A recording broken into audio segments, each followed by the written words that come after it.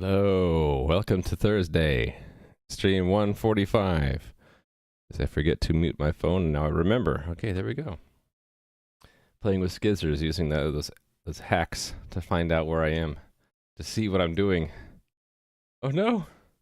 Anyway, we've been refactoring for 3 days, so I figure I don't want to do more refactoring today. I'll work on something different. Hey there, Nui, and playing with Skizzers, of course. Of course. Uh-oh. Rainbow 8 Wave feels bad, man. Can I fix that? Can I fix that? I think I can. Let me figure out how to do this. Thought I can fix it. I shouldn't, though. Okay, but I've seen other people do that. I wasn't sure if it was the right thing to do. You'd want me to? Okay. I don't even know how to gift subs to my own channel. If you say I shouldn't, then I shouldn't. Alright. So, for those of you who are seeing this on YouTube later, or happen to be right here at this moment, at the beginning of the stream, which is very unusual, but it could be the case, I am working on a game, and the game is not yet ready to play. It actually doesn't even exist yet, but I'm working on setting it up. So there's more information here on my notebook. It's going to be a retro 2D style pixel art game multiplayer. So I'm setting up the back-end server still. And I'm working on getting a platform up onto AWS so that I can start developing the game live while I'm streaming. And I have a checklist of things that I need to do. And I'm just kind of working through this checklist, taking a break here and there to do refactoring. So the next on the checklist is the email system. And I have already made the libraries that I need to send email from my servers. I just need to hook it into, right now it's just password reset. But in the future, I'll probably have account verification as well. But we'll start with password reset. That's what I'm going to work on today. So, my notes for today. Where are they? Okay, here we go. So, I broke it down into some steps. So, I need to have a place to store these credentials so that I don't leak them and show them on stream. So, I'm going to put them in a file and never open it. I'll just put a path to that file in the email, in the configuration items for the server, along with the server's address and port, which I don't think need to be secret because they're just Amazon's SES. Everyone knows what they are. And then there's 2 rate limits I wanted to make configurable: an overall rate limit and an individual player rate limit, which will be a lot more strict.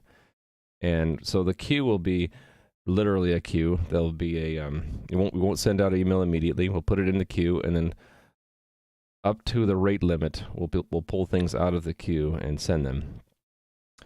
So I'll do this in 2 steps. We'll commit the email to be sent by the cluster by having a command added to the journal to queue the mail, and then right now I'm just going to say the leader of the cluster will take them out and send them, and once it's done, it will add a dequeue mail to let the cluster know it's been sent.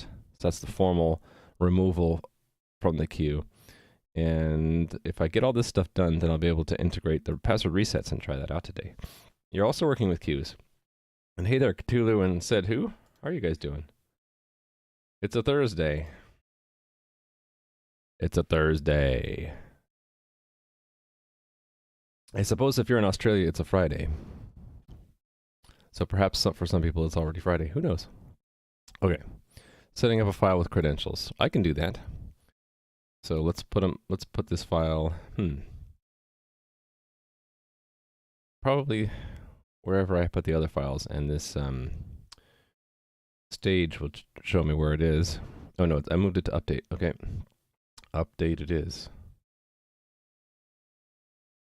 Looks like they're scattered here and there.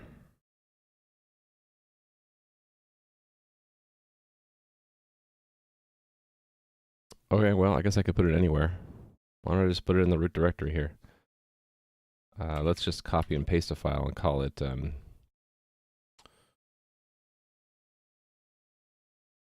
credentials. I could put other credentials here too. Let's clear it out. And we'll put in here SMTP. Let me make sure I get this format right. Okay, that's not right. It's this. That's JSON, right? Okay. And we'll put the test credentials in here for now. So it's whatever I had Newman do. Where is Newman? There's Newman. I buried him in this test file, right? So it's username and password. So these are just for tests. For the real ones, I'll have to edit them off screen or something, and then never open it. And I should probably look up the trick. Playing with Skizzers probably already knows it, but there's a trick that Adam uses to prevent accidentally opening stuff like that on stream. Probably some magic with AutoHotkey or some such thing. I wouldn't be surprised. But anyway, I should probably get that set up. Okay. And that's the credentials file. So let me make sure all my scripts copy them around. What is it? Okay, do it uses nuke, which does suppose that away. Yeah, we want to include it in the package, so copy from root credentials.json to the stage. Output to null. Okay, I probably want that line. Reserve calls update and serve. Serve just calls that. Stage calls update. Actually, why do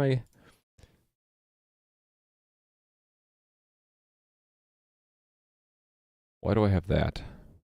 Oh, that's because the orchestrator needs the config. Okay, orchestrator doesn't need the credentials though. This is the only other one I need to update, right? Yeah, one is for making the zip file, the other one's for actually putting it in the test area. I've been thinking about moving the stage as well. Because right now it's buried in the orchestrator's build directory. How would I change this if I wanted to? Actually, I like the idea of this stage better. What if I just put the stage under stage? So that would go where? There, but if I do that, I need to, let me keep that in there for a second. Because there's stuff in Orchestrator that I want to move as well if I do that. Orchestrator.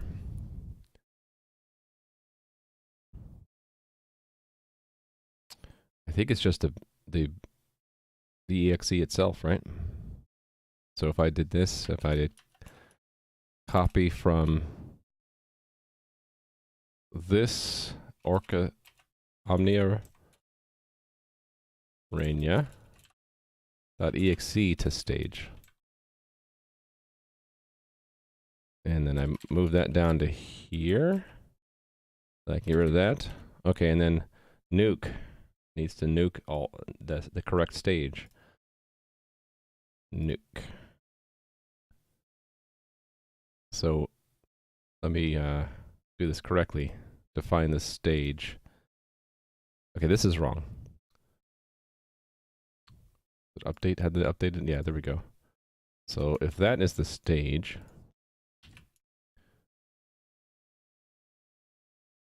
then nuke also should know the stage, and then I can just, if exists stage, that, and then delete it, right?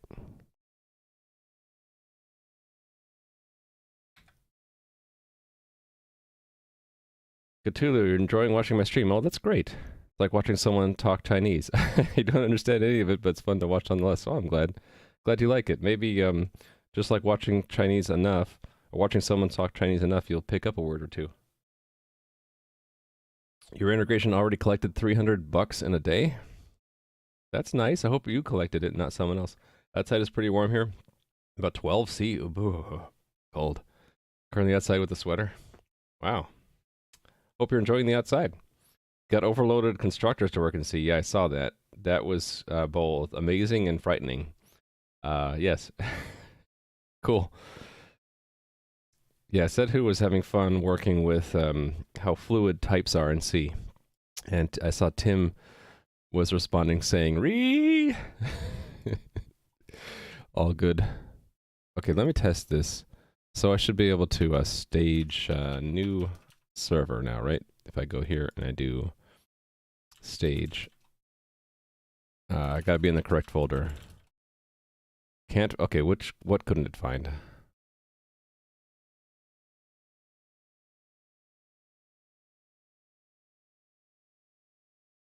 The config?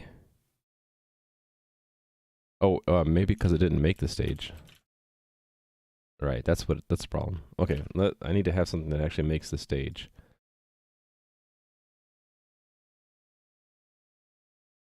Wasn't there a make directory in here? Yeah, here it is. So if do it calls stage, stage should make the stage if it doesn't exist. Okay, W stage. Still didn't work. Did I not hit save on that? Okay, not exist stage, make it.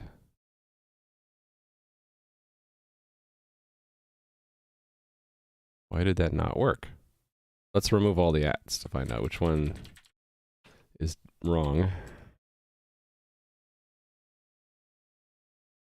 The W update didn't work.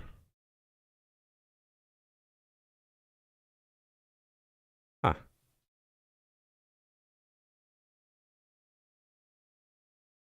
It's right there.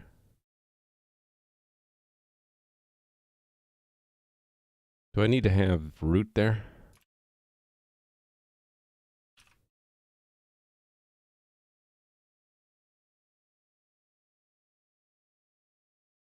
Why can't it find the path specified? What if I call this directly? Huh.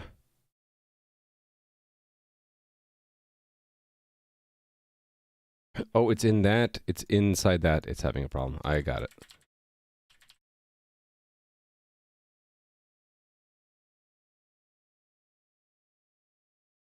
Okay, it's the PEM file.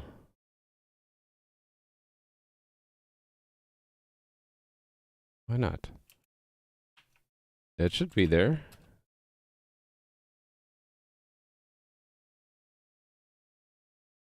Oh, hold on. Did I not do this in the correct order? I didn't do it in the correct order. Do that first. Okay. That's probably what it is. Yeah, okay, that's it. That was it. All right, so what's the shortcut to put a cursor on every line? I forget. Is it control down?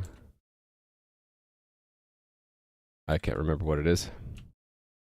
There's a keyboard shortcut to do that. I just don't remember what it is.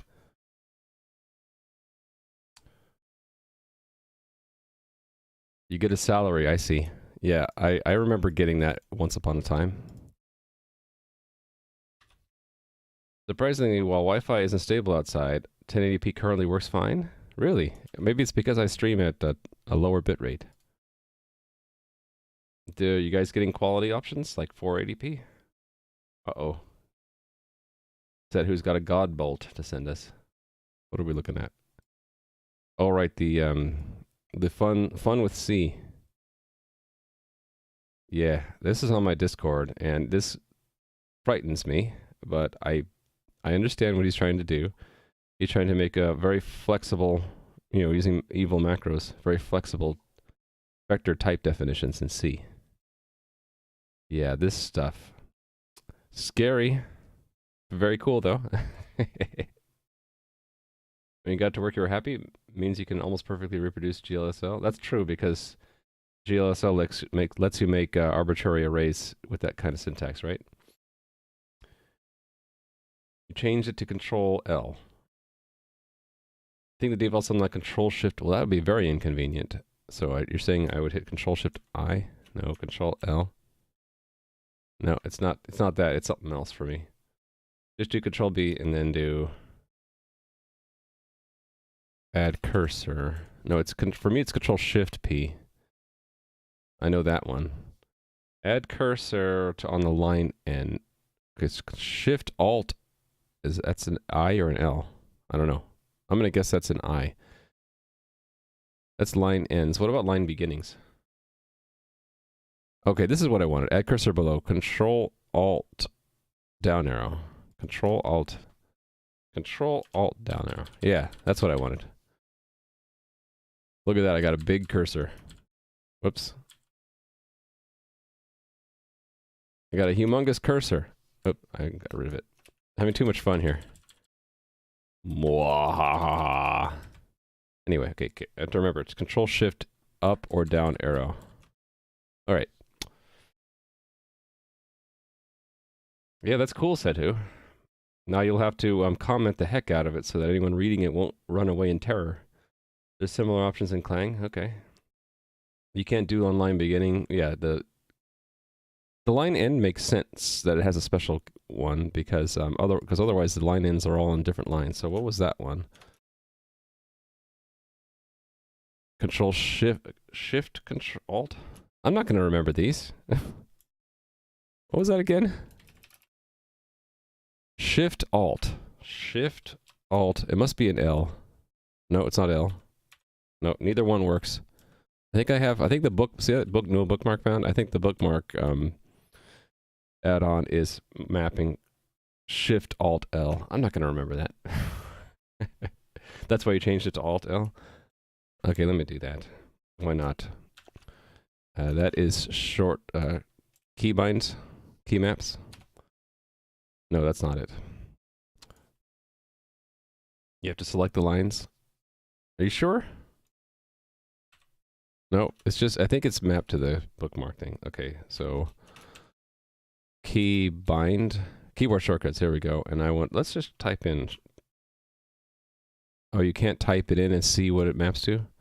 Okay, well, we'll change this one to Alt L. One existing command has that binding. Okay, what is mapped to Shift Alt L? Right, bookmarks. Okay, so shit. Sorry. I don't normally curse, but this is getting a little bit frustrating. Okay, what is that then? What is that, an I?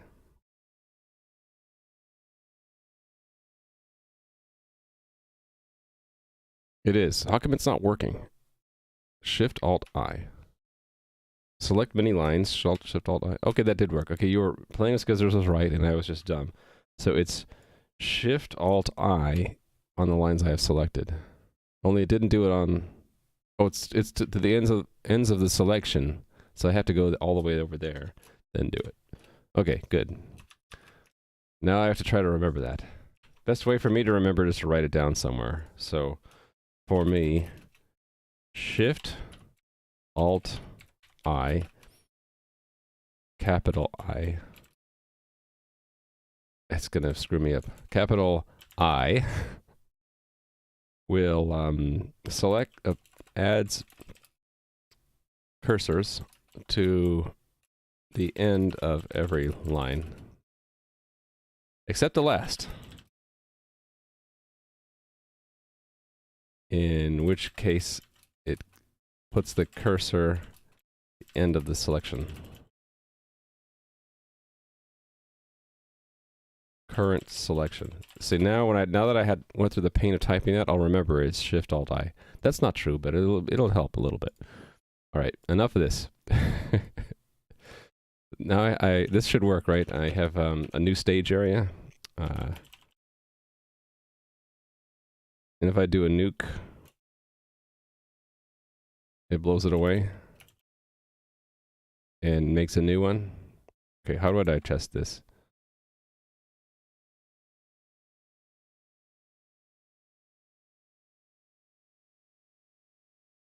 Okay, does nuke not blow away the old stage correctly? Oh, it just blows away the runtime files. Okay, so it's do it that sets everything else up, right? Oh, that's interesting. The server crashed, like right on startup. Oh no, it didn't crash. I've seen this a few times before. The orchestrator thinks it's died because it doesn't see it in the process list. And then it sees it in the process list and says, okay, it appears to be server 12, so it didn't really die. It's a little fluke. I wonder if it's a race between launching it and it appearing in the process list, because it was literally only 140 microseconds later, or milliseconds later. You suggest getting rid of whatever's in Alt L? Hey there, Romania. How's it going? Let's see what is taking up Alt L. Okay, so I can do it this way, right? I can say Alt plus L. Toggle find in selection. Actually, I kind of like that. But I don't use it that often, so what would I do? Just delete it? How do I delete it? Remove. Okay, and then Shift Alt I. Yeah, that's an awkward one. Let me just make that Alt L. This is, you know what, when you do that, it should just change this for you. So you see that? That would be nice. Okay, so now I have it set up just like playing with Skizzers. Nice. Cool. So there's my credentials. Everyone remember, I'm Alex at example.com. That's my password. Anyway, so I'm done with, I moved the stage while I was setting up this file, and now I'm going to add some config items. All right, so SMTP credentials file path. So should I just put that in its own section? That would be smart, wouldn't it? I haven't been doing that. I've been leaving them plain here, but it's maybe not such a good idea. Hey there, Adreev. How's it going? Finally configure CMake? Yes. Nice. Congrats. I'm glad I was able to help. Hopefully I didn't confuse you too much. When VS Code tells you there's already a keybind there, you just ignore it and save it. So does it blow away the old keybind then? Windows L, yeah. Doing some unit tests, Romania. I'm doing okay. I'm just was tired of doing refactoring for the last 3 days. Also, playing with Skizzers started to make fun of me doing refactoring, so I felt embarrassed to do more refactoring. So I decided to go to the next thing in my launch checklist, which is getting the email system done, which I had worked on last week and had not yet integrated. So I'm doing that integration work today. It removes the old. Okay. So I'm going to just make a new section here. I should have gone through and grouped those better too, because I'm having trouble on now finding things in there. So we'll start doing the correct thing for this. So I need the credentials, and the path to that is, I just said it's credentials, the JSON, right? Actually, hold on. Let's make this credentials server wide, which means putting it back in the global. Oh well, that's fine. Okay, address. So hostname. Well, this is specifically the server hostname, and right now for me that's localhost, and then server port is it was 486. Is that right? What a Newman. It's whatever Newman is connecting to. Where are you, Newman? Port number. Oh wait a minute. No, I had it in the mail. It's in the mail. 465. It's the standard port for SMTP over SSL. Right. Okay. There we go. And then what else do I want in there? Rate limits. Okay, so overall rate limit. I want to do it the same way I was doing before. I was doing a measurement period and then a threshold. So with, like, for example, this one, within a window of 10 seconds, only allow that many messages per second. In other words, 5. Only allow 5 within a 10-second window. I want to do the same thing. That way I can I can adjust the window size without adjusting this as an average rate per second. Or I can adjust the average rate without changing the window size. Do I want to do the same thing? Yeah, I'm kind of used to doing it that way. Overall rate limit threshold, or overall rate threshold. And what do I want to set it to? I don't want to send email very often. So yeah, should be something like the ticket change threshold. So like only once every 2 seconds maybe. Actually, not even that, right? How about I only make it 1 every 10 seconds? just to be safe for the first. It's not like everyone's going to be resetting their passwords a lot. Will I be handling rate limiting from the system? Both. Well, it depends. Hold on, wait a second. I didn't understand it at first. The system pushing to the queue, or the no, I'm limiting what the worker does. So people can queue up password resets to their heart's content, but the it'll start to back up if they do that. Actually, that's a problem, right? What happens if the queue gets really backed up? I have to think about that. I would probably just let it take a while. If it gets ridiculous, then I'd go in there and increase the rate limit to get to... the rate limit is there to prevent abuse, right? So I want to tune it so that it matches the non-abuse traffic level. Let me put a note here to think about this. Think about how best to manage the email queue depth. I was previously playing around with putting this stuff in Trello, but I was happy with this for a while, but now this week I've been feeling more like to keep it in OneNote. Hey there, 3D Extended. I'm doing great. How are you doing? It's a Thursday. I thought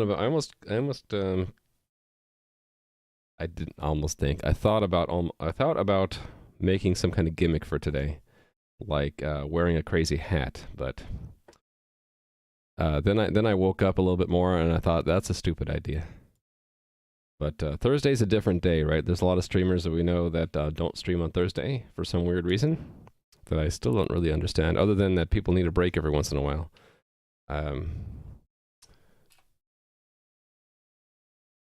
But for me, it's just another work day. You just start another worker. Right now, I'm going to leverage the one worker thread I have. Actually, technically, the worker will spawn an asynchronous operation with the SMTP client so that there are multiple workers. Every time I start a new async operation, it's going to spin another thread, which is just another worker. If worker is the thread in the program that is interacting with the mail server, then yes, I start a new one for every email, but I wanted to limit how many of those I start. Because I don't want to flood. I don't want to cause an inadvertent email flood. Okay, I'm done with that note, right? Okay. Overall rate measurement period. 10 seconds. And then I wanted to have an individual user rate limit. So if player Raimu resets their password, they can't reset their password again 10 seconds later. It's maybe longer. So player rate threshold. Let's say it's 0.01.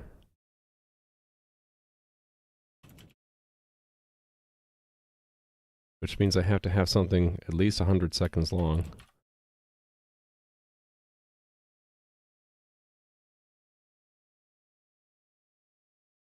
Once every 100 seconds, you can send an email.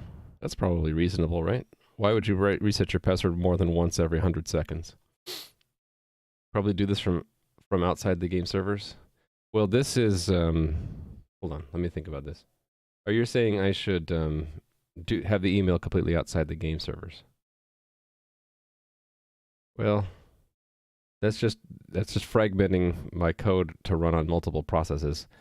I see that as a optimization if I have performance issues. So I can do that. I can do that if I see performance issues, I think. Because the servers are already multi-threaded anyway. So the only difference would be protecting the process space so that if I have a bug in the email sending, it doesn't crash the rest of the server. But I already have a clustering to catch that in the first place, so... Your CEO sent you a link to a webinar about security for financial services. Starts in half an hour. Okay, let us know how that goes. Finally got the go-ahead from your prof on your master thesis? Nice. Awesome, 3D extended. Sounds like a really good reason already. Well, I'm saying worst case, it could crash the server, but I don't think it will. Famous last words, right? No, I'm prepared to break off stuff if I need to put them into separate processes. That would just be a little bit more extra work, right? More extra. It's like Thursday is redundancy day. Yeah. I keep needing to remind myself this is key prerequisites, not all prerequisites. So I want to get something functional up on AWS and then perfect it later. All right. So I guess I'm adding the command next. Qmail. All right. Qmail it is. So time for me to link my gtest command. There we go. Where we do test-driven development. And that video kind of shows how I set this kind of thing up. So I have a test folder with some test code. And one of these is command tests, where we test that we can actually create and encode and get the type from different kinds of commands. And I'm going to make tests for a new command I'm going to add. Actually, can I just add both at the same time? Qmail, dqmail. Yeah, let's do that. So first will be Qmail. Oh, wait a minute. Let me do one at a time, but I'll do it back to back, because this allows me to replace just enough here and call this Qmail.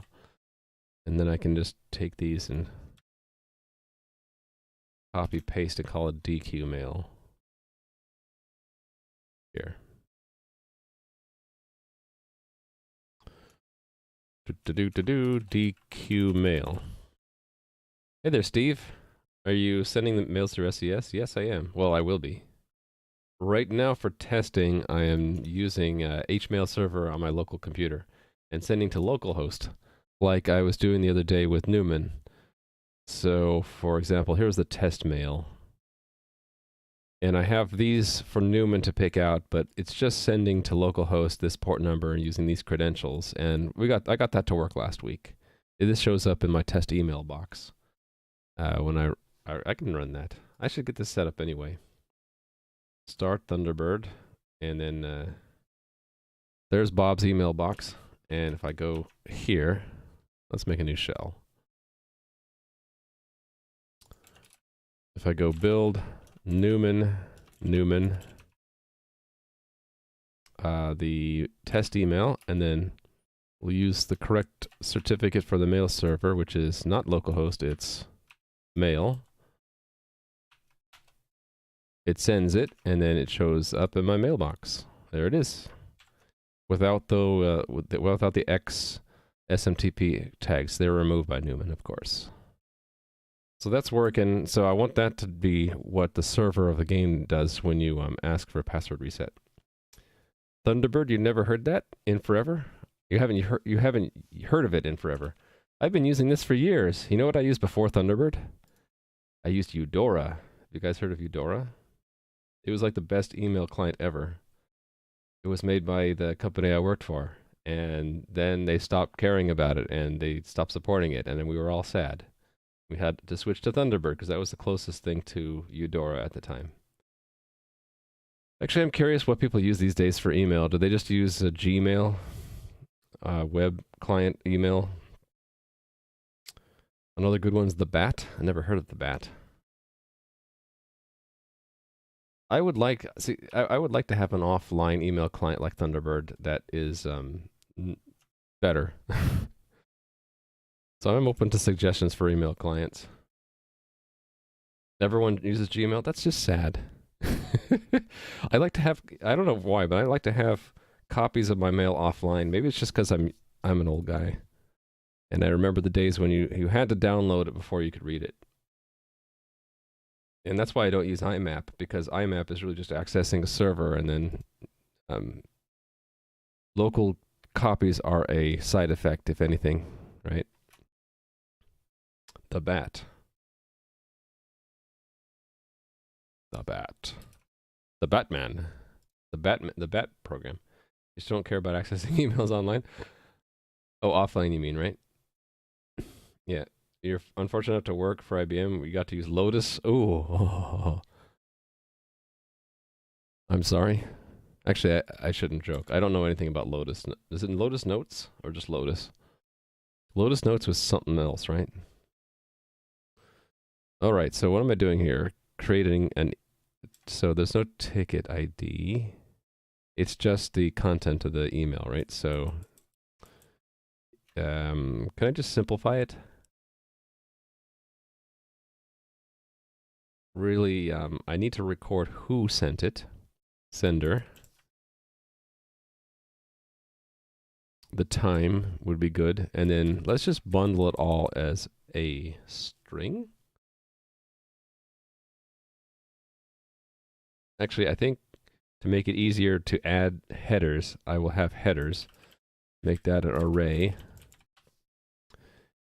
And seed it with from and to and stuff like that. Well, hold on, let me think about this. The from is always going to be the same. It's the server. The to will be different, though. So the to will be like Alex's email address. And what are the other things that are customary to have in an email? Oh, I should run Newman again. So I have an email.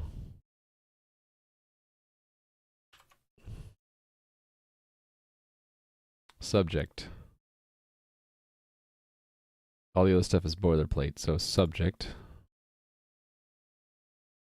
Subject is PogChamp. Why not? Actually, I think I messed up here in that I didn't include the date, and one way I can tell that is if I look at the time here, it says 10:41:45, but there's a different time here. I believe what's happening is when Thunderbird gets the email, if there's no date header, it just uses the date that it fetched it on, not the date it was actually created in the first place. So there's a 3-second difference because I ran Newman, and then 3 seconds later I checked my mail, and then it applied the date. I think if I included the date... Actually, I have the timestamp. I can reconstruct the date. I only want to put the headers here that are not constructible from boilerplate and from other things here. Actually, I should know that and that if I know that, right? Actually, not necessarily.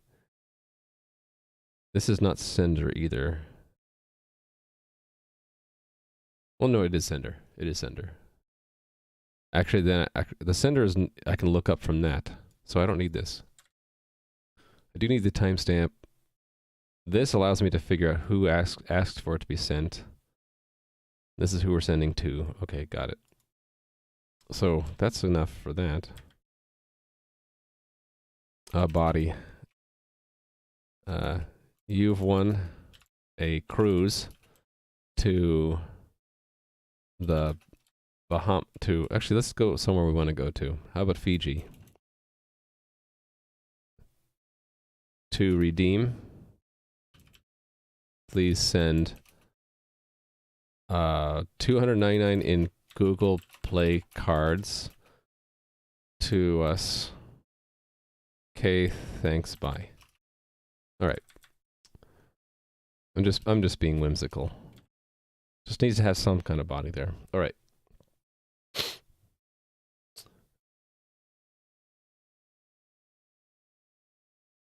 So the timestamp is what we expect, and headers. So I should see exactly the same. Actually, no, hold on. No, I want to get it as a vector of strings. I feel like my setup. I'm like twisting my neck in a weird position. I don't have this quite right. Command headers. Alaska 299s for Nigerian prince. When you use SMTP SES, do you have to use an IP whitelist or DKIM? It's recommended you set up DKIM and SPF and reverse DNS, but I think SCS does the reverse DNS for you, right? Because it's Amazon's web servers you're going through. So I set up DKIM and SPF. I think I got that acronym, that initialism right. I set those up, yeah. I tested email sending to myself through their dashboard, but I haven't yet tried sending it through my code. I will need to do that at some point. But I don't expect any problems if my client talks SMTP correctly with my own local HMail server install. It should talk to SES just fine. Yeah, Alaska's too cold for me. I liked Fiji. I went there years and years ago. No DMARC. I'm not sure what DMARC is. What's DMARC? Domain Message Authentication Reporting. That's the protocol that DKIM uses, right?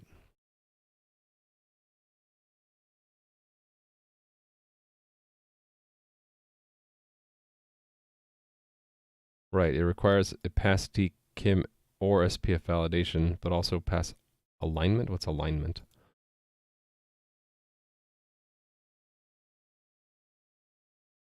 Oh, well, it's just checking that I'm doing the right thing with the from field, right? I think what I'm doing should work with this. Oh, it's yet another DNS entry. Okay, so then I'm not doing this. I guess I could do that. Let me bookmark this.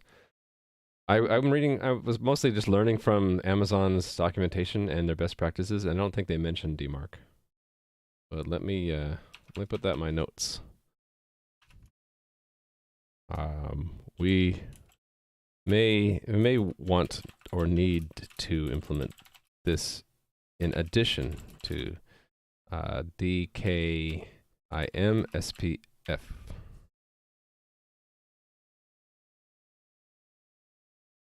Because it looked like, if I understood it correctly, it required another DNS entry. Yeah. I just don't remember seeing anything in Amazon requiring or mentioning that. Thanks for the follow, Fixter Jake. Did you consider using REST API instead of SMTP? Yes, because they have that as well. I do like to keep things agnostic, and that let me easily test it, right? All I needed to do is find any old SMTP server. So HMail server is what I picked because it was just the first hit on Google search, and it just works because it's an old and tried and true protocol. What's wrong with this? No instance of value matches. What?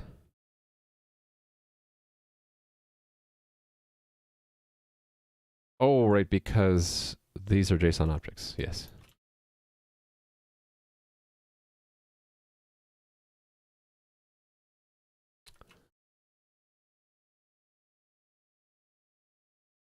Then, right, I have to do a little bit more here, right? Because it's header to value.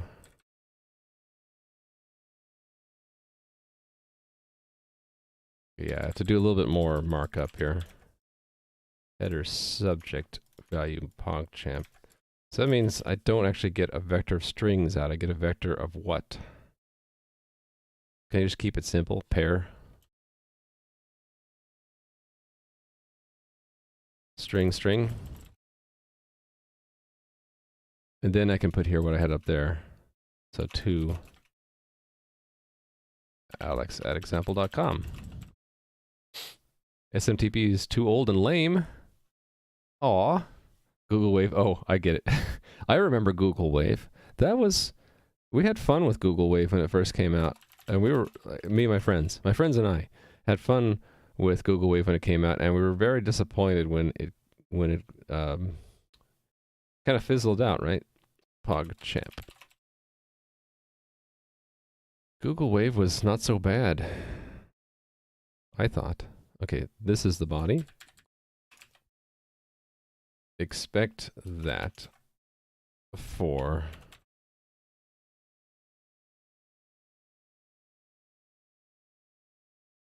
body.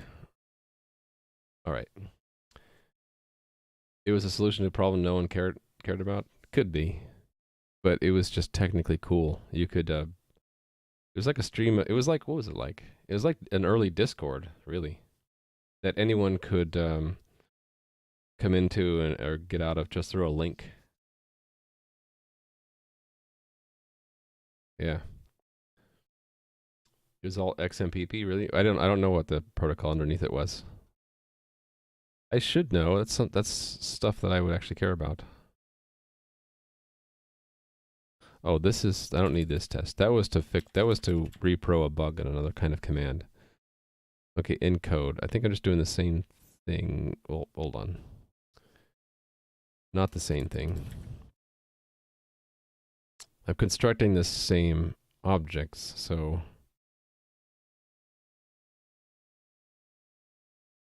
I have to say, actually, I just need this part, right? I say headers equals that.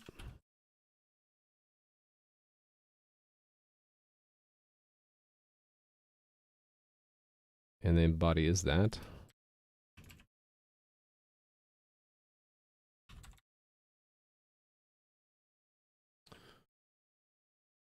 Ticket, so that becomes headers. Actually, what am I doing? I should just copy it from up here. Server client timestamp headers body. All right, and then the type is the type. Okay, now DQ mail.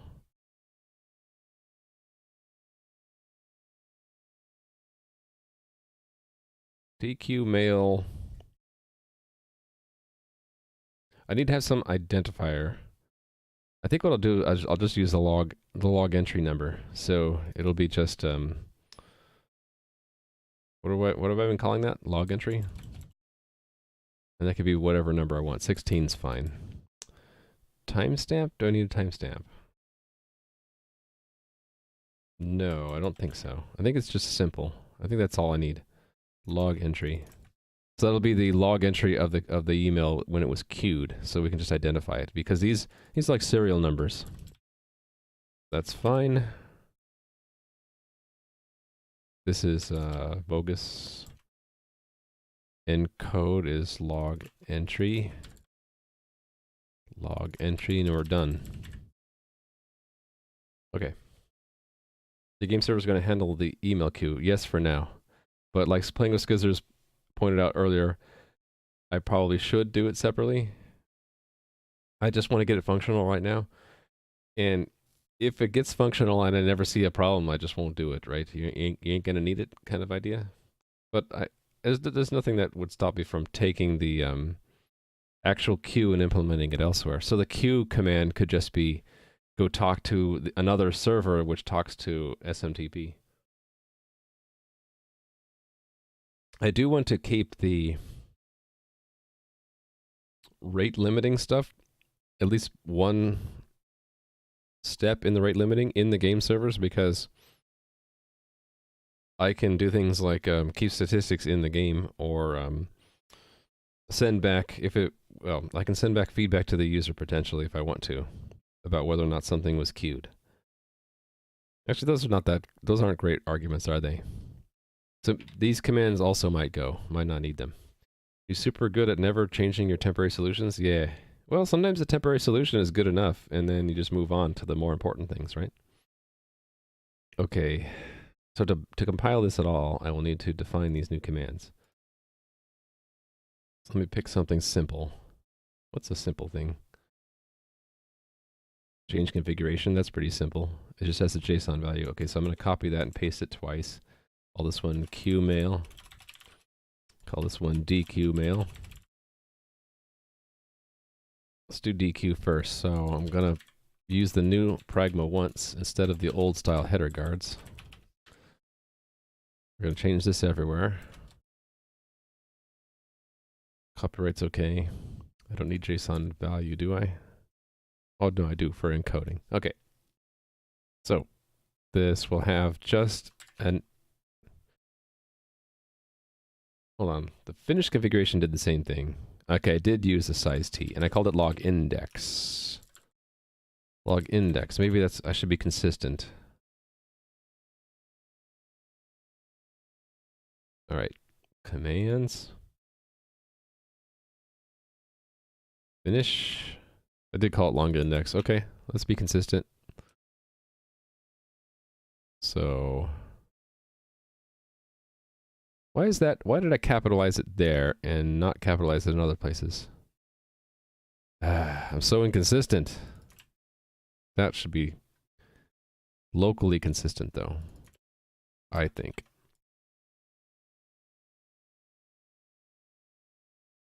I still feel like my setup is, I'm like turned around a little bit. All right. DQ mail. This is the long index of the matching Q mail command. Okay. Q mail. Pragma once.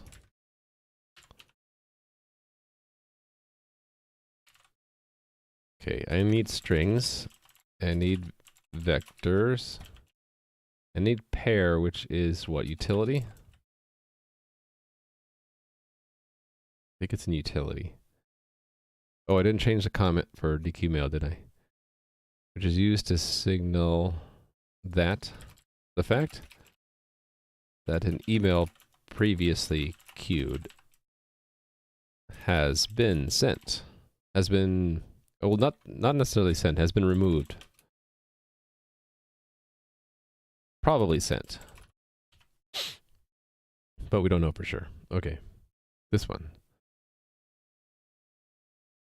Used to add an email to be sent.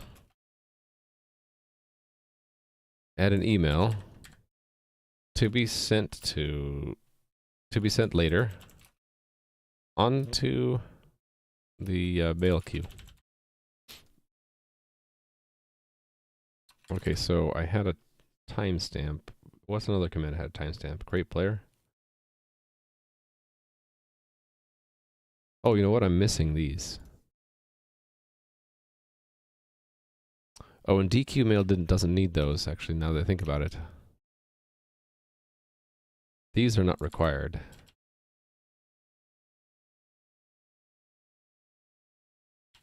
It's really just marking that something else was sent. Okay, so that becomes simpler.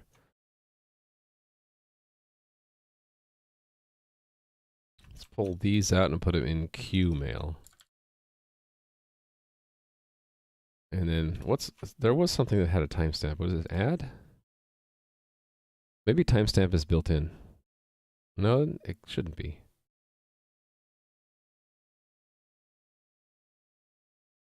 Update? Ah, here we go. Do I care about tracking the times and that go into the queue? Maybe I really don't. The rate limit at the front of the queue would prevent it. Yeah. Oh no, I wanted the timestamp because I wanted to formulate the date. Yes, so we want that. So it's when the mail was queued. Hooray for Pragma once, exactly. Okay, playing with scissors, you gotta say what you're saying no to. Because of the delay. I don't know what you're saying no to. Let's see. It was headers, and that was a vector of pairs. You don't care about the time, but I do need to construct the date field, right? And I wanted the date of the email to be the date and time when it was queued, not when it was actually sent, because the actual send time is already in there by every hop of the mail server. Webinar started? Okay. You know, I don't mind if you nag. Enjoy your webinar. Thanks for the sub, Euphius. I hope I'm saying your name right. Thank you for your support. Yes, Twitch Prime is awesome. Well, enjoy your webinar playing with Skizzers. Let us know how it goes. I'm sure you'll be back. Let us know how awesome it was. So let me know if you have any questions, chat. Otherwise, I'm going to keep working. So I'm going to store the headers of the email here, and I'm going to have a body here. I feel like documenting this one first. This is the body. Well, this is the content of the mail to be sent. How's the weather today? Well, for me, it's cloudy. Don't have much time to watch. I really like my coding style. Big fan of consistency. I am too. Thanks for watching. I'm glad that you like watching. So this holds the keys and values of the mail envelope that are not constructed from the boilerplate. So, example of something that would be constructed by a boilerplate would be the from, because it's always from the game. So I don't need to put it into here. Back in my day, we didn't have standard pair. We had to make our own struct with the key and the value in it, and we liked it. I considered an auto formatter like Clang format. Not really, because... Oh, thanks for the follow, Rally Monkey. Wait a minute. You weren't following me? Rally Monkey is a mod and a long-time viewer. I'm surprised you didn't hit that follow button like months ago. Oh, there we go. Thanks for the resub, Rally Monkey. That's weird though. You didn't have it followed, but you had been subbed. That's weird. Do that voice acting again. I hardly ever do it because I think it's silly. But yeah. Because I'm older, I'm in my 40s, and I've discovered that a lot of people who watch Twitch and also stream on Twitch are in their like 20s and 30s. I tend to be older than everyone else, and so I put on my grandma voice. Back in my day, we didn't have vector. We had to make it in an array, and we had to malloc it in the rain both ways, and we liked it. Yeah. Okay. This is sort of ugly. It might make sense for me to store this using a structure, like we give these things names, but you know what? I'm gonna go with this for now. By 40s. Can't you tell the gray? Can't you see the gray here? The gray in my beard? I got gray hair already. I do remember dial-up and bulletin boards. You know this, Rally Monkey. I've known Rally Monkey for years and years, actually. You run a dial-up bulletin board? Well, wow. Do those still exist? Does anyone still dial up to get to the internet? Because if so, I kind of feel bad about them. You run a bulletin board. Yeah, but you need to have... That old-style bulletin board, you had to have a bank of... What was it? Either bank of phone numbers or a phone number that could receive multiple calls at once and hook them up to modems. Yeah. I suppose in rural areas, but you know, I know people who live in Montana and they have what is it? They just use wireless now. You can get wireless even in Montana. Fancy that. Okay. Not that it's cheapest, I guess, but they don't use the internet so much. All right. Yeah. Okay, that's done, right? So. Let's put bodies in here. Oh, hold on. There's the aggregate header. I need to add 2 lines to it. DQ and Q. There we go. Yeah, people live there. Isn't that crazy? Not a whole lot of people, but yeah, like 1 million or something. Between 1 and 2 million people. They're like more people who live in one large city in the US, like LA, than all the people who live in Montana, and that's a huge state too. It's crazy. Hey there, Pawn. How's it going? We're adding commands to the game to integrate mail, the emails. Try to channel my inner strong bad. Okay. It was this one I liked to copy because it was simple. So this is going to be DQ mail. That's going to be Q mail. DQ mail. You may even have a Discord PM. May even have a Discord PM. I'm missing the context of that. Sorry. You missed Strong Bad? Does everyone know who I'm talking about when I say Strong Bad? That was homestarrunner.com, right? And one of the regulars there was the character Strong Bad. He would every episode he'd open up his email and taunt the people who sent him email.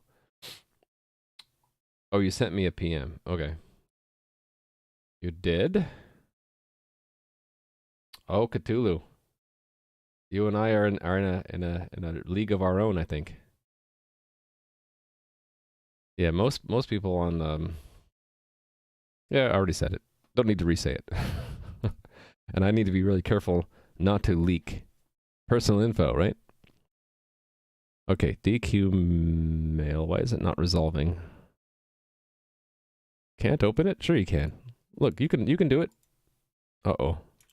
Why can't? Oh, because it's not in the it's not in the build configuration. Let me add that. I forgot that step. Commands goes here, right? DQ mail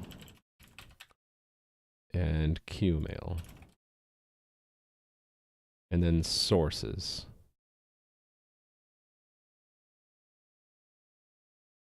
This part.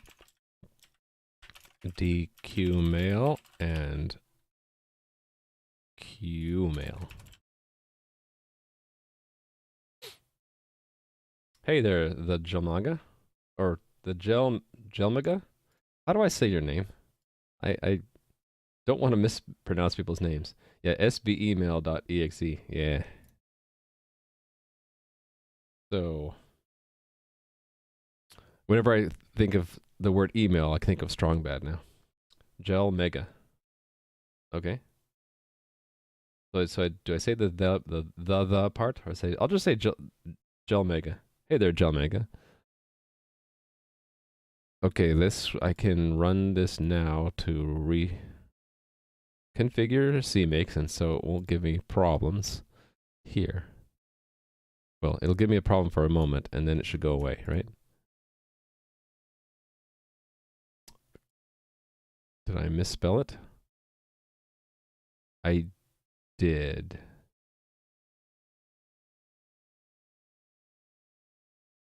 I'm actually not sure what the right spelling is.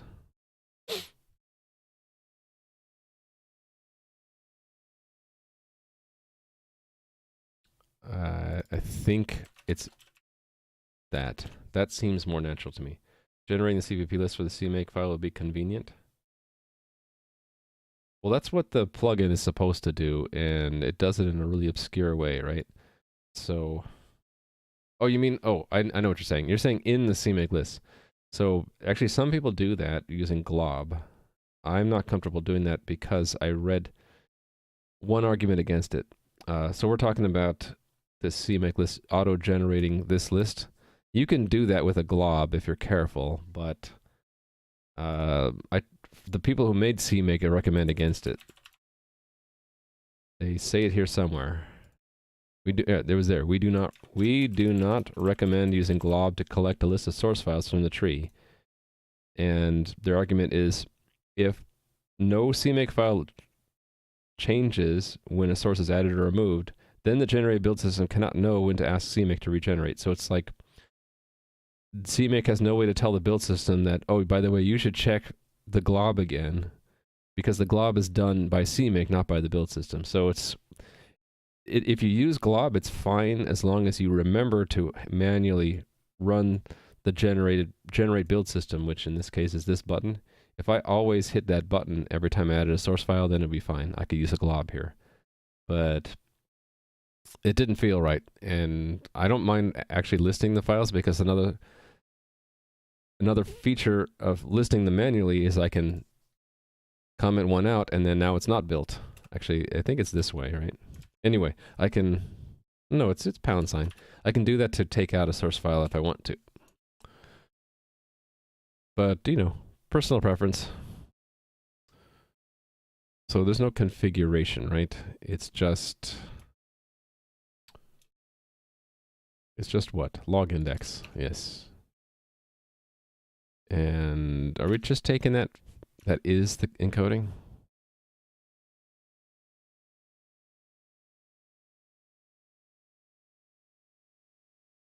Okay. I guess it could be. Actually, hold on. What does the finish do?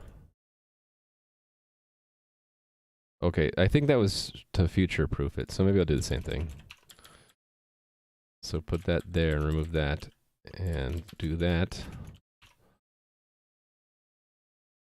Right, okay, yeah, it's just to future-proof it, so I can add more things later. Alright, so that's one, and QMail.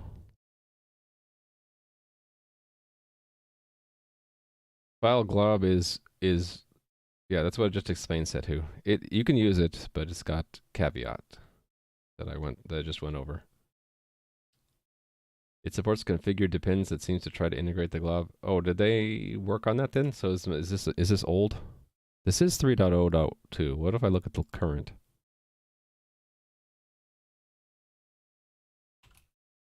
They still have that. In fact, they made it more prominent. May not work reliably on all generators. So they're saying it still doesn't really work all the time. There's still a cost to perform the check on every rebuild. Okay, so it looks like they really don't want you to do it, even if you can. Interesting. Yeah, but they advise against it, exactly. Okay. QMail. So I think I'm just going to be doing the same thing, right? I haven't created a command in a long time. Oh, wait. I can't. Okay, yeah. I can do it that way in DQMail. I kind of prefer that, actually. Using the initializers. Size t of this. That's what I should have done anyway. All right.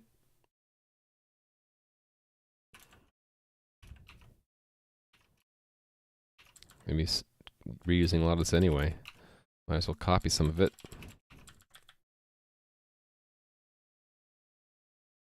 I don't need encoding yet. I mean, content yet. Okay, what did I want from content? Timestamp, okay.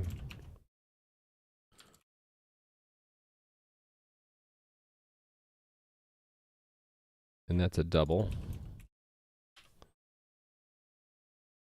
Timey stamp. Oh, there we go. Email. Okay, body's easy.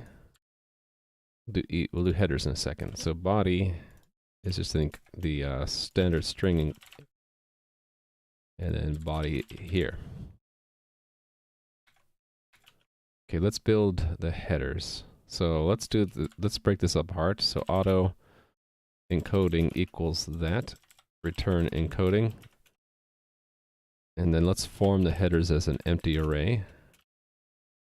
JSON array empty array.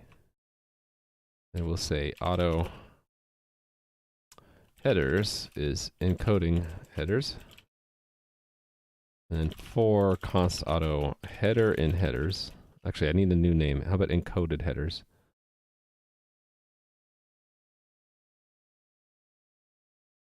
Encoded headers. Add JSON object. And it's, what did I call it? Command test, what did I call it? Header and value. So the header is header.first. And value is header.second.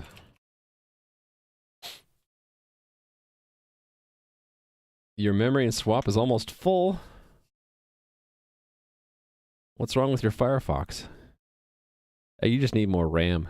That'll fix it. Well, see, Steve, I think the CMake people have to be prudes and recommend against almost everything because they probably get a lot of bug reports saying, hey, it doesn't work. And then what they can do in the bug report is they can say, well, you didn't read the effing manual where we said not to do it. It's like a standard disclaimer by a big company, right? If anyone has a grievance, the big company could say, well, in the fine print, we told you so, and that we're not responsible. Facebook revealed on Thursday, which is, I suppose, today, that it didn't properly mask the passwords of hundreds of millions of users and stored them in a database. So I wonder what they mean by properly mask. Am I shocked? Sort of, because shouldn't they know better?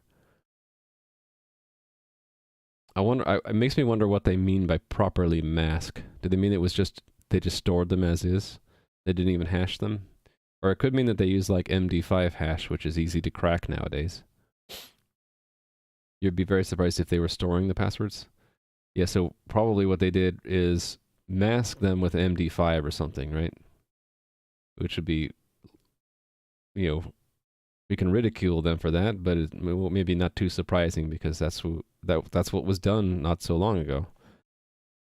One round of MD5. Oh, yeah. That's what we used to do 20, 30 years ago when computers were slow, and it was fine. Nowadays, we do a PBKDF2 with at least 10,000 rounds of HMAC, right? Even one round of SHA-1 is bad, right? That was okay until like a few years ago, right? Whole 8-character password limit. I remember when 8 characters was the limit for usernames. And I had a friend whose last name was 8 characters, and the company we worked at had a rule that it was the first letter of the first name and then their complete last name. But because of the 8-character limit, they had to chop off the last letter of his last name, and he hated it. For like years and years, he hated that.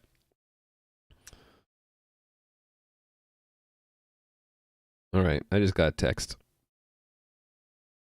Teenager stuff. Okay, so this should encode the headers. I need to decode them here. So that's the opposite direction. For size t, I is less than, I guess we can cache it. So const auto num headers is encoding. Actually, let's get the headers. Const auto encoded headers. It's encoding headers. And this is encoded headers dot get size, and loop through them. I don't have iterator protocol for JSON value right now, so I have to do the old style for loop. And then I'd say headers dot pushback this, where it's const auto encoded header is encoded headers index I, pushback encoded header dot, or not dot, it's header encoded header value. I think I got that right. SHA-1 is only busted in theory. There still haven't been any practical attacks on it. Yeah, but these days we're all very paranoid about security, right? So not only do people move to SHA-2, but they move to SHA-2, the 512 version, if they're really paranoid. Use the maximum number of bits, right? And isn't the latest security recommendation to move out from SHA-2 to something even newer? Some newfangled thing that you youngins have come up with to replace the venerable MD5, which there's nothing wrong with the MD5, let me tell you that. It's just you whippersnappers hacking that hash function when you shouldn't. You should be out doing shoveling the snow or some such thing. Yeah. Still good enough reason to there's still good enough a reason to not use it.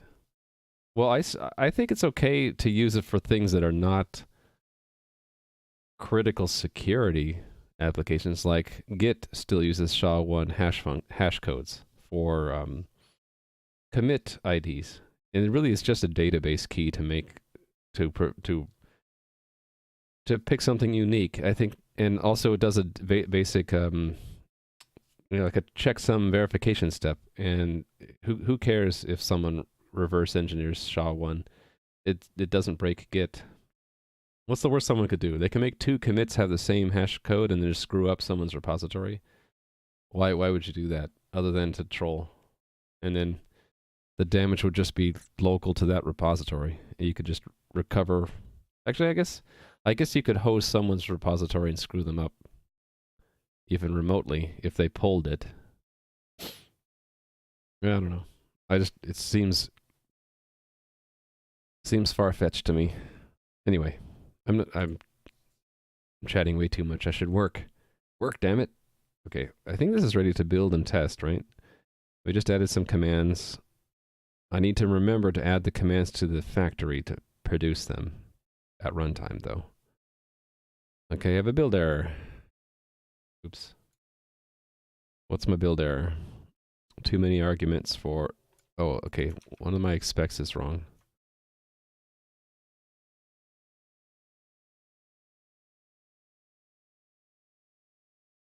Vector of...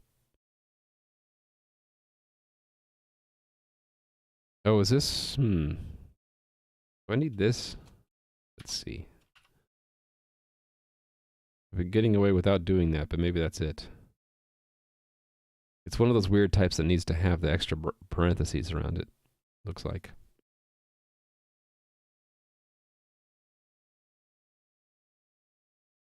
Cannot open Realm server. Why not?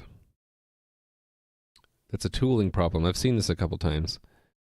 The linker can't open the executable for some weird reason, and then I just run it again and it builds fine. I suspect that it is the Test Explorer UI reading that while the linker is trying to write to it, because it disappears from this list and I have to refresh it to see it again. You know what the other thing that's sort of silly about this? It doesn't sort them in alphabetical order. This makes no sense to me, the order that they... I think it's just randomized. If I refresh this, it'll put it in a different place. Now it's down here. Someone should go into that extension and fix it. One of you youngins, one of you young whippersnappers should go fix this Test Explorer UI. What else you got to do other than sit around and play video games? Okay, these don't work at all. Oh, wait a minute. Wait a minute. This one is just capitalization problem. The encode is using capital. Okay, we can fix that. That's that bug, right? Let me see if they fixed this bug in the tools last. So no, they didn't. It blanks out the whole set of tests. It was command tests though, right? I don't like how it blanks out the previous test run. So the crate is wrong because of this.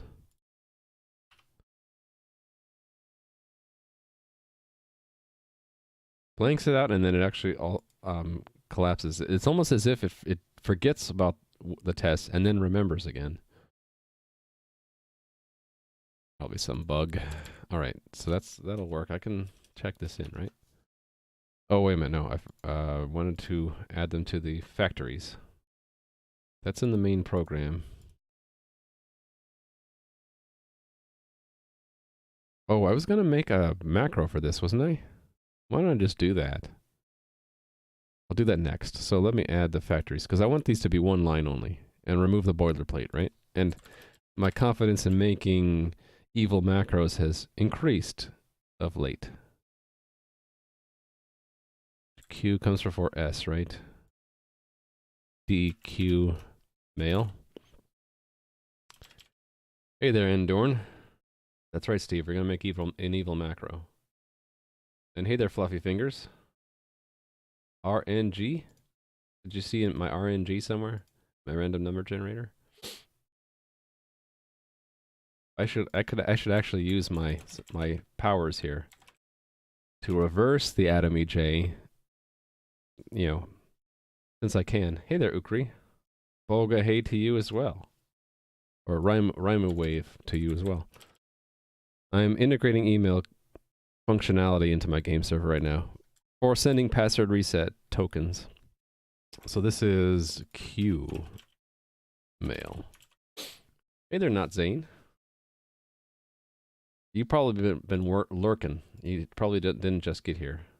You made a change to the library, so there's no guarantee the previous tests are still successful. It's not that they're still successful, but I want to see what the last run was, and then Actually, you know what it did before is it was smart enough to know which tests actually changed. I don't know how it figured it out, but it would show all these as green and it would just blank out the ones that I had changed in the code. I don't know how it did it, but now it doesn't do it anymore and I'm sad. The order of each item seemed RNG. Oh, the order of these. Yeah, they just don't sort it for some reason. And that bugs me. This should be sorted or sortable, but there's no way to sort this. Someone get to work on that Test Explorer UI. Either sort it or give me a sort thing here. It should have like sort test names. Okay, yeah, I wanted to include that. Suppose we just run all the tests again. Because why not? While I'm formulating the... Oh, I don't want to run it from that shell. I want to always use this shell. Because this one has my credentials in it. Oh boy. Yeah, I was afraid about this. The C++ extension got updated last night for me, and it decided to put the IntelliSense files somewhere else, because I guess where they were putting it before wasn't good. Oh, and I need to ignore my stage. Okay, we'll fix this. This is in the git ignore. So we need to tell git, hey git, you need to also ignore .vscode .what now? IPCH. And I also want to ignore my own stage. There we go. Let's update that one first. Let's actually do these separately. Unstage that one. So this is update to work with latest VS Code C++ extension. Okay. The wonderful and lovely people and or robots who like to make changes, in quotes, to the C++ extension to VS Code have decided it's a great idea to move... I was going to say the S word, but we'll try to keep it nice. Try to move stuff around and break things. So now, this is why we can't have nice things. Is that how you say it? This is why we can't have nice things? Ignore the stuff. I hate it when tools pollute the source directory like that. So I like to make corny little comments about it. Okay, this goes with my decision to move the stage, which is here, right? Yes, move the stage somewhere nicer. Oops. That shouldn't go in. Click from the bottom up. This is moving the stage, so move the stage to an easier location to find, instead of it being buried in the build folder. Okay, and this is adding the credentials, so that's separate. All right, so add SMTP, add credentials and SMTP config items. Why not ignore the whole VS Code folder? There were certain files I wanted checked in. Let me find out what those were. I think I had some I wanted to keep. So I would find that by running git k and then hitting tree. Oh, maybe I'm not. Maybe I should ignore the whole damn thing. I thought maybe I wanted to check in something from the VS Code folder. But maybe you've raised a good point. I'm actually not checking in any files from there. Okay, so let me make that change. Why not, right? Then it'll be more resilient, and then I won't have any excuse to make fun of them.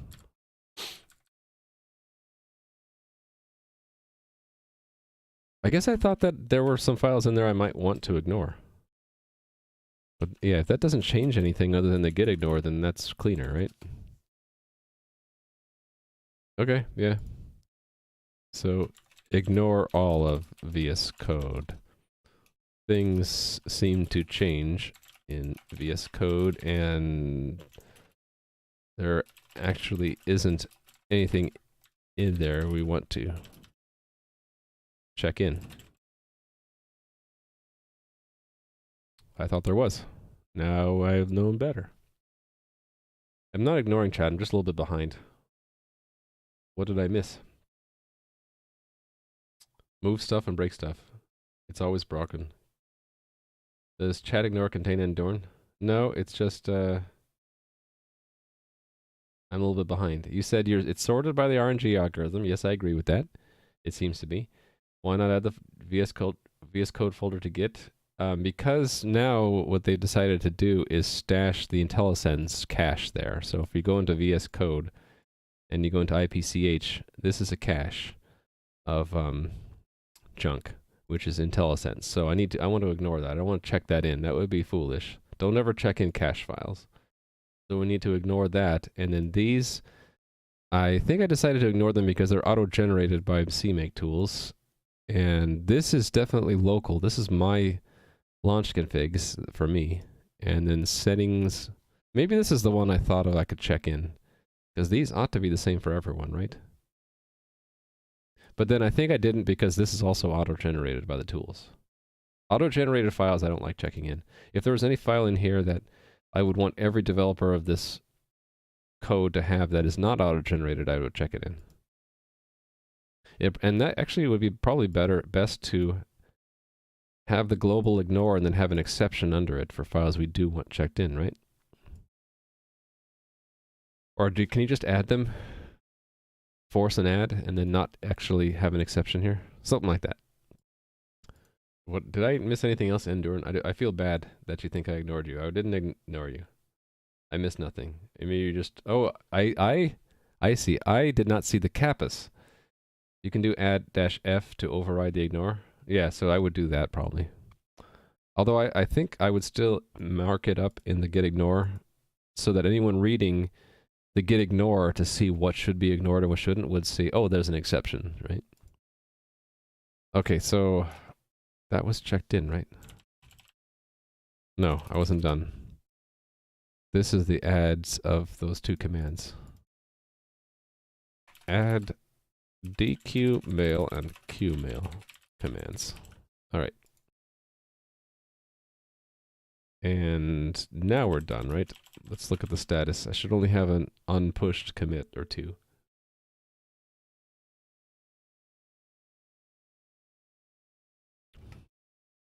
I have 5 unpushed commits. That's fine. They're not going anywhere right now. Let me make an evil macro for this. So we're going to pull this out. And where should I put the evil macro? At the top, maybe? Oh no, let's put it near where we use it. So we'll have here pound define register command type. Paste that there, and then I'll use the nifty trick that Playing with Skizzers told me about. It is now mapped to Alt-L, and then I can just hit slash. Thanks for the follow, Mad Max. You can ignore things by stating the line with, yeah, exclamation point, right. You're right about that. I do remember that now, but I don't have anything to add to the exception list yet. But if I do, I will do that. Okay, so this is type. And this needs to be stringified. The rest of it's good, right? And then, oh, remove the semicolon. So the objective here is to do this. To replace that. Let's see if that worked. If that works, I'll do it for the rest of them. Cool, yeah. And let me put that in the notebook, because one thing I've considered doing with my notes that I get from people is consolidating, having a knowledge base for just random stuff. That would require more work for me to be a librarian, so to speak, and file this away right. But, you know, I'll keep it until or if I do that. Okay, can I make a nifty search replace to do this? Why not, right? Let me take this into the clipboard and then hit Control H, and then we'll do regular expression. Paste what I had there, and then I gotta work on this a little bit, right? So remove the spaces.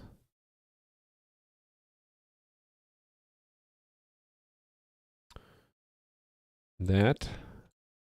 I wish this box were bigger. Oh, I can make it bigger. Can I make it taller? No. Oh well. That's why we can't have nice things. Okay, let's escape this. What do you mean it's not invalid? That's valid. Why not? Anyway, this is -n, right? Another one here. And then I'm going to put that in parentheses. What do you mean? It is matched. That doesn't need to be matched. I think it's confused.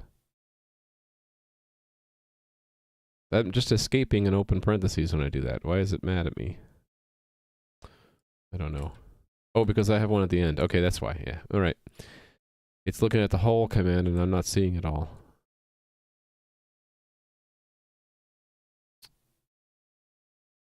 Okay, and then this I need to put in parentheses.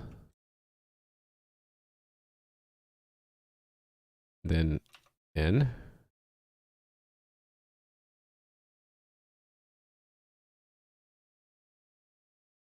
I think that's what I want.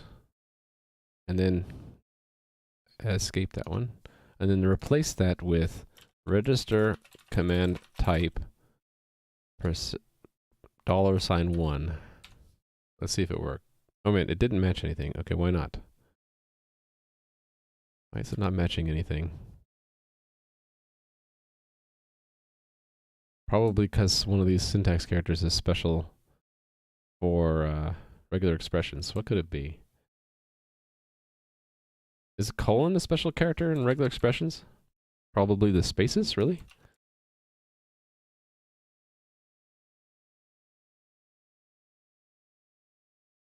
I wouldn't think the spaces would...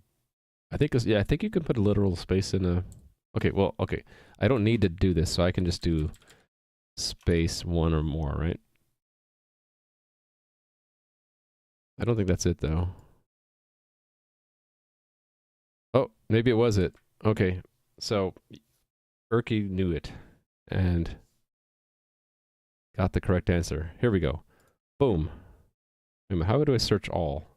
That was just one. So there was... Oh, so this should be anything other than a double quote, right? So not double quote.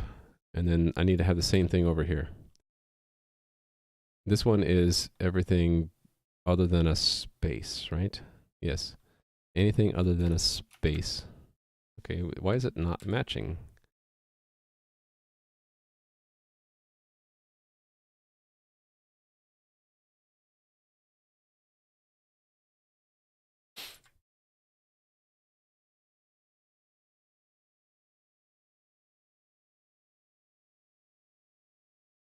Do I need to escape the space?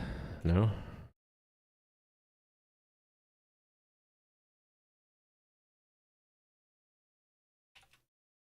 Well,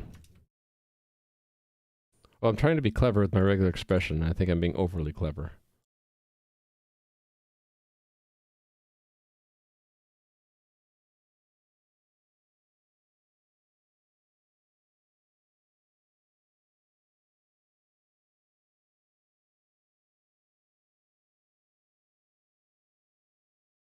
Missing something in here. Oh well, I'm spending too much time on it. I should just do this manually. Because if I can do it manually faster than it would take to figure out the bug in the regular expression, then I should just do it manually. I'm only ever going to do this once. Needs a star or a plus after the character class? Possibly. But I've given up, I'm sorry. I'm just going to get through this manually here. It's strange that it worked for the first one, where I had the type literally in there, and then when I tried to replace them with character classes... Oh, you're right. I did forget that. Yeah, okay. Now I want to fix... Now I want to go back and try again.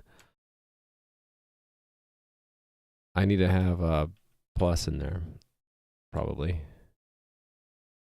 Ah! Steve got it. Boom! Congrats. Thank you, Steve. And let's make sure I didn't break... Actually, this is in the main program, so I won't know if I broke anything until I try to run the real game. So let's do that. So this is W reserve. Okay, looks like it's fine so far. Wait, it shouldn't be in term 91. I don't think it's actually running from the new stage.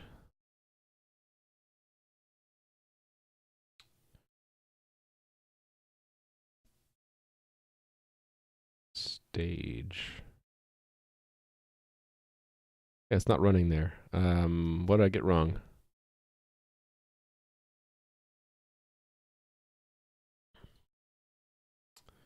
You can undef the macro if you want. That's a nice idea. I like that. Not saying.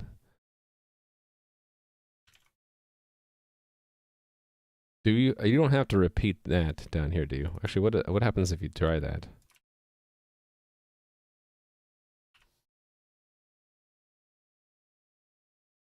Oh, it just says it. You don't need that. Okay. Yeah, that I like cleaning. I like that for cleanliness because we're not going to need that after that. It's properly scoped, so to speak. Okay, what did I do wrong in my reserve? Calls update and serve. Update goes to the new stage. Serve is wrong, maybe? Ah, that's it. Okay, so the stage, let's just clean this up. So the serve needs to know the stage based off of the root, and then we always run from the stage. What I wanted to see was it should have started off with a brand new. So it even asked me, are you okay with these servers using the firewall? Sure I am. Running them from a new location now. All 4 programs. Okay. So we have a blank slate, basically. And... oh, I don't even have it running. The front end. So... admin, let's start up the admin console first, and then... start up the player console second. I might actually merge these two together. Because I want normal players to be able to become moderators, and I want moderators to have some of the same functionality that's right now only in the admin console. I think when I actually launch this game platform, there'll just be one client, and there'll be admin functions built in, but you can't use them unless you have the private key. I'll just rely on public private key encryption to save me.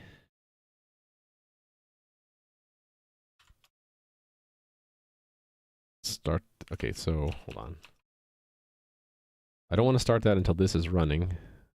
Otherwise, I've seen errors. While I'm waiting for that, let's check in that fix. This one. So, wserve fix stage location. And this was refactoring. Refactor command registration.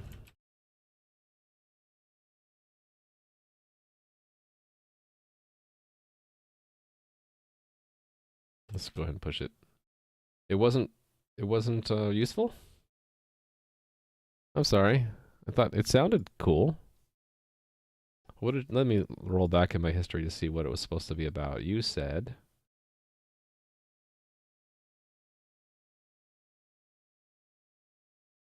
oh, you did a lot of chatting. At what point did you say you were going to this thing?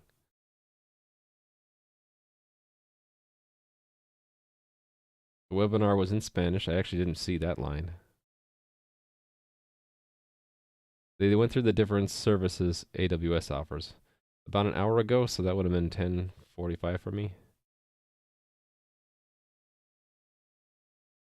No, you just said it was starting, but when did you say what it was about? Oh, 10:33. CEO sent you a link to a webinar about security for financial services. Okay, so they're just going over what AWS offers for helping with security. Oh, sorry, I've been blinding you guys with a white screen and I didn't notice. Okay, that can't be reached because I'm not running it yet. That's another thing. I want to run. I want to change to a dark theme for the console. Maybe I can do that today too. Yeah, I'm waiting for this to complain that 3000 is taken. Yeah, this is blinding. I can do this temporarily by saying I want dark mode. Dark reader. On. There we go. Isn't that more pleasant? I'll do that until I have it built into my own CSS.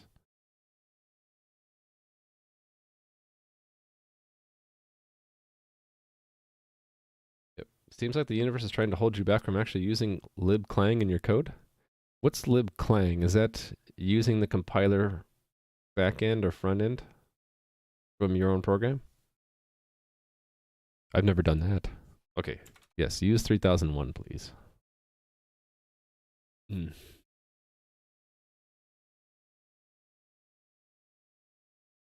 NPM start is slow. I wonder if there's some way to speed this up. Other than starting it before I start streaming, of course.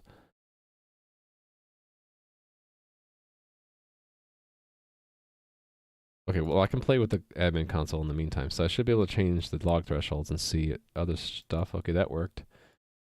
Tickets, there are no tickets yet. There are no players yet. This is working, right? I can reset the stats, and they show up. Okay. Can I shut down the orchestrator? Let's see. So it should have shut down now. It did, and then I can reserve. No, it's just serve. Runs the orchestrator again, and we detect that it's okay. So nothing changes in the game. Okay, cool. Can I add a server? Localhost 13 8090 add. Like it works. And then can I remove the server? Yes. Cool. So dark mode. Okay, let's register a new account. Here I want to fill in the right email address because I'm going to be playing with the email reset in a bit. And since I misspell it, I'm going to put my password here. Paste, paste, I'm not a robot. And let's pull up this right away. Register. Yay, I'm logged in. It created a ticket, which I can see down here. And I can say, I promise to be a good player. Please let me keep this name.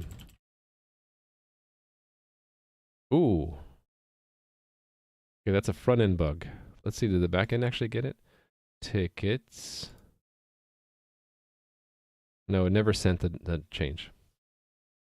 You hate reCAPTCHAs? Well, I'm sorry. I'm putting it in there because I'm paranoid of bots being written to auto-create accounts in my game, and yeah. Just for you, Steve, I can turn it off if... You know what I'll do? I'll make a short window of time where I'll just turn off the CAPTCHA requirement and then let you create your account, and then I'll turn it back on. How about that? Then you don't have to use CAPTCHAs. Or I guess I can create the account for you and somehow send you the credential. I might actually do that for VIPs in my channel, just to make sure no one squats on other people's names. I'll probably create everyone's account up front and then just PM credentials to you. Have you changed your passwords and all that? You originally cast... Hold on, I missed some things. Thanks for the follow. Islam Salam? Is that how you say it?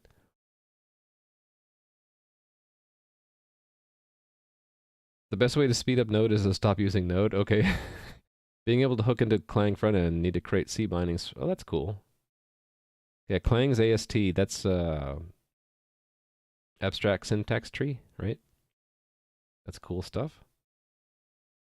You're done for the work today. Well, congratulations, Playing with Skizzers. So you originally used cast XML for bindings, but that you're not able to extract data from. Okay, I see. If you use VPNs or Tor a lot, you have to answer about 1,000 of them a day. So for me, it'll just be on account creation, right? So once you've created your account, actually, I don't want to refresh this, but until I fix this, but if you refresh, login doesn't require CAPTCHA. And I've not tried V3, the invisible one, yet. Why not? I don't remember why not, but I was going to go with V2 for now. And it's only for a few things that I'm worried that a bot will exploit. Let me find out what this front-end bug is about.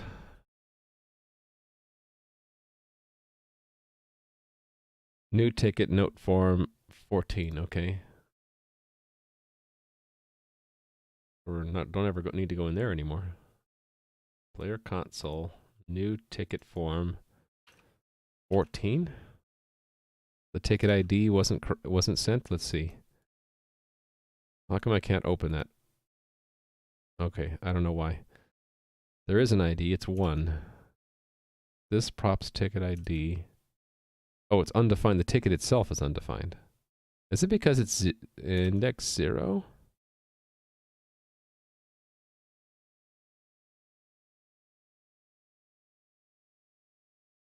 What's the prop? Can I look at the prop? Empty object. Why is it given an empty object for the prop? Oh, maybe I don't have the right component selected.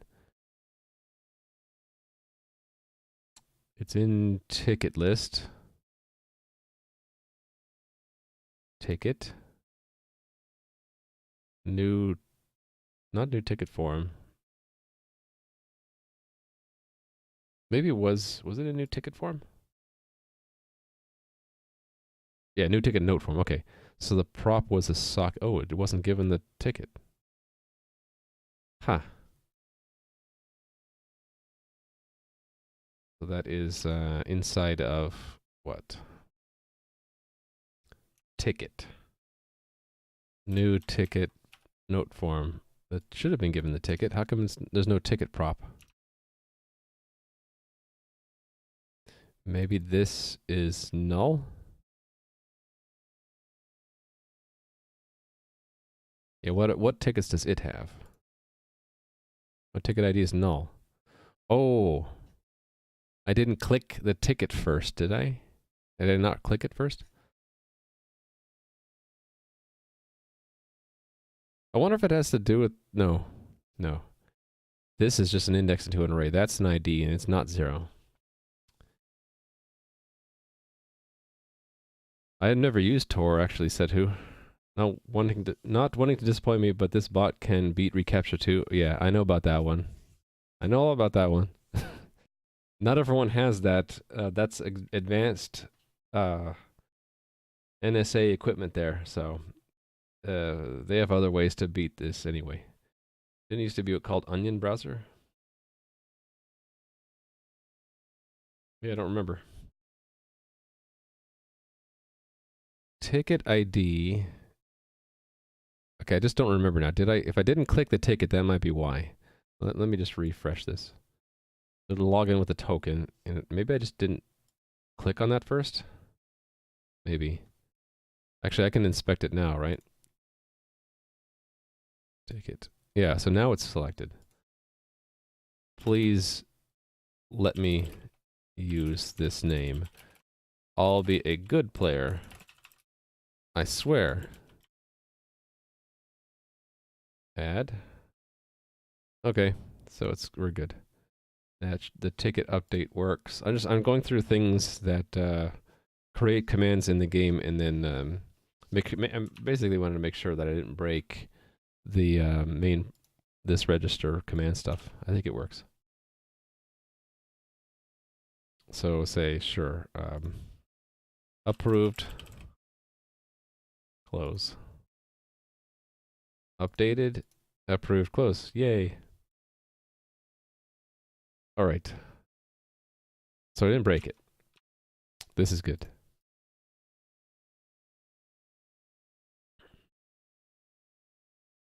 Huh. Firefox fork? Interesting. Okay, I added the commands. Okay, so here's the thing. The worker thread of the leader is going to send queued emails. Okay, I didn't write here what to do with these commands. I forgot to do that.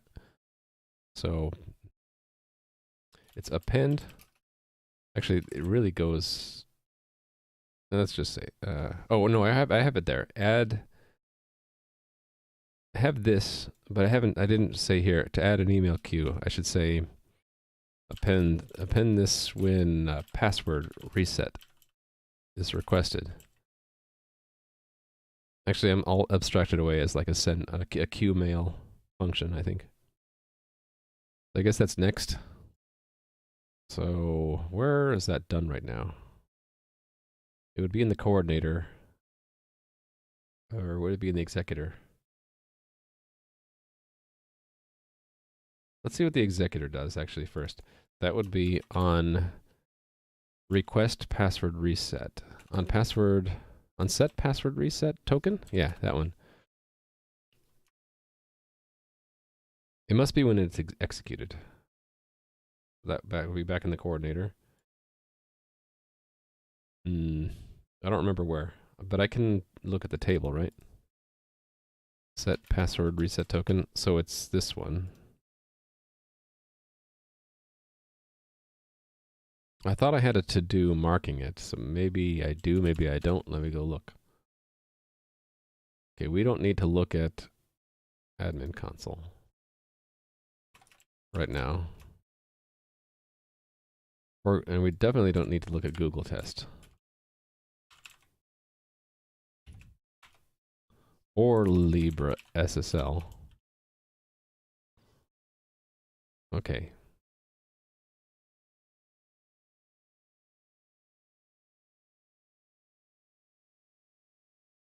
Oh, I had some unit tests I forgot to do. And then this is really old stuff that I'm ashamed of. And we can ignore zlib.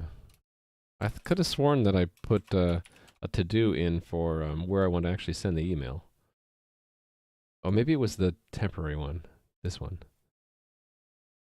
No, that's a blacklist.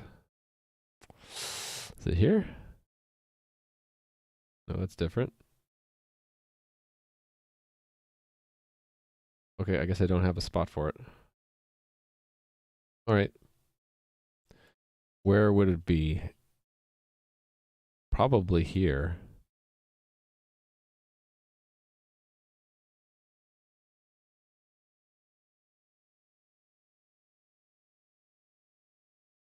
Yeah, right here is where we're going to do it.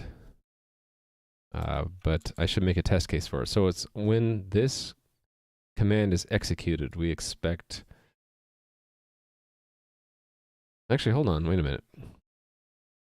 Doesn't this implies sending a mail, so I don't need a queue mail at all for that. Or really, when it, hold on. What does the executor do for this? It just sets it. Okay, so it always succeeds. So where this gets appended to the log, I can do the queuing. Where this is appended. Whoa. Okay, we need to ignore the build folder.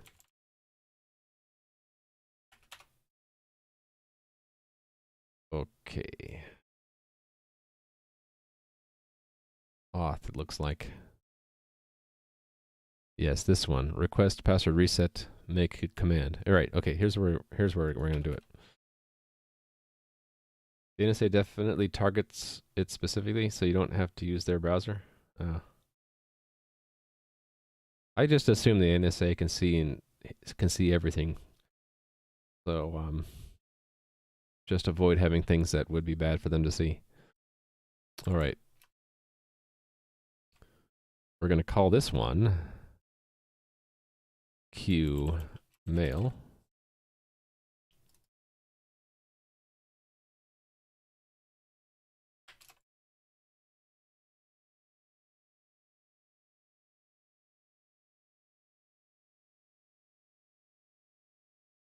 Actually, I just thought of something. This QMail, before I said I would use it to figure out who was sending for rate limiting, but if they're requesting a password reset, then their username is actually passed in here. We can't assume it's, yeah, they're not logged in.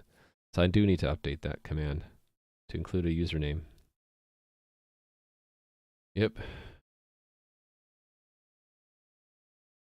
Command tests. So QMail create should have like a username in here. Or really it's a sender. Which means I don't really need that, do I? It kind of replaces that, doesn't it?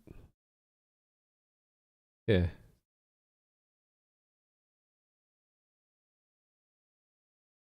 Sender.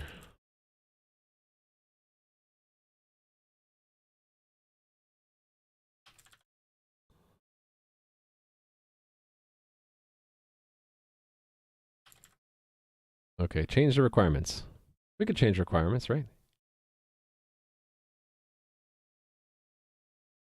Do you need a username in the command? Yeah, because where the password resets requested, they're not logged in, so we can't get the username from the client context or client record. So it's basically given in the form. So here, if we're sitting here and we forgot the password, when we request it, I'll show you what it does. I have to reload. Okay, actually, the moment I do this, it does this. It actually says, I want a password reset. My username is that. And then regardless of whether or not that user is registered, it always says that. So it'll always say that. So we need to look up, does that user exist? If so, then apply their email sending rate limit and use their email address to send to. What should you eat today? Playing with Skizzers, I think you should eat a sandwich taco. That's what I think you should eat. If you don't know what a sandwich taco is, I can explain. I learned this the other day from another streamer. Can't you look it up in the email? Well, we're generating the email.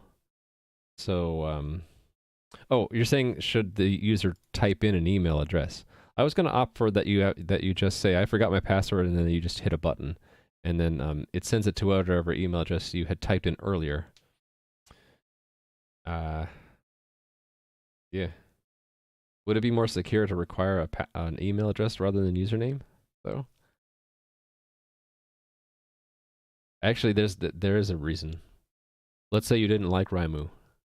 You could go in here and say that a bunch of times and rate limit my email. Huh. Yeah, I do check to make sure the user exists or not, but other people, especially if you have trolls, the trolls are not going to know everyone's email address. So it might be safer to, when I hit this, I forgot. I should probably remove the username and just put email. I should probably remove these both and just replace them with email address, and then you can type in your email address, request password reset, and then it would look and find is there a user with that registered email address, and if so, send them an email. Otherwise, do nothing, right? Yeah, let's do that, which means I need to change the request password reset a bit. Instead of username, it'll be email. One thing at a time. So first, I'm going to change the QMail.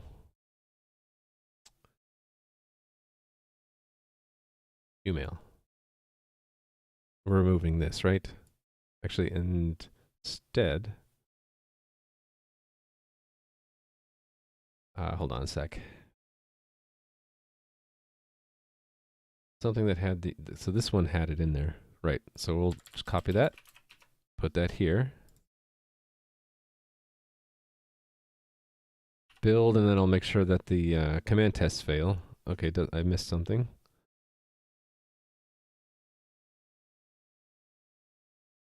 Oh, yeah. If I remove the fields, I need to change the code. Qmail. So let's just remove them for now and not add username yet.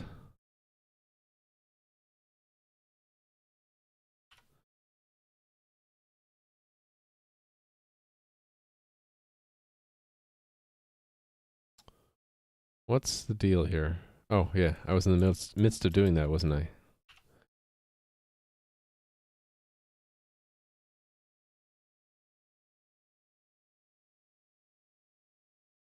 Oh, I was going to call it sender, not username? Okay. Fine. I should probably say this is the username of the player for whom to send the email. Send the mail. I'm on the fence whether to call it mail or email. Mail is probably good enough, right?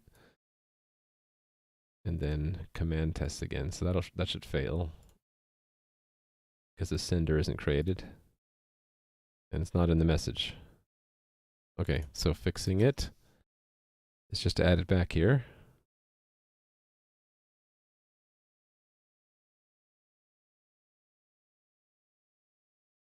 Sender goes there. Sender can go here too. There we go.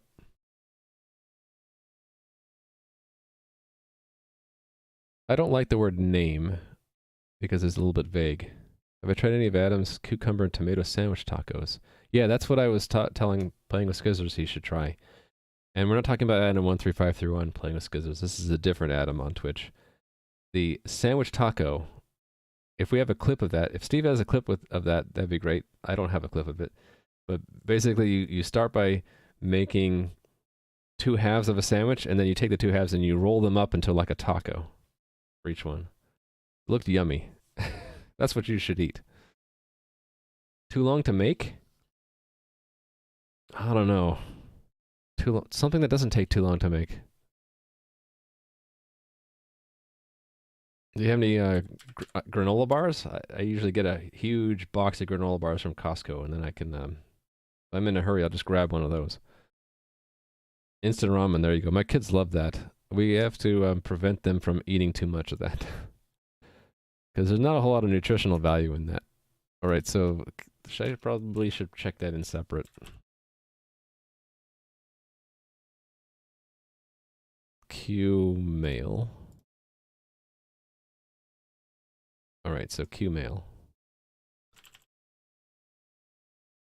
Hold username instead of server client IDs.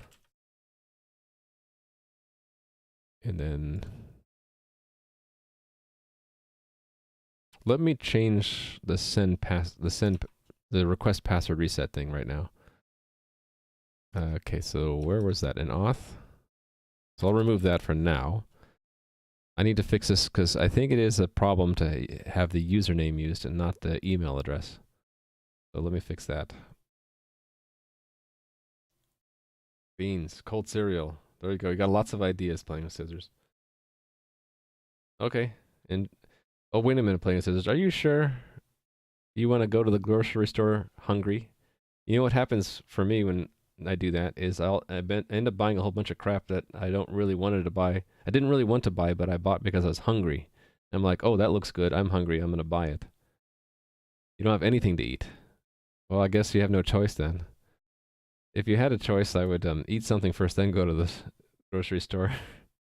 Okay, yeah. Good for you. I can't control myself, so I always eat something first. So, tests. This would be an auth, right? I should be able to find them by looking. Actually, they're up front here. Do not append. What is this? Without reCAPTCHA. I guess I should just look through these. Yeah, so these we need to change. So, email.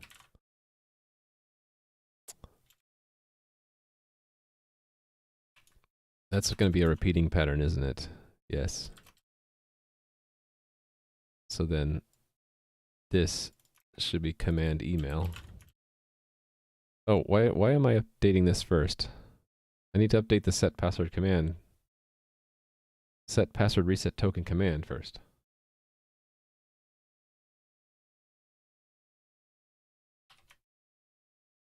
So instead of username, it's email.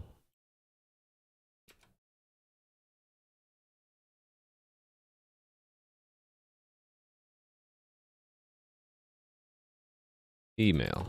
Okay. And let's make it an email address, pepe@example.com.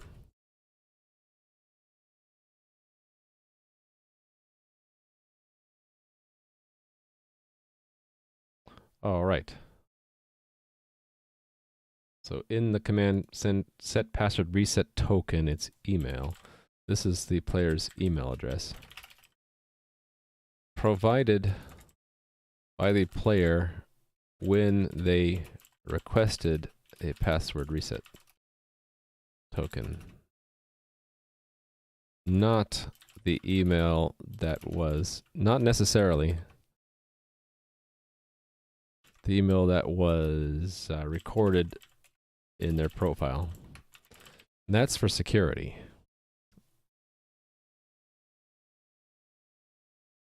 All right.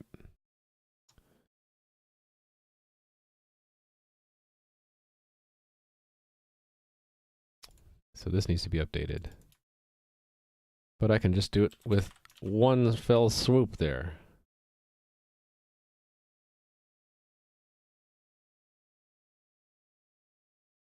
Aha. Yes, this changes.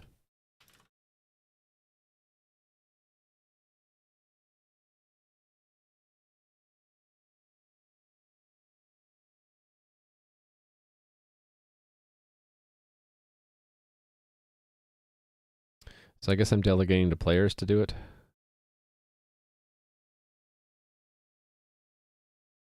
Does that make sense?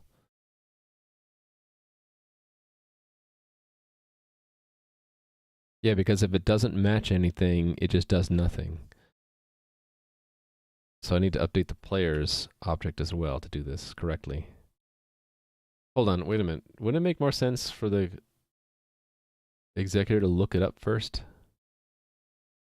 No, no, no.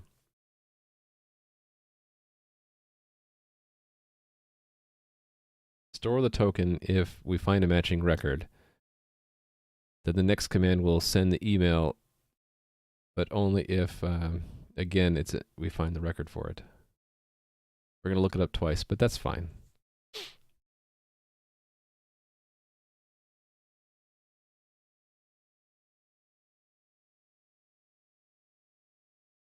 Where's the error here? Oh, yeah. Email.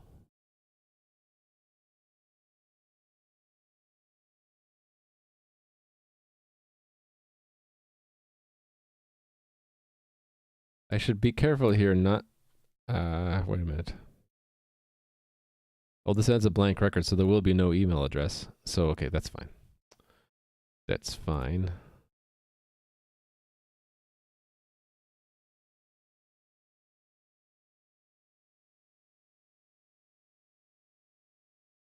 Okay, yeah, so this one, it should match. So I want to use the same string here, and that's email. Correct token, so again, the email needs to match. And then I had one test where the email didn't match, I think. Yeah, no, there's incorrect token. So again, correct email, incorrect token. Oh, do I not have one where the email doesn't match?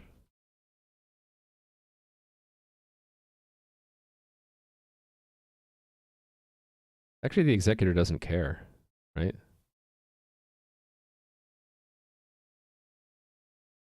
It only cares if the token matches or not. How does it know?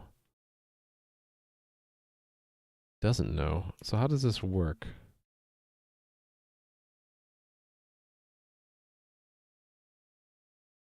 Set password reset token.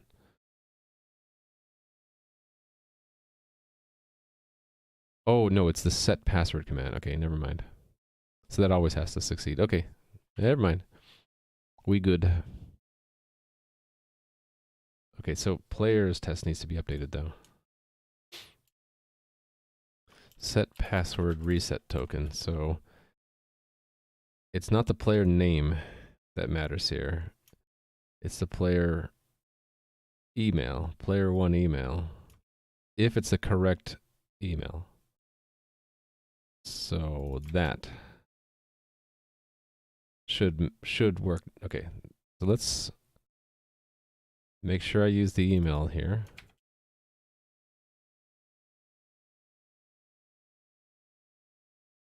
Looks like I don't have a test for it. Let's make one. So let's say this is set password reset token matching email. And then we'll have non-matching, no matching email. And here I need to put something that's not correct, not any of the email addresses. So nobody at example.com. And what I should see is this should not go there or in the other record as well. So it should be empty. Or really just not be not equal. It should be not equal for either player.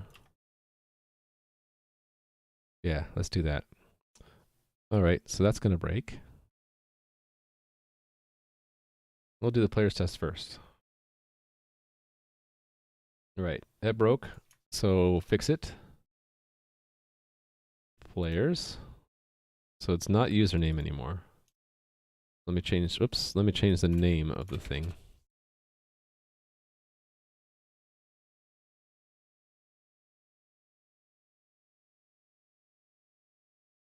So here it's email. This is the email address provided by a player whose password reset token is being set. Okay, that's fine. Actually, no, let me annotate this more.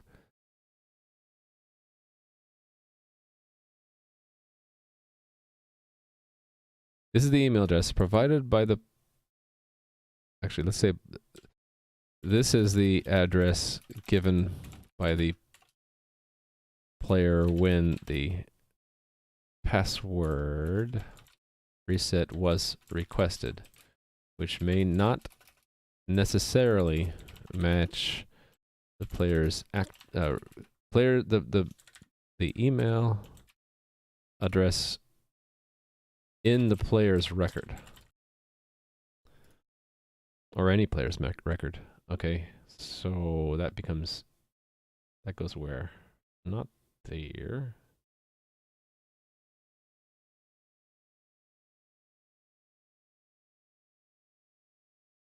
Should be in player CPP. Why am I not seeing player CPP? Oh, here it is. Okay. Email. Okay, and then this needs to change. So we can't look at the record. So, okay, go back. This is email. To recover the username, we have to scan through all the records to find if there's a matching email address. So let's do that. So for, we might change the record if we find it, right? So auto record in ample records. If record dot second dot email equals email, then we do this stuff. And we return. There should only be one. We only need to send it to one player, even if that player has alts, right? Yeah.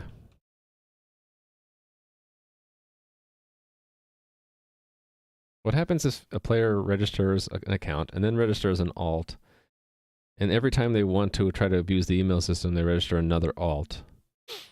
Okay, we would detect that in moderation because we just see them creating a bunch of throwaway accounts, right? So that's fine. So the username is record.first. So then we reset the password, publish the change to that user, and return. Good. And then if we don't, it doesn't matter. It's a no op. Yeah, that's fine. That should pass the player's test.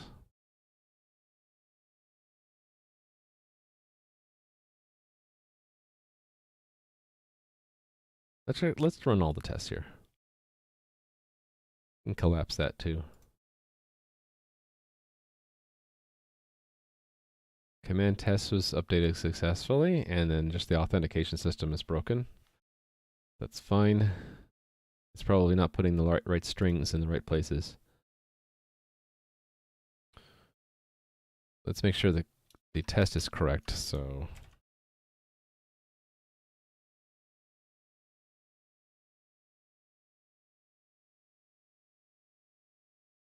It didn't send a reCAPTCHA request. Oh, probably because it thought that the... No, I mean, it should always do this, shouldn't it? Yeah, what's going on there? I messed up something. Request password reset. Check. Yeah, here.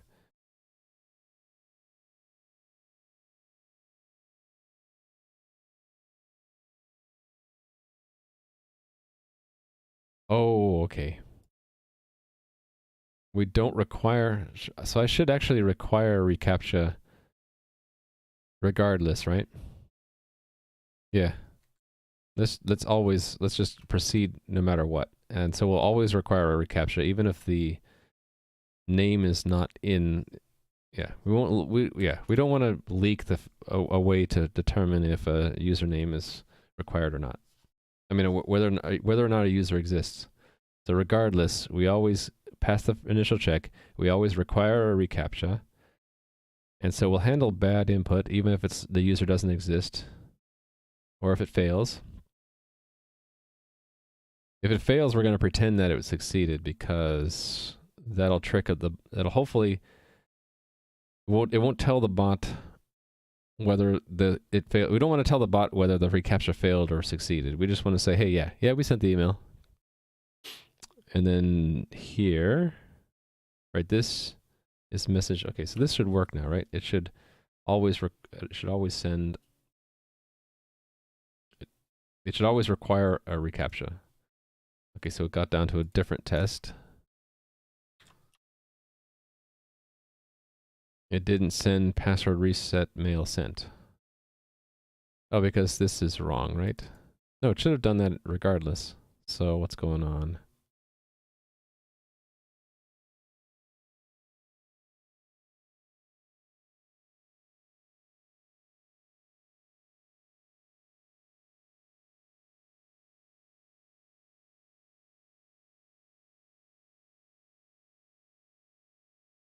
Oh, right, it's on execution here. Probably is aborting out of this. Yeah, okay.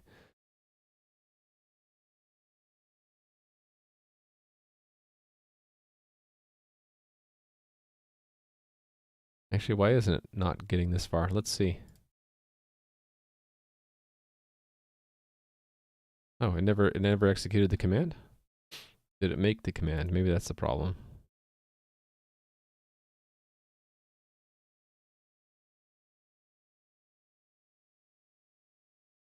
It never made the command. Why not?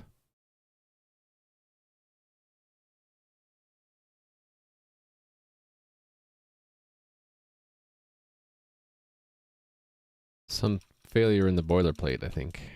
So we need to follow through the boilerplate. That's the one with capture, this one. Okay, so it should get down to here. Command check, turns true. We get the client ID, we extract the username. No, that one's special, so we get it from the... Oh, is it because it's... No, it actually was. It shouldn't have been in the message. I need to fix that. The test shouldn't say the real username. It should be email. Yeah, I need to fix that. Anyway, this should have still worked. So it should get into this complete, right? It never does. Why not?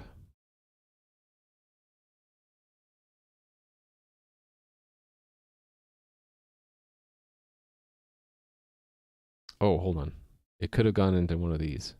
Let's see where it goes. Try again. Go. Okay, so it initiates the message, the reCAPTCHA is probably correct, right? Actually, it's easier just to step into this. Thought it would be easier to step into that. Where's it going?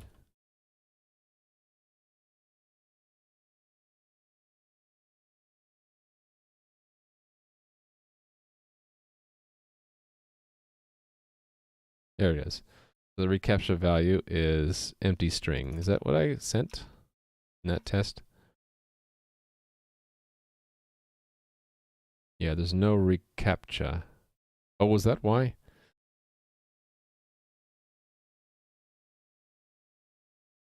Right, so this test is not valid. The reCAPTCHA is required now. It will go to on bad. And where does it go? It actually sends it with a blank. Oh, because it's not bad input. It'll go to failure, right? Never does. Oh, because the test doesn't simulate it. Okay, yeah, so this is...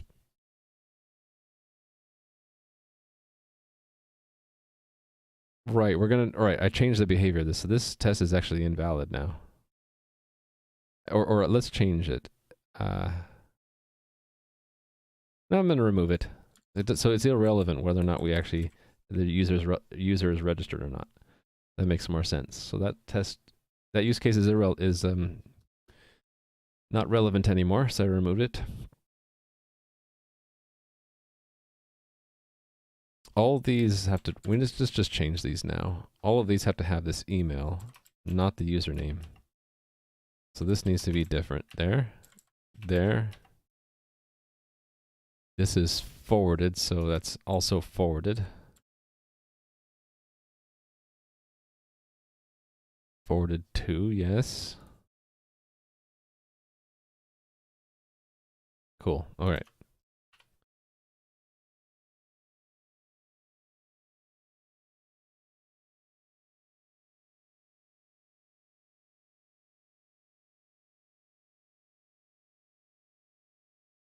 We only failed one of them?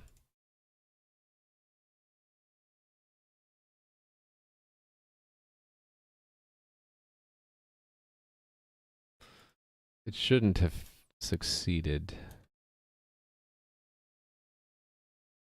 Oh no, it will succeed. It's just that the code is doing some extra stuff it doesn't need to. It is including the username, so I can remove that. Which one is it? This one. There's no username. Do I have a macro for that? I think I do.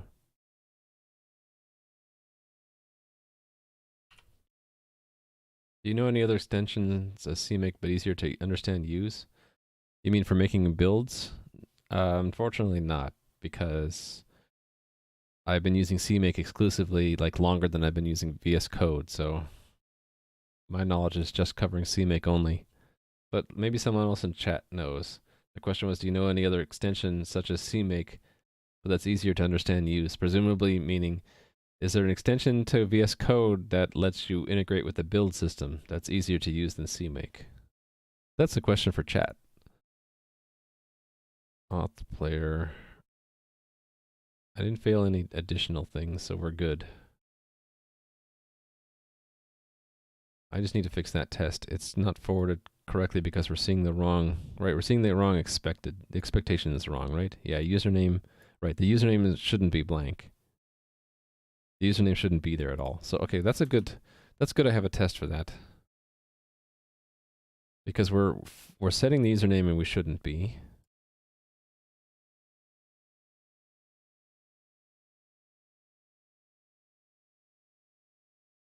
Where would we be doing that? Oh, maybe that is in the boilerplate.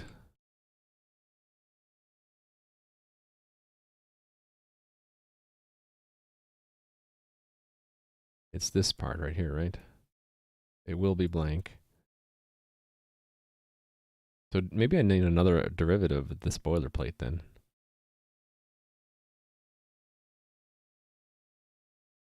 Maybe I need num for this, actually.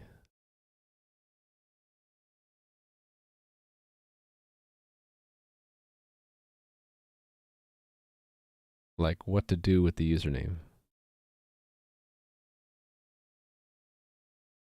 Pin command takes the username though. What does it do with it? It gives it to the command factory. Okay, that's fine.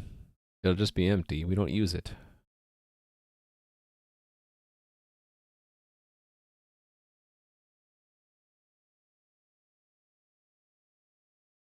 I think it's okay. We'll just change the expectation in that test to expect a blank username.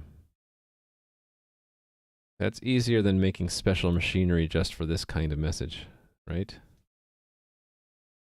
Because this is sort of a one-off thing. Okay, so yeah, that's what I'm gonna do. 143. So we'll just add the extra username.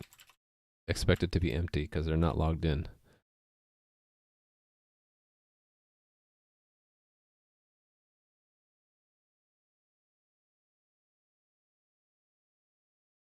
So this will work so far, but now we'll add the expectation that a queue is an email. I'll check this in first. So this, no, let me put the front end work as well.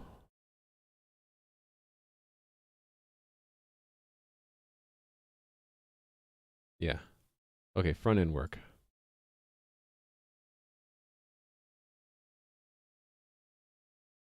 Do I have the app open?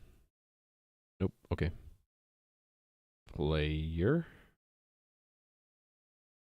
I think I just put it under the app.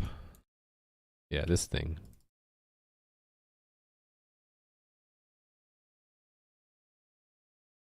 All right, so this turns into email.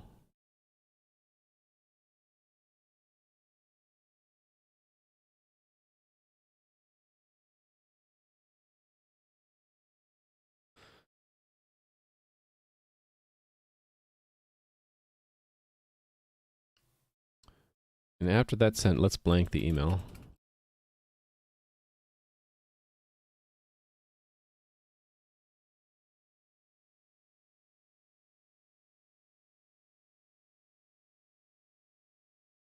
Actually, at this, we could do it at that stage.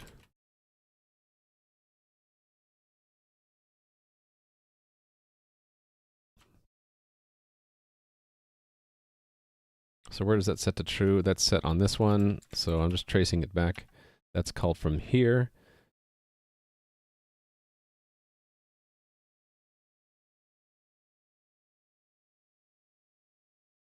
Show password reset request. Hey there, the Epic Unknown. How many lines of code does the app.js have? A lot. This is badly in need of refactoring. 900 lines. Yep, I'm kind of embarrassed by it. Show password reset cancel. Say, let's clear the email at this point too. Actually, let's clear it in both. Probably a good idea.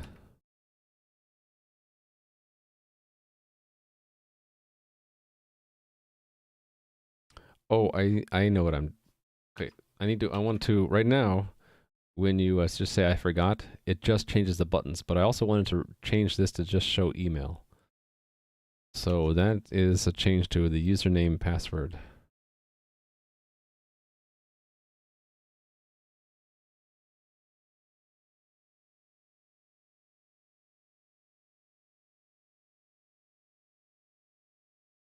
Yeah, this is horrible. I'll fix this later. Right now, let me just change it. It's this in, okay, it's actually hard-coded in there. So I need to change that. We'll put in here,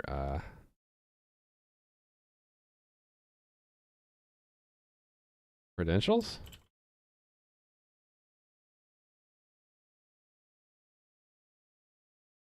And this is all inside of the else. What's the if? Right, okay, that makes sense. So this is credentials now. If we're not, yeah. Let credentials is null, and then if, actually, I guess I can do one of those tertiary things. This dot state dot show password reset request. One thing. Otherwise, Is this how we want to do it? Yeah, like this. Otherwise, the main form, the normal form. What did it not like about this? Thinks it's a type. Not a type. Maybe because I don't have anything in here. Yeah, that's probably... Okay, that's why. All right. So instead of that table, it's an alternate table, isn't it? It is just one row. And it's... I have this somewhere, don't I? Email address? Yeah, this thing. That's if we're logged in and looking at our own profile, so it's sort of the same thing. Only we're not logged in, and we need to type in our email address. I'm going to reuse the email field for that. Okay, let's try this out.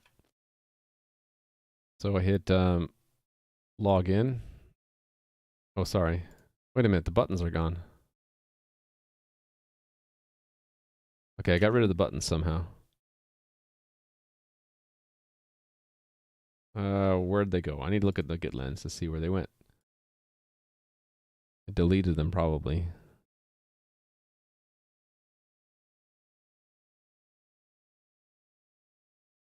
There it was, the password forgotten. So it's still there, but I probably computed it late. Okay, that's why. This is computed too late. So that goes up here. Now I have the I forgot, and when I click that, it shows oh, but the buttons disappeared. Okay.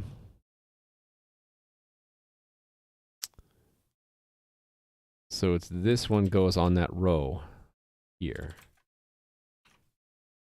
I forgot. Okay, good. Actually, then I don't need to have this tertiary request in here. I can just put this directly, right? I can just put that in here. And then this one can take the place of this one. And then I don't need this one at all. So I forgot, and then, or cancel. Cool, and then let me see if it sends the right thing now. So that is network, right? So I'll type in alex@example.com, which should not, actually it should, oh, I need to I built, right? I need to restart the cluster. Reserve. Okay, and then request. And let's see what it appended to the journal. Now it's easier to find the journal, right? It's just stage. So close everything, stage. Yeah, much easier to find it. Here we go. So there's the password reset token. The email's blank though, that's a problem. The email shouldn't be blank.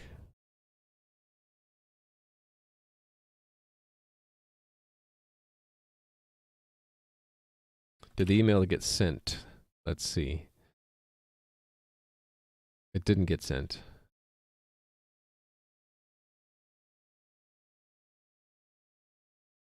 Try this again. Look at the React state for that. App, right? Okay. It's there, and then when I hit the button, oh, maybe it blanked it too soon. Too soon, Executus. It probably did blank it too soon. Okay. Let's find out. So if I press that button, oh yeah, okay, yeah. It has to connect first, and then when it connects with, if this is set on connected, then it sends that. And when it receives back that it was sent, it'll clear the email and then change the state. Okay, that's what I want. Okay, so let's try it again. I forgot alex@example.com request. And now the email got in there, and then it should be cleared out of that box. Cool. It's cleared out of the box, and what's it show in the journal? Hey, look at that. Okay.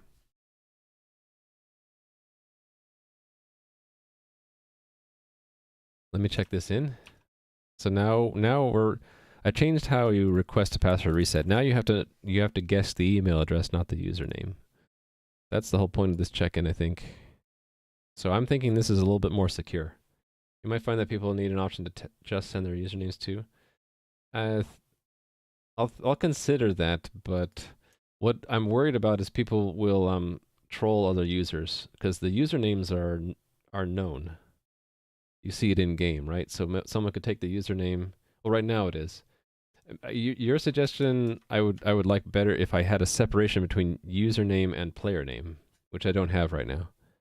Let me record that and let me put my little note. I like this option.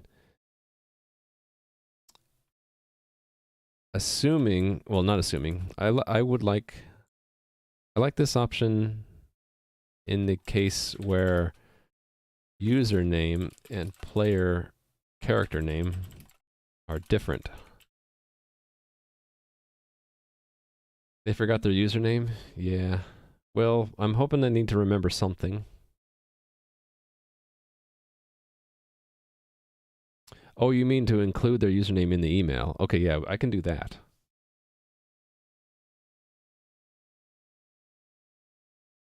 Or you're saying, but not need a reset token? Well, there's no harm in giving them a reset token. I could say, you forgot something. Here's your username. Here's a token. Here's a link you can click to reset your password, and then they can just choose to do what they want, right? Yeah, let's do both. So let me make that part of the plan here. So include both the player's username as well as a link including password reset token. Yeah, but I kind of leveraging or counting on the fact that your email won't get intercepted by someone. I'd recommend look up how other big companies do it. If you have a link for that, I've been looking for that, but it's been hard to find that information, Epic Unknown. What I have found are best practices on how to send out email from the perspective of, you're a advertiser or something, or you have an email list. Like, what are the things you should do to keep a good reputation as an email sender? But I haven't run into any information on exactly what mechanisms other companies use for handling account management and resetting passwords. I'm just going off of what I see from a user perspective, which is something like this, right?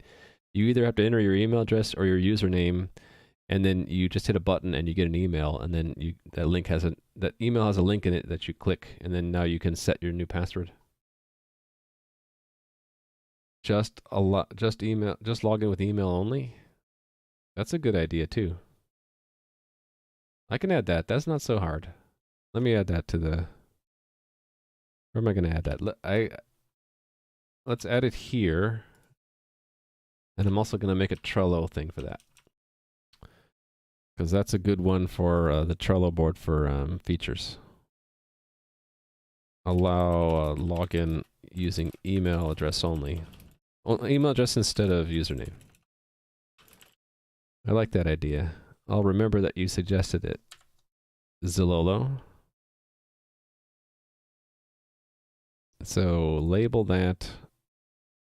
It's really UI only, right? So that's more of an interface thing. Well, no, there's a backend. So it's really, what do we call this? Security? Part of the security system. There we go. Oh yeah, it'll support that. The plus is in the emails. It'll work with that. So we'll support either. If you remember your username or you remember your email address, you'll be able to log in. If you forget both, though, you're kind of stuck. I guess you could guess. Can make a few guesses. The wrong guesses will just do nothing, and then if you hit on a real guess, it'll actually send an email. You can use email aliases to forward one alias. Yeah, nothing prevents that. Okay. I was checking this in, right? Yeah.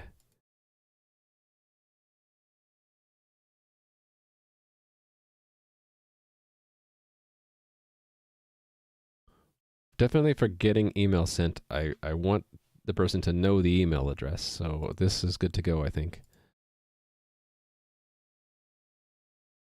Right, so require player to enter correct email address. This is a longer one. In order for a password reset token to be sent out. So this is change requirements for generating password reset token. It barely fits. Can I shorten this? I can call this Rex. Making. How about just resetting passwords? Then I can make this requirements, which I like to see. Okay, we'll go with that. Hey there, Ost. How's it going?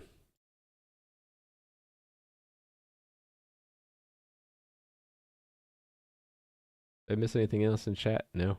How is chat doing today? How are you guys doing today? I said it again. I said guys. How are you doing, chat? How are you doing today, chat? How do you make a brute force program that tries all possibilities with 4 digits? Brute force that... Okay, anything where you say brute force and try all would be you have a set of things to try, and then you just loop through them all. So if the set of things is just mathematically defined, then it would just be like for I equals 0 to 10,000, do the try. So you're just talking about making a loop, and you loop through all of the things in the set, and if the set is mathematically generated, you use a function to figure out what the set is. So hope that gives you an idea how to do it. You want a program that can find your lost friend on Discord. The problem with doing brute force tries of that kind is that if each try comes with a cost, either in terms of time or it could cause you to get banned. If the method of finding the person on Discord is to send a Discord API or something, if Discord says, oh, he's spamming us with tries, you could get banned from Discord from that, probably. So you have to be careful. You might be stuck unless you ask. You might need to contact your friend a different way and ask him, what's your Discord name again? How do you find them? Yeah, that's a good question. I don't know. Hopefully you know them through some other means, like through the game you played together or through other correspondence, and you can find it again by asking in a different way. But I don't know of any legitimate way through Discord to like brute force search for someone. That sounds to me like it could be misinterpreted by Discord as being an attack on them. Try sending a letter to everyone in the world. Yeah. Stand on a very tall mountain with a very big megaphone and say, I'm looking for Joe on Discord. If you're Joe, climb this mountain and give me your ID. I'm sorry, I don't mean to make fun of you, but I don't think there's a really obvious way to find someone that you lost without appearing to be spamming. The default Git GUI from the site. Oh yeah, sorry, I don't mean to keep this up. I just use Git GUI, the default stuff. Yeah, I'm sorry. I hope you find another way to find your friend. Like if you have an in-game handle, or maybe, you know what you could do? Discord keeps records for everything, so you can go through your Discord, all the things that you typed in Discord, and maybe you've typed the friend's name. You know? Okay, so this is done. I'm going to now add the command to actually queue the mail. So I had decided to do that in auth, right? Let's update the unit test for it. Let me find the correct unit test, or do I need to make another one? I think I'm going to be modifying one of these because I'm changing a requirement. The requirement used to be that we that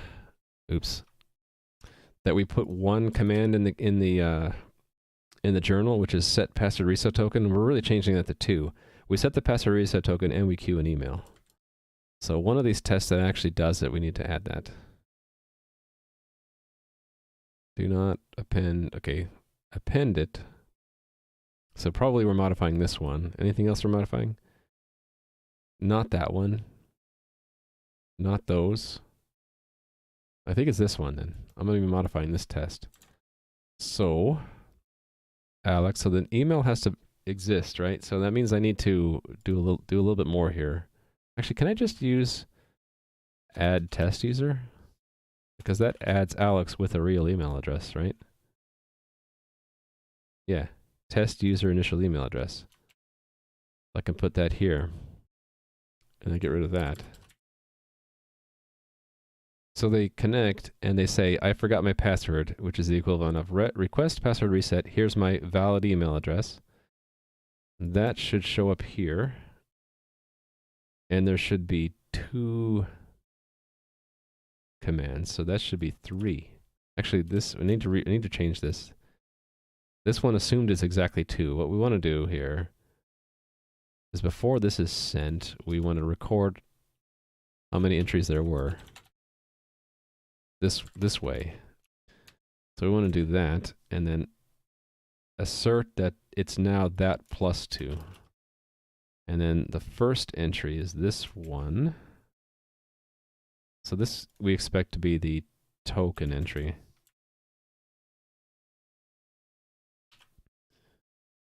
And then it should have the email in it, and it should decode correctly, and then I'll add the second one here now. So the second one will be that we expect the next entry after that to be the Q, to the mail entry. And it should be Q mail. And then we can verify Q. No, okay, different command here. So let's call this one the token command.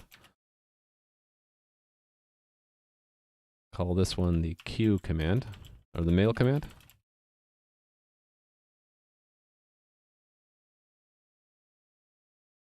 Yeah, there's if you made them a friend, like an official Discord friend, it'll be in the list there. If you had chat history with them, that should show up on the, it's like the home, one of the home tabs in Discord is to see all of your personal message exchanges, and then it should be in there somewhere unless you closed or deleted it. Hopefully you have some record on your end of talking to them before, and you can find it that way.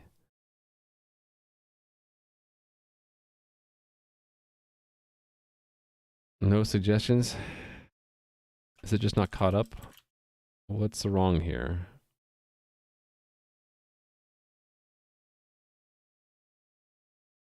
It doesn't think that this is a valid type. No, it does. Oh, because it just says, because it says entry. All right, so it's mail entry. And this one should say token entry up here. Just off the screen, I didn't see it. All right. Mail command. What is in there that we can verify?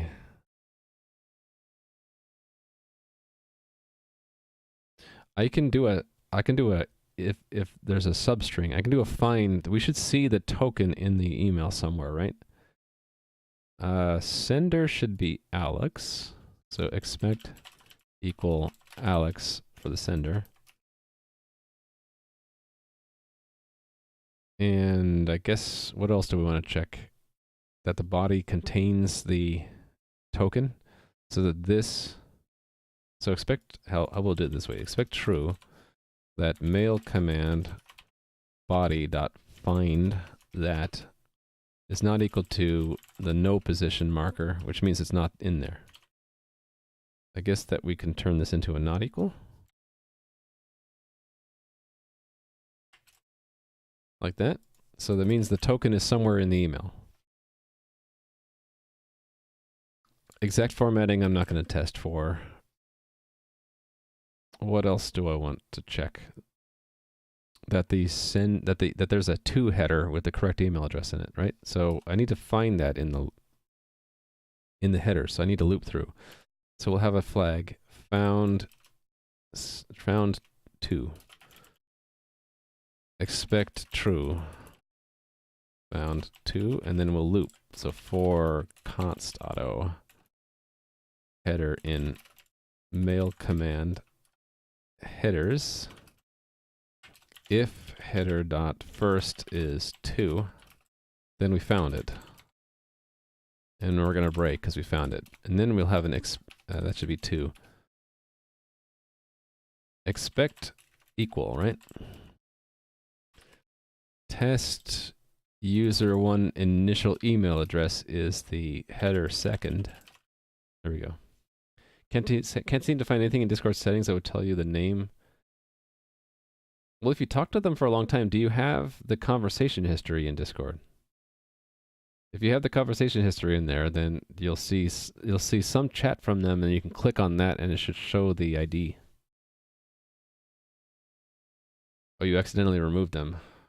Shoot. It's a long shot, but maybe you can contact Discord. Like they probably have a help or something, a help link or help email, and ask them to recover for you the history that you removed, because they probably have it in their server somewhere, right? And you're entitled to it because you had it before. But they say they cannot do that. Well, it wouldn't hurt to try. I would try that. Say, I accidentally removed this conversation with a friend. I wanted to get it back. It might be as simple for them as hitting a button. You never know. Found to... Yeah, okay. That's probably it, right? I just want to make sure it's counted as sending from Alex. It's to their own email address, and that the link is in there somewhere. All right, so this test will fail at first. Auth player. Because... Oh, do I do an assert there? I do. That's fine. Okay, we'll fail there, and then we'll just work on fixing it. It's in this make command. I wanted to do it, right? So I wanted to add another one in here. Q mail. Oh, wait a minute. No, it's only if we can find that email address again, right? I think I need a helper function from the players object. This is what I want to do.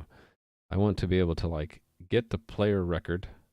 So auto player, and then asking the profile subcomponent or access the players, and with the players say get, let's say get by email, and then we want to pass in the email address.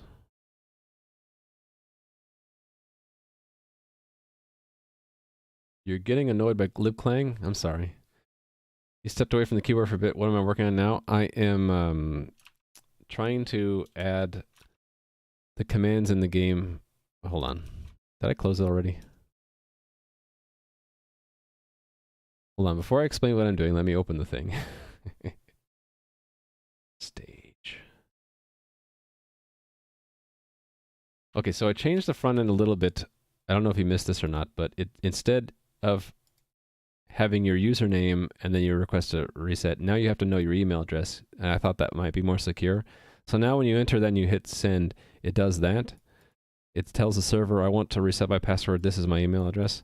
And then the server right now adds a command to store the token, but it doesn't store the command yet to send the email. So I'm doing that right now. Uh-oh, F. Stream looks okay to me.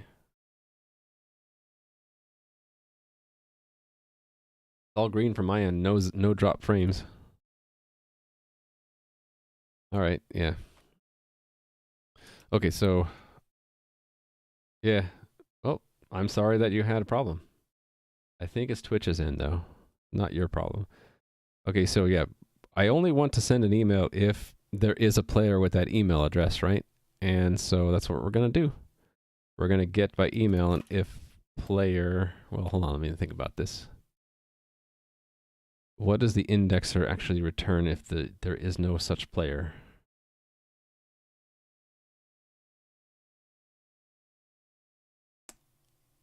Oh, that's not good. It's gonna make, oh, so I should have it be nullable, right? There's a nifty trick you can do with C++ 11, and I keep forgetting it, but there's like a nullable type, right? What was it? Optional, that's what it is. Oh no, it's C++17. Okay, is there one where it's not? I don't need C++17.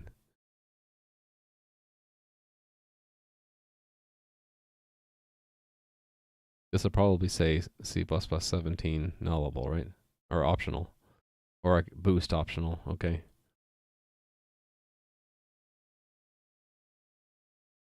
I don't want to use 17 yet.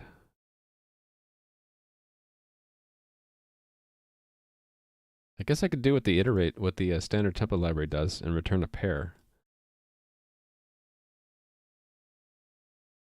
What if I make this more generic so it's more extensible later? Instead of get by email, we'll get by... let me think about this. Like, get by filter? Get by criteria? Let's say, let's call it search or find. Yeah, and then we'll make it really extensible. So it'll be, let's make it JSON value. I don't want to overuse JSON values though.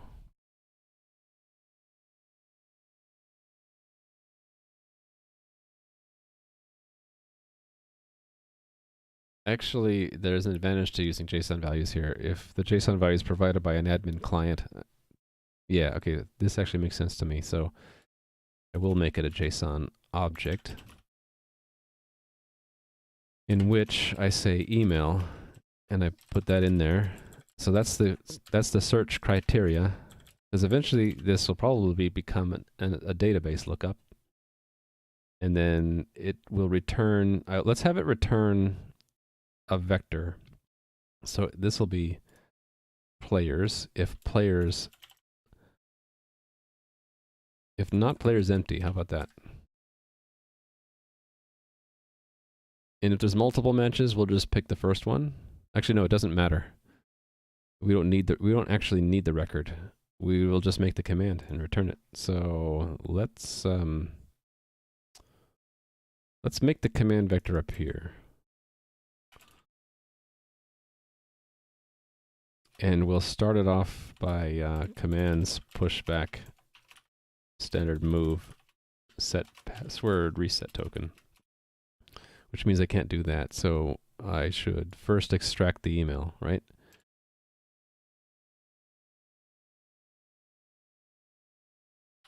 Like that, and then I can use email here.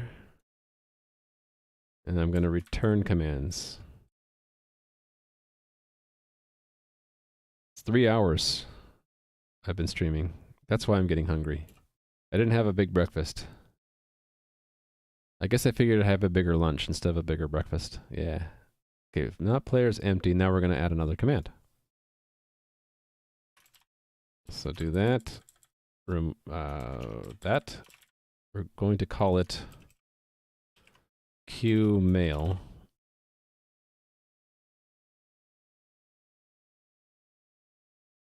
And QMail as a sender. Okay, I do need the username. So let's just pull it from players 0.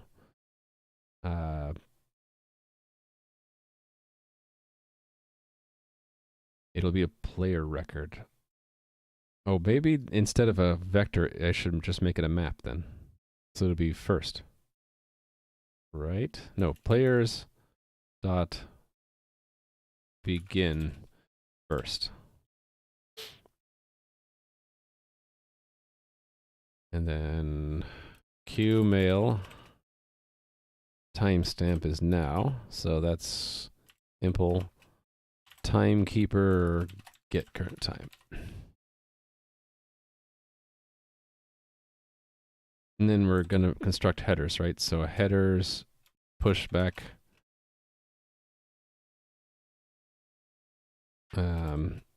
to email.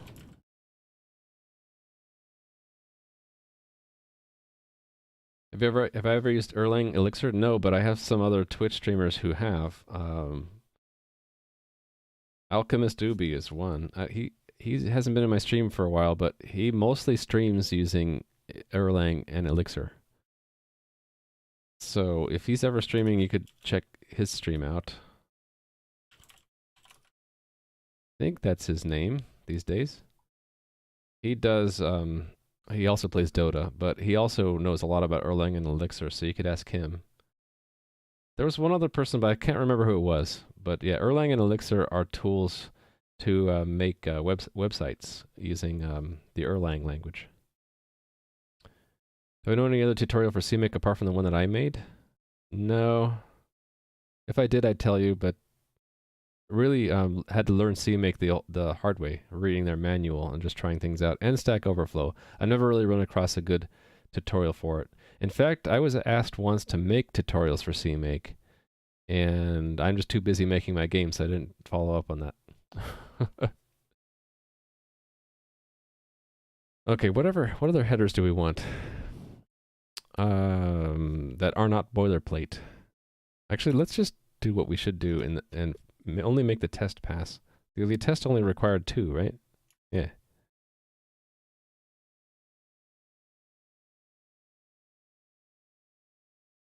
I want there to be a subject, though.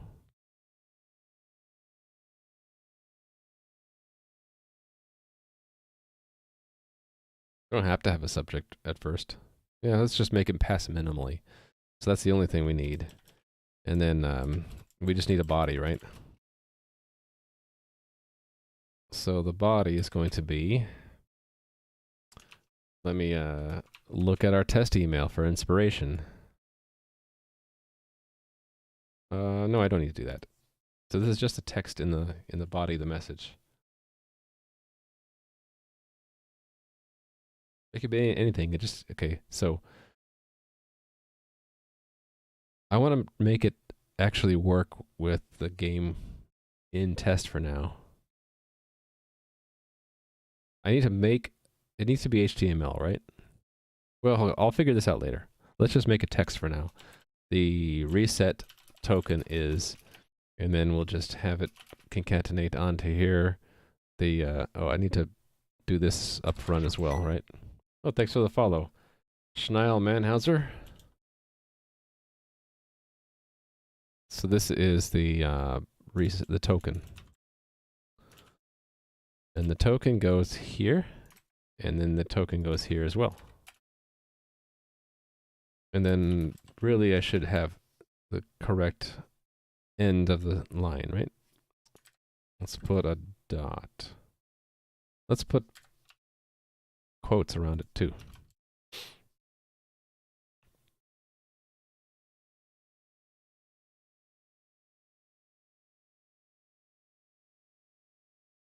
That's very, very bare bones. No subject. It's just one line with your token on it.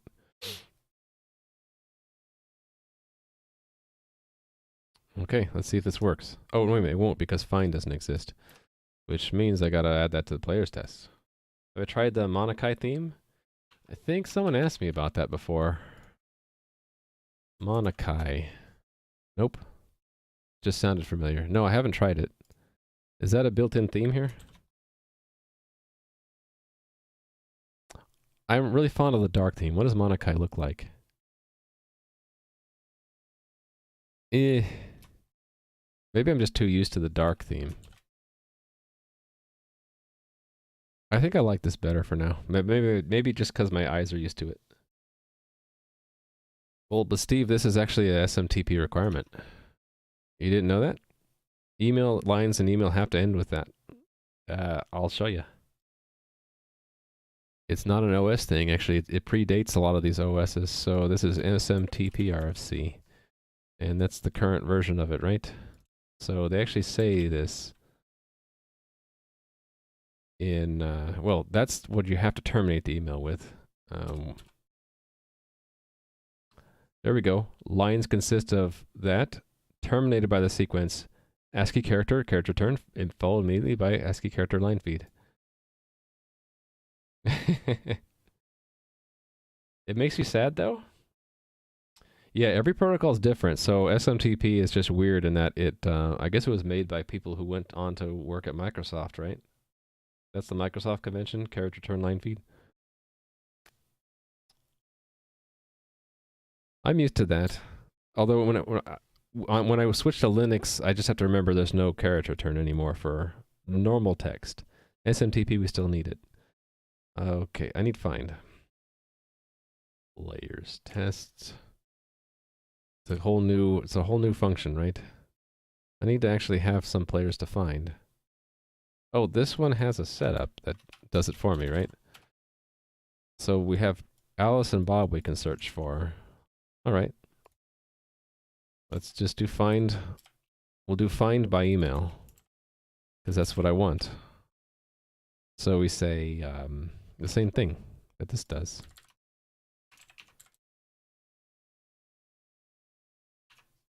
That can be a const. I'm not modifying that. So it can be a const here as well. And so that's just that. And oops.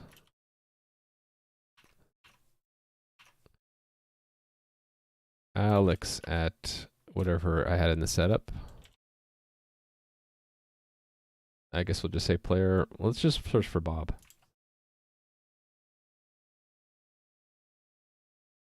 And I guess it's a dot because it's not a reference. On older Mac OS, I believe it was just carriage return. I don't think I've ever seen line feed carriage return, but I've definitely seen carriage return on old Mac. I remember that. And on all Unixes, they're just smart and they just do new line. The carriage return line feed is based off of old typewriters, right? Where you had to return the carriage with the where the strikers are going to hit the page all the way to the left-hand side again, and then feed one line. Right? Literally, it's from old typewriters.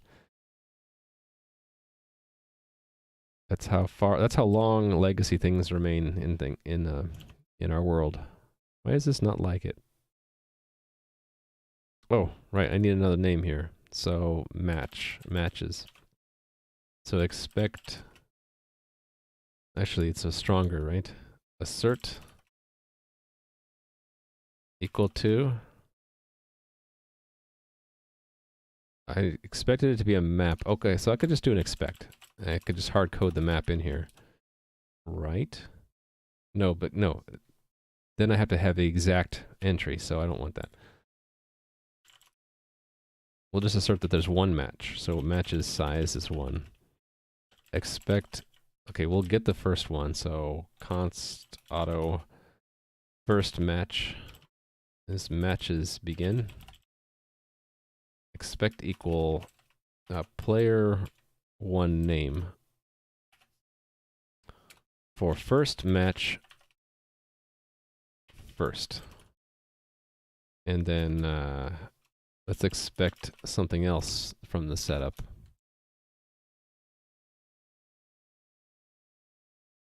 Okay, so it's just the email's the only other thing. And it's player 2, not 1. Player 2 email for first match second dot email.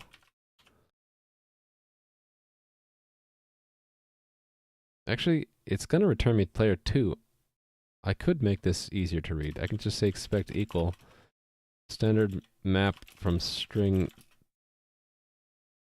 to player record. Is it player record?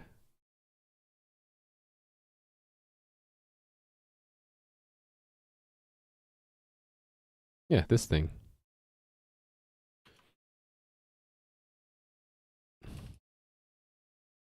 Or matches.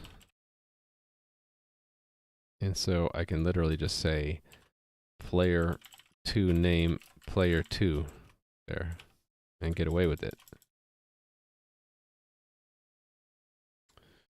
Okay, so find.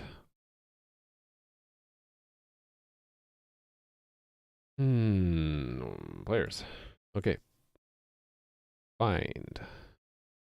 Oh, that's the CPP file. I need the header file.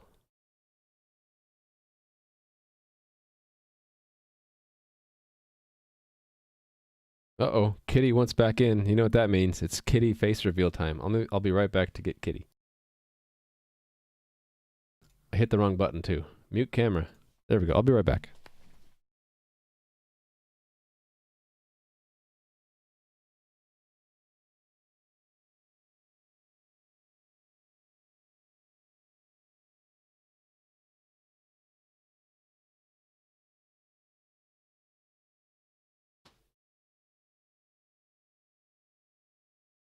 Ready for Kitty? Okay, here we go. Okay, can never get the camera right at first. This cat interrupted my stream because he wanted to be let back inside. Cool cat. Kitten. He's a 14-year-old kitten. Or 15-year-old kitten now. Yeah, he's mad at the world. Yeah. He's nice. He's very gentle. He didn't want to go outside earlier because someone was running a lawnmower next door and he's like skittish of noise. But then after the lawnmower stopped, he's like, let me out. And I let him out. Okay, so adding, let's add it here. We're not going to get all. Actually, maybe that's what get all turns into. But we're doing find. Const JSON value criteria. Const? Yeah, why not? Returns all player records that match given criteria. A copy of all player records matching the given criteria is returned. He is a nice cat. Doesn't have no, he doesn't have the toddler smacking him in the head. What kind of cat? He's a Himalayan, which is a subset of Persian. So he's one of those squish face cats. He's getting kind of old where he has hard time eating dry food now. So lately he's been really pissed off at me because I want him to eat his dry food because he's like on a prescription for special food. Old cats have issues, you know. Is it just you or is the clipping editor broken? I've seen it different things in Twitch where they just don't work, and I don't know why. It might be just lag. Or, I don't know, it could be broken, I don't know. You currently have one of the most issues you can have as a programmer. Some code worked, changed it a bit, and it broke. You can't figure how you did it. Oh, that sucks. That's maybe the second or third worst kind of bug. For me, the worst kind of bug is that I thought it worked, and then I see it not work, and I can't get it to not work again. Like a race condition will do that. I hate that. This holds the criteria. This holds the conditions used to select the player records to return. I'm not going to document exactly what they are because it really is open for extension here.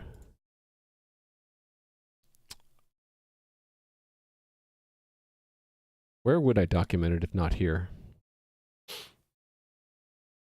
I really should document it here, but I'm lazy. Let me leave myself a note to do this. Players find should document supported search criteria. I want to be able to add criteria and not modify this header, so I wouldn't document it here. I document it somewhere else. I just don't know where. Okay, players is where? Here? Near get all? I could just control click get all and get there fast. There we go. Players find. So again, we lock. And we're going to return records, but not all of them. Matches, return matches. So we're going to loop through. For const auto player record. And records, impl records. Records. Why is records not shared? Oh, because the share stuff is only for the subscription stuff. Yeah, all right. Just reminding myself why I did things. Okay, so if... Let's do it this way. Before we loop, we'll have email. If criteria... Actually, we can just do it this way, right? Const auto email equals interpret as a string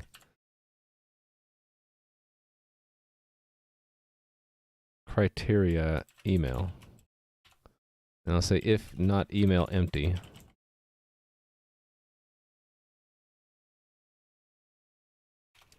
And record.second.email equals email. Then matches pushback record.second.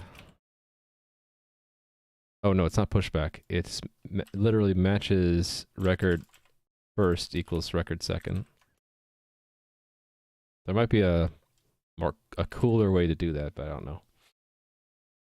Okay, can't believe it. It worked. What? It didn't work. Then you tried that and it didn't work either. Okay, so maybe it is that number one worst kind of bug where something either works or doesn't work and you don't know why. I hate that. For me, it's usually a timing issue or, you know, a race condition. Code doesn't usually play practical jokes. It's probably either a typo or you had the order of the lines of code different, or it could be that bad kind of bug where it just has to do with a race condition. I don't know. Okay, this is done.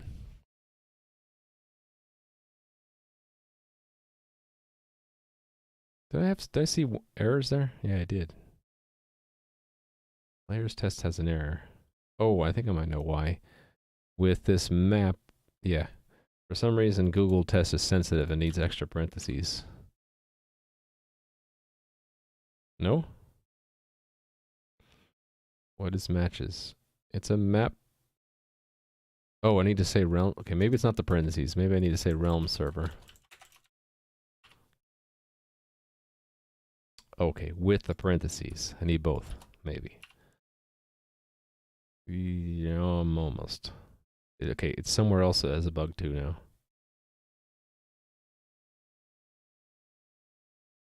No, it is that line. That's weird.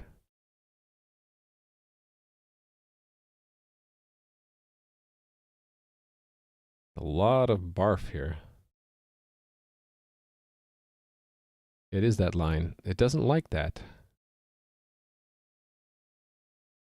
I could have sworn that I did this construct somewhere in a test.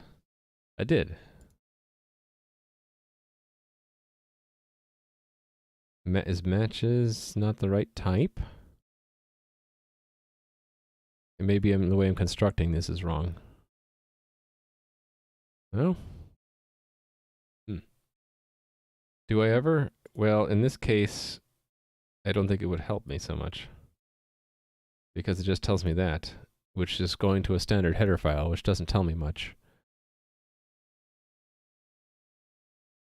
It's the comparator. It's the comparator, and it's not even telling me what ty2 is in this. So, I mean, these look the same to me, unless I'm missing something. The two types are the same. Wait, I want to see this whole thing.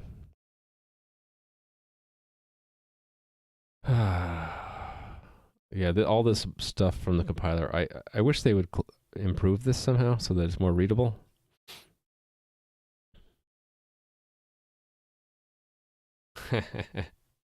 $8,932 times. So let me guess. That's handle, right?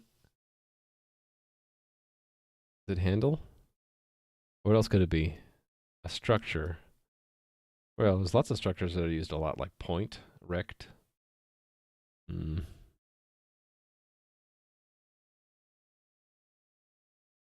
String. String is a structure in Windows, right?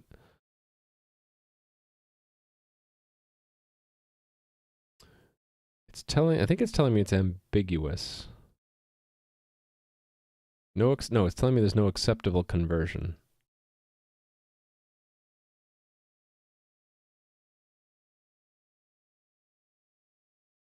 Oh, player records can't be compared. That's the problem. Yeah, it's telling me it can't compare player records. That would make sense because I don't have a comparator for that. Do I want to add one? It wouldn't be too hard. Well, actually, it would be. It'd be a pain in the butt. There's a lot of things to compare. Okay. I'm not going to do that. I was hoping I could do that, but I won't do that. So instead, I'll put in the original code, which is that.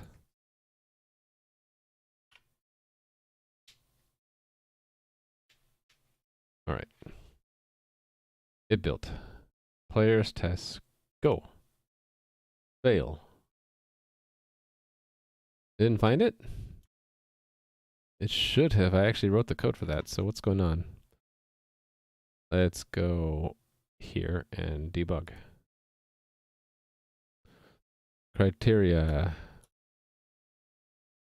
Emails bob@example.com. Okay.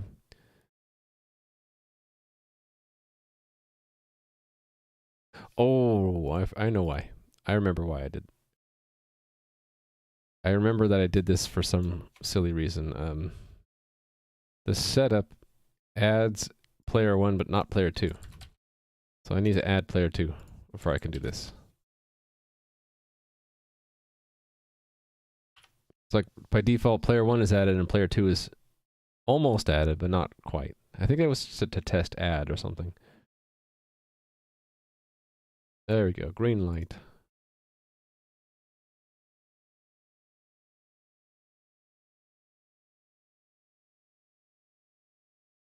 I don't know if I finished. I thought I did the auth changes.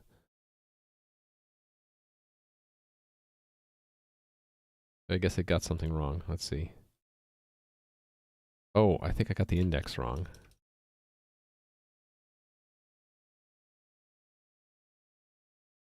It's coming back as set password reset token for both entries.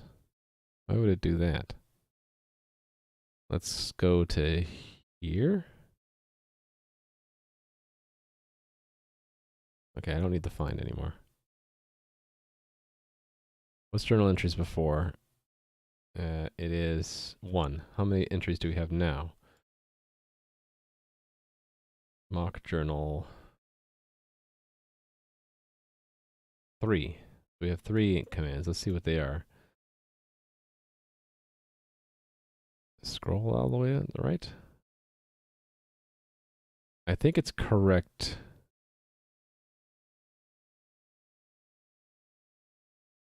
And this was wrong, actually. Why did it get... Did it fail? No, it didn't fail the other things. That's weird. This is actually wrong. No, that's correct. Did it go to index 1 and this should go to index 2? What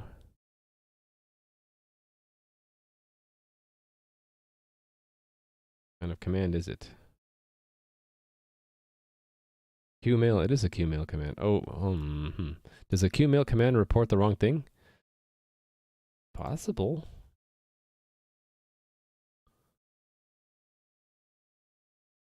Commands, Qmail, what does it say that it is?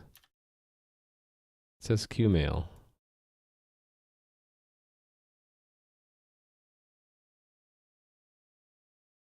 I see the problem. It's going to the wrong thing. Token entry is mail entry. Copy paste error. Copy this, paste to that, bug. Path player. Cool. All right. So it should be working now. So reserve that, and then we go and try to request a password reset. So it has to be the actual email address I put in. Actually, let's try a bogus one. Nobody at example.com should not queue a mail.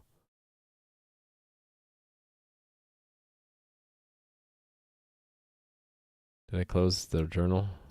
I closed the journal.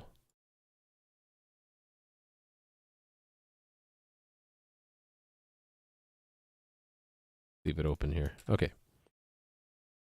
Yeah, so it just queued the password, the token, which should do nothing because that user doesn't exist. But it will not queue an email.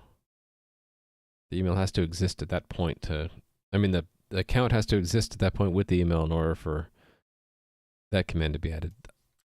I decided to queue that one so that it can come back with an error if I want and to do something with the error. All right, so the valid email. What is my valid email address? It's alex@example.com. Okay. So if I say I forgot and then put that email address in,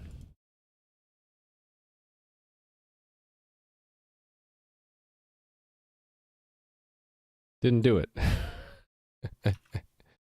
Okay, fine. Why didn't it do it?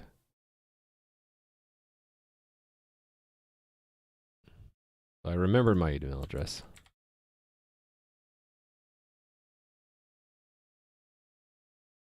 Oh, it's Bob. Shoot, I thought I saw Alex in there. Oh no, that's the reset token request. So it's the original registration that had the actual email address in it. This one. And it was Bob, right? I think it was Bob. Right, this crate. Okay, I had the email address wrong. Okay. So log out. I forgot my password. It's bob@example.com is my email address.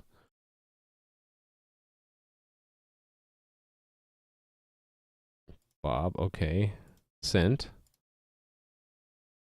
Oh, there we go. So it queued the email then. It's got the timestamp in there. Sender Raimu, so it found me. Header to bob@example.com. There's the body of the email with the token in it. Okay, so now I just need to execute the command.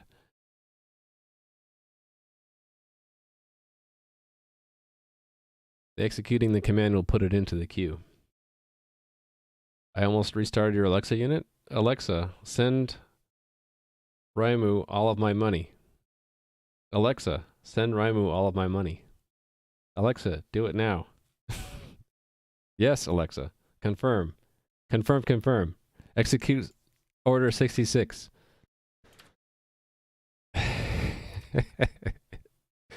All right, so that's another step, so I'm checking that in.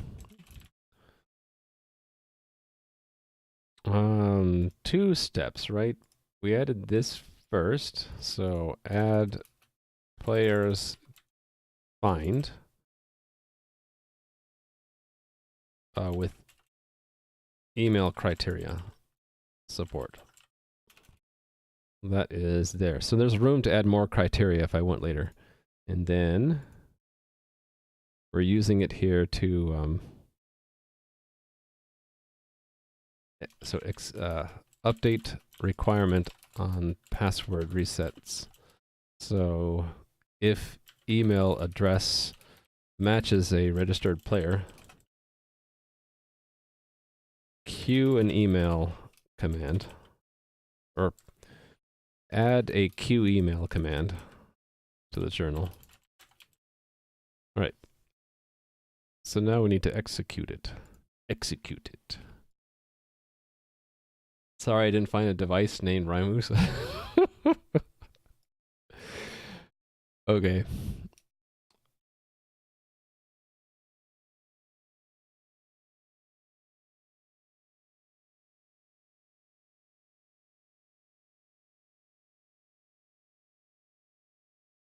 Trying to think, how would this get executed?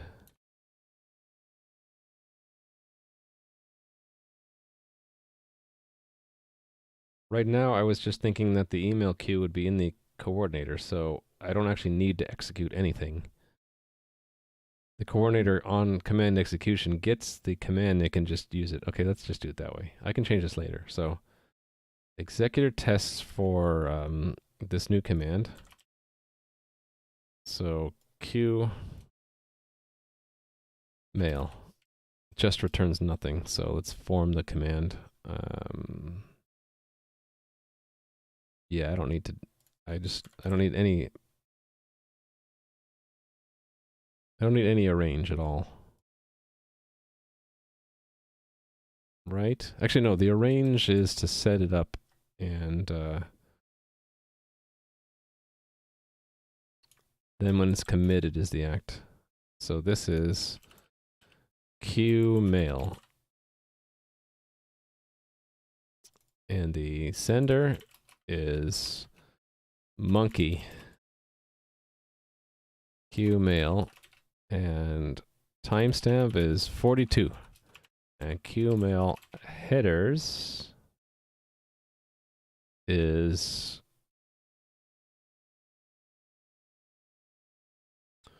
to poggers at example.com.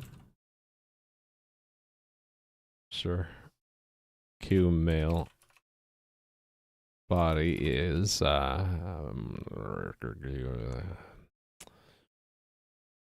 PogChamp over 9,000. Just fill it up with memes. But let's say subject. Just because we can. Memes. Tired memes. Not even dank anymore. They're tired. Use them too much, I think. Okay, so make the journal entry, put it in there, publish that it's a new entry, and then publish that it's committed. And what do I expect to see? I expect an execution. I expect an execution. So I can expect execution entry and index and result. Okay, so entry should match that entry exactly. So I can I do this? Can I say journal entry? Actually, it should be the other way around, right? But those two journal entries should match. Are these comparable? I think I did make a comparison function for these two. Yeah, look at that. So it should match exactly. And that we should expect true that the execution error is empty. Actually, a stronger thing would be execution results is equal to, what did I wanted to make it if it's, okay, no, that's fine. Execution error is empty. Fine.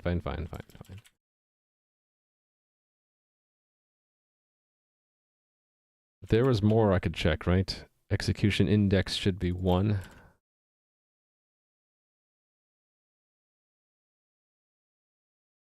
Do I ever do a test for that? Yeah, I do it there. Yeah, so I've already done exactly that. Okay, cool. That's all I need. That's all I really care the executor do. Make sure it does it. So it doesn't do it yet. Let's make it do it.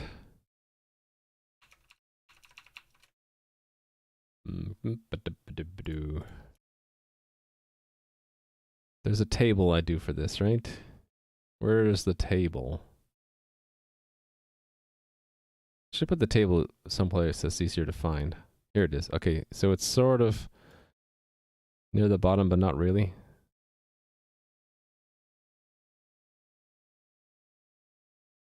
I guess it's fine. So this is queue mail. All right, so similar to or close to one of these guys.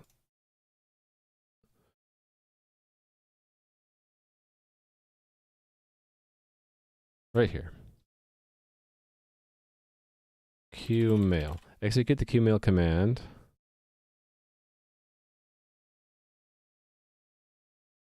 By doing nothing.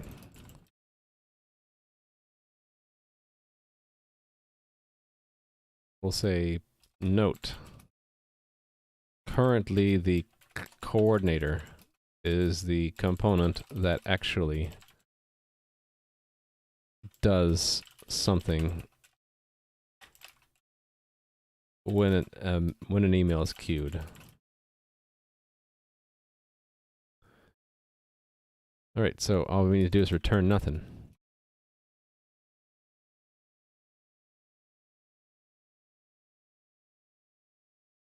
What's my convention for returning nothing? Null pointer?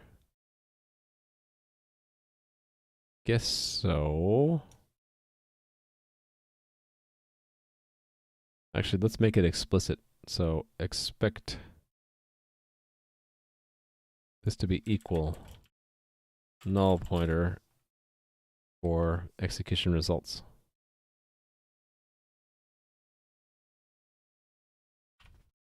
All that work for just that. Oh,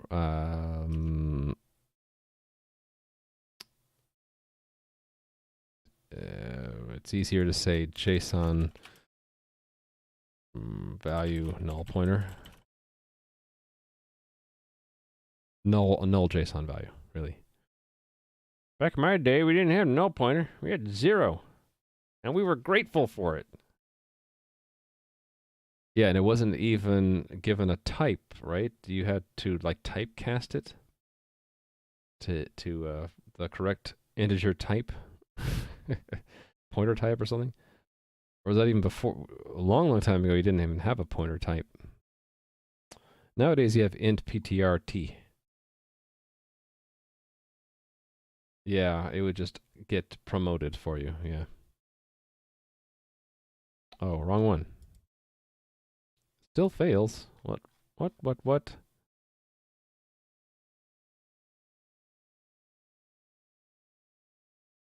Oh, is this not correct?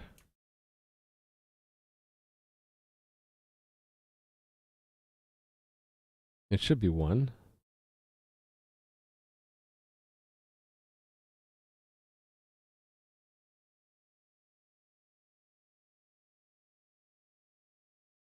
Okay, that's weird. Let me see it happen. It never got there. Didn't I add it to the table?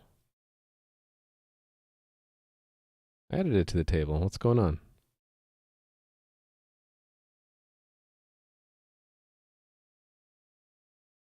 Go here. What? Oh, is it null? And we're still debugging. So stop, re-debug. Interesting. It never got to uncommit.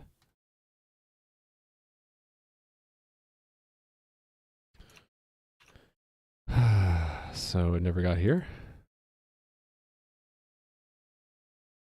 It does go there.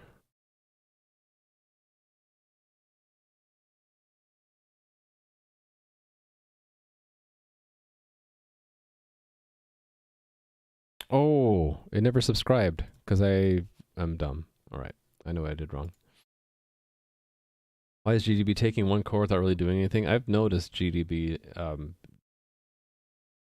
Yeah, spin lock will do that. It's retarded. I really shouldn't use that word, but I've used that word for so long.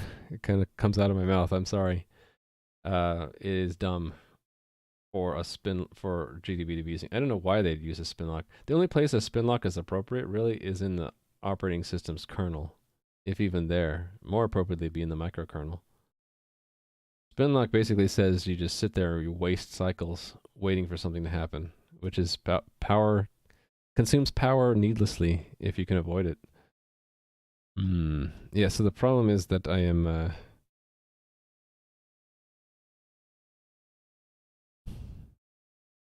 hold on.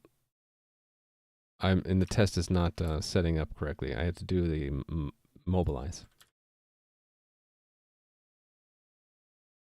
Actually, I'm gonna move this back into act. The whole thing is the act. There we go.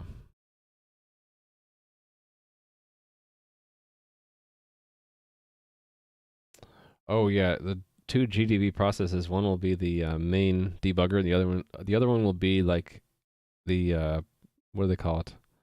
They have a term for it. It's the sub process that actually is hosting the program being debugged. It's on the tip of my tongue. It's a strange word too. Like not child, but I forget what it is. You probably killed the parent, or you might have killed the child. One of the two, like it'll appear to still be running, but it's not really running. My explanations suck, I know. Sorry.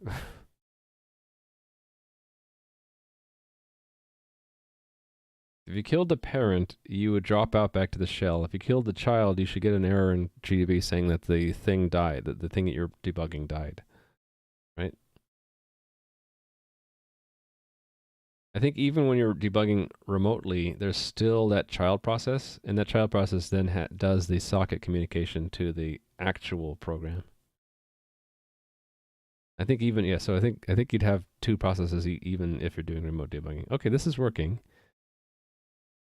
So that's not all I need though. I need to actually have the coordinator handle it. So this calls for another test in the coordinator, doesn't it? Coordinator tests. Where should it go? Oh, thanks for the follow. Reginald? Yeah, the emulator will actually run, but your control over it might be lost, right? Okay, this is in auth, correct?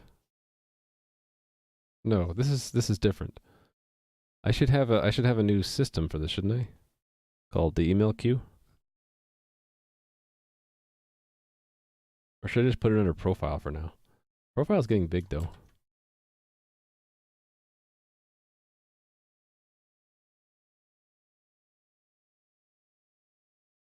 I should make a new subsystem. So let me pick a small one to start with. Config maybe? That's not small. Which one of these is really tiny? Okay, this one, auth admin. Copy paste it and we'll call it mail queue. Whoa, what happened? I don't know what it did. I wasn't done typing though. Mail queue. I think because it popped something up there, and then we're adding a module here, right?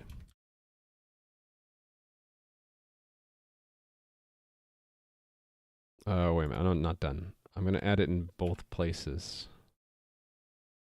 The tests and in the actual code, so...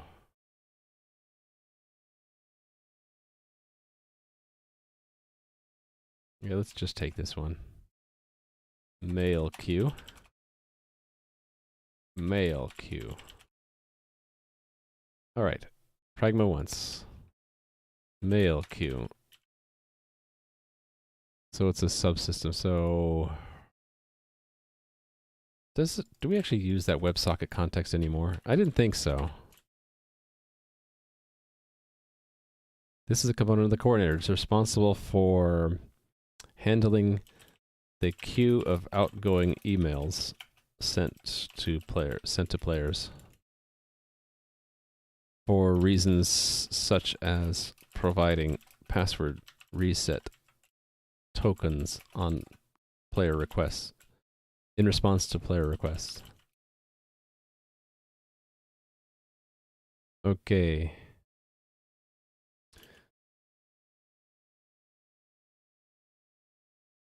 CMake has to be updated here to pull that in. Under source, right? Under source coordinator, we have a mail queue.cpp. It looks like I decided to put it under headers here. The header. Okay, now all the files are in place. I can run CMake and make sure it's okay with that. And now because I added a new coordinator subcomponent, I got to go to the main header file and declare it. Coordinator here. And I need to include, its header file? I think I do somewhere. I don't remember where though. Was it here? No. Oh, right. It's defined here opaquely, so we don't include a header. So it's mail queue. And then in the implementation, we have to pull in the header though. So that is here. Which is from here, which is here. Mail queue. I'm gonna really confuse IntelliSense unless I quickly go in here and change this.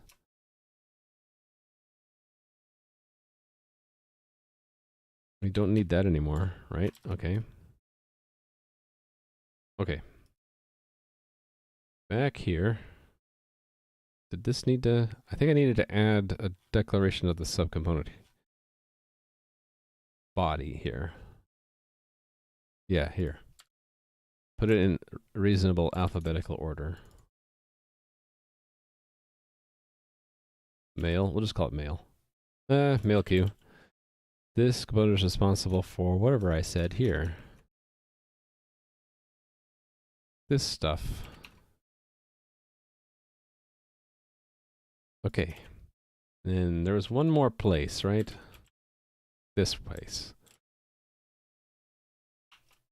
Impl is this. There we go. Okay, now let's clear out mail queue. Had me on the second monitor the whole time while working. Why are you sorry?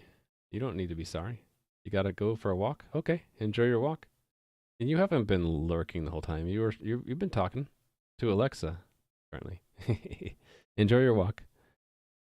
Okay, this we don't need. Now it's nice and clean. This goes away. All right. Blank slate. Empty subcomponent is ready. And I'm going to add the... Oh, I have a compiler error.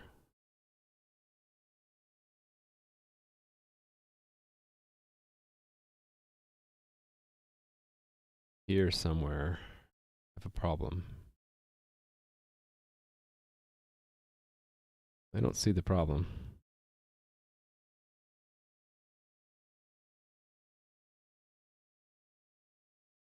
What the heck? Why is it giving me errors inside sal.h?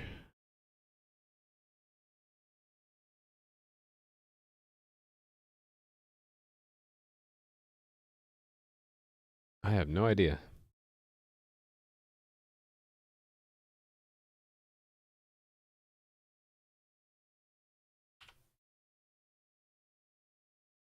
That was weird.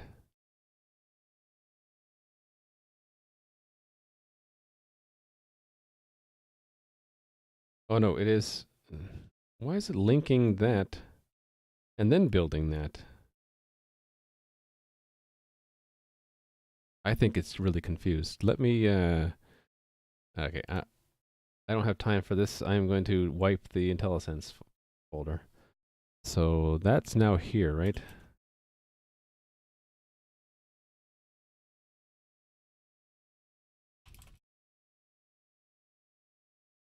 Wipe it. And then just for good measure, I'll wipe the other place too, the workspace settings. Yeah, because they have their own browse database. Let's just delete the whole damn thing. Extra good measure.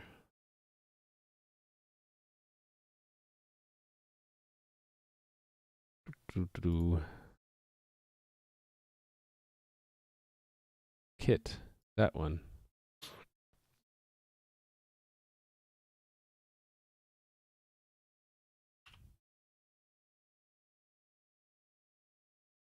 Okay, that wasn't it. But it's not bad to clear out the cache every once in a while.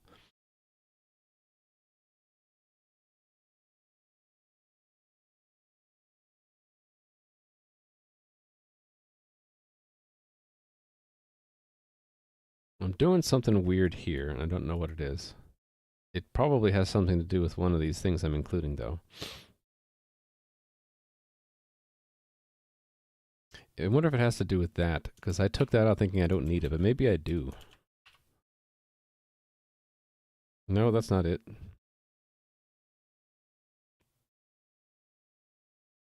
What the heck is this file here?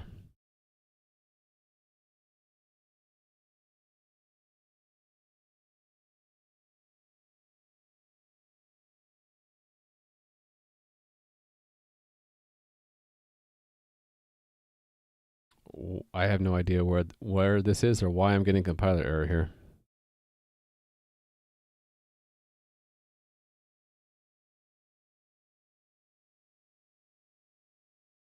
What is an int here?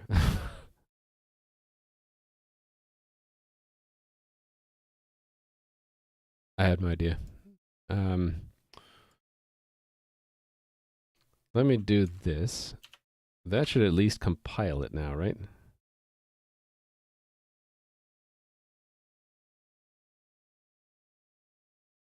What the heck? It can't compile an empty file for some reason.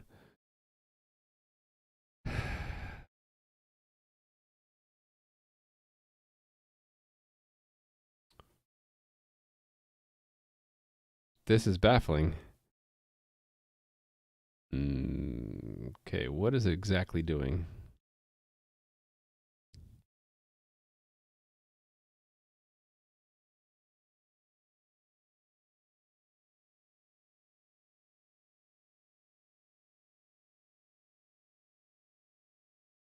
Oh, it's the tests.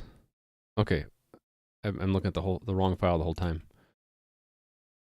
It's the tests that aren't compiling.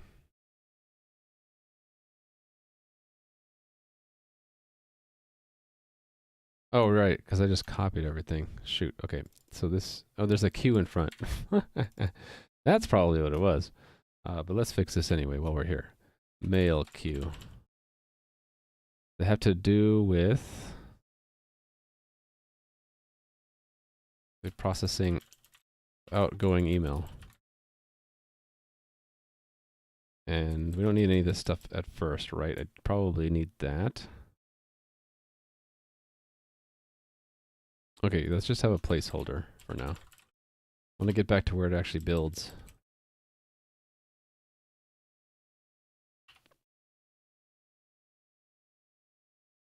Okay, yeah, that threw me for a loop there. It was the tests for MailQ, not MailQ itself. Okay. Let that run while I think about what kind of use case am I setting up here.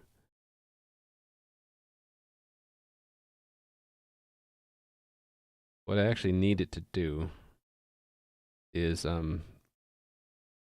need to have a mock email server because it's going to make a connection to it. And I need to have it pretend to receive the email, which I have tests for in SMTP, so maybe I can pull that out from there. Yeah, so let me pick something from the SMTP tests so I don't have to repeat myself. And here I had, what did I do? I had this in common, right? I had a mock server somewhere. I used network endpoint, that's what I did. So we're going to do the same thing here. We're going to include, not there. Here. Network endpoint.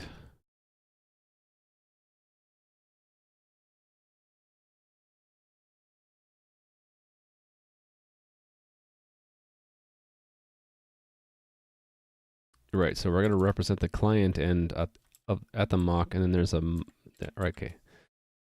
That structure represents the server's connection to the mock mail server. So we need that. Did I put that in an anonymous namespace? Not really.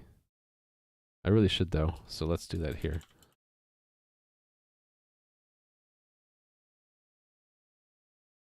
Oh wait, no, I can't put it there. It has to be in the header. Oh no, I can. This doesn't have a header. So confused right now. So just pull that in as is, and then what else do I need out of here? The one that we use to test goes in the fixture. And then, right, the port number, we're going to pick an ephemeral port. You don't want to use a well-known port number in tests because something might actually be running on that computer. Okay, yeah, I guess we need all of these, right? Yes, I need all of these.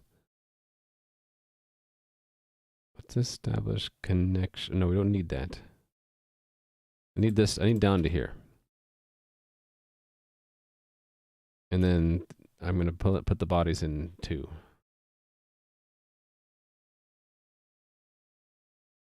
Is there no such thing as a mocking library? It would be magical. I think there are, but like there's a Google Mocks, but I haven't really looked into it that much. It just seems to me something that, since mocks are so customized, that I'm not sure what a mocking frame library would do. Like in this mock, I actually have to make a real network server, which I'll use my network endpoint to do. But it's not something that a mock would generate for me. Okay, pass the certificate stuff. Actually, do I need that? I think I need that to pass TLS check. I need the certificate, right? No, I just need the key. Oh, hold on. Does this certificate, does the... That's weird. There's no common setup.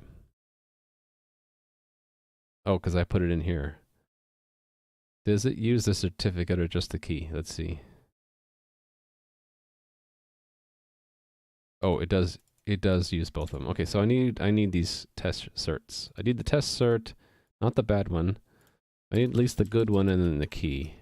And we'll put them here. Const. Yeah, sure. Just leave them there. Actually, hold on. Not there. We'll put them in here. Yeah.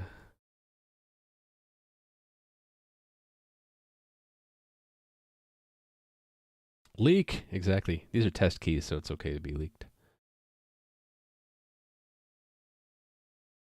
There is Fake It, which apparently works with Catch 2. Yeah, Google Mock, right. Yeah, I haven't looked too much into it. Yeah, I don't care about the content of these the test key and certificate. I don't need the bad one, though. All right, here's the body of await connections.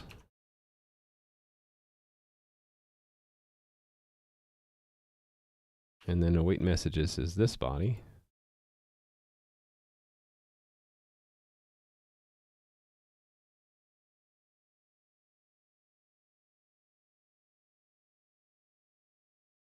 Oops, I dragged the bottom of the window.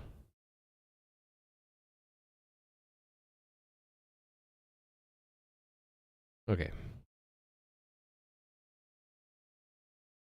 Don't need those. I wanted the start server, though. Oh, I forgot to copy. Well, I'll just copy the whole thing. Actually, I'm just going to put that directly into the setup. I don't even have the setup here. Okay. Testing, test. Virtual void setup override.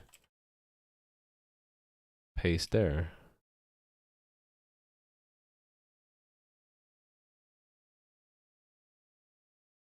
And we are using TLS because that's what the server's going to do. So it's going to be a true, which means, okay, I need TLS decorator then.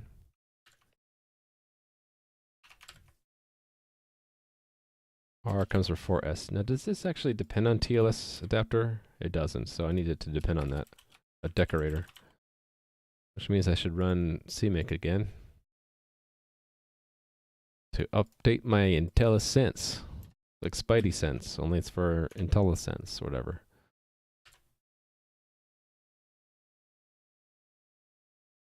This is all just junk to set up a network server that a server that accepts network connections that expect transport layer security. A lot of it's just boilerplate up to here, right? Right, this is the one that simulates an SMTP server, so it's basically just breaking up the lines so that we can check them later. And then this collects the connection to begin with, and then an empty packet receipt delegate, and we open it with a local host with 0, get the port number we bound, okay. And I probably need a teardown, right? This has a teardown? Yeah.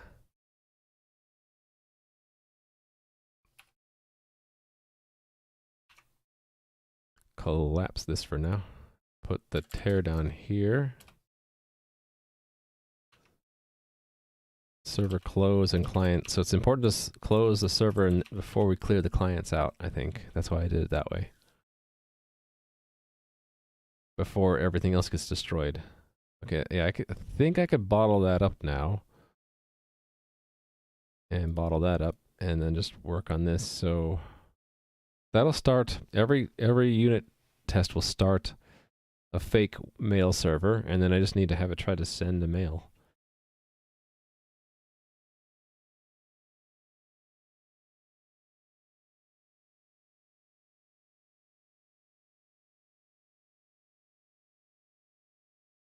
So that certificate needs to be placed in a file for the server to get it, right? And it needs to be in the, right. There's a bunch of stuff I need to do. Maybe I should be doing it in common. What does this common setup do? What is it set for the, okay, it does look up files.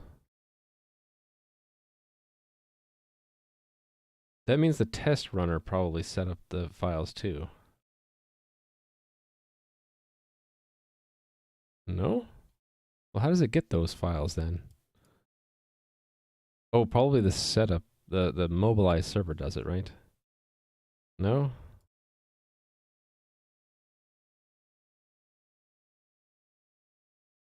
I forget how this works. Oh, it's because I have the whole WebGate mocked. Okay.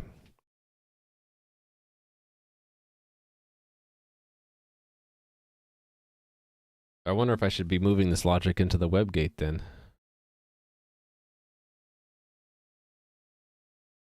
So yeah, it's an architecture issue. So right now, all connections to the outside network are through this web server and web clients. Okay, I don't have it drawn here, but the WebGate also makes web clients. And that way the coordinator and everything inside actually doesn't make direct network connections. It actually just tells the WebGate to do it. And I think I even did that for the CAPTCHA stuff, didn't I? So I think the email stuff needs to go there too.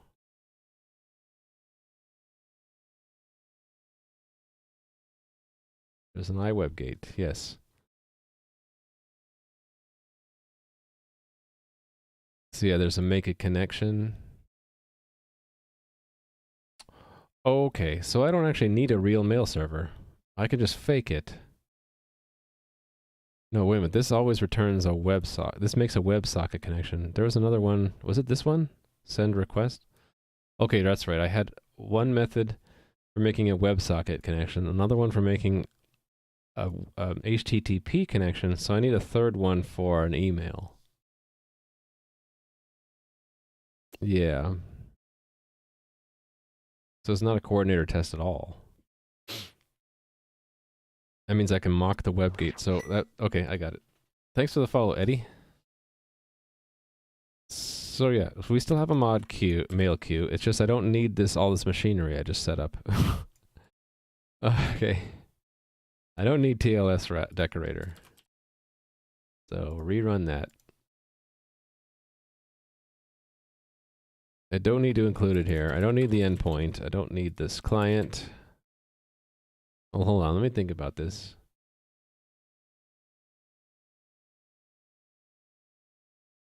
The WebGate has to give back something. Actually, if I just delegate it to WebGate, it's simple. It's just the WebGate is told, hey, go send this mail. Yeah, let's just do it that. We'll make it simple. Keep it simple, right? KISS? Keep it simple, stupid. So I don't need any of this stuff at all. I will still keep that around. Well, no. I don't need this at all. Okay. Plus, that would have been problematic to keep the setup and teardown because I would need to call the base classes setup and teardown first and then do my... Yeah, it would just be too complicated. Okay, anyway. So this is send mail. Is it really that simple? Yeah, I think it is. All we need to do is make the queued command. So, where did I do that? That was in auth player, right? Wherever I have queue mail. Here it was. That just looked at pieces of it. There was a better one, right? One that actually made this in a test. Here it was. This is it. This is what I want. I want that entry published and executed.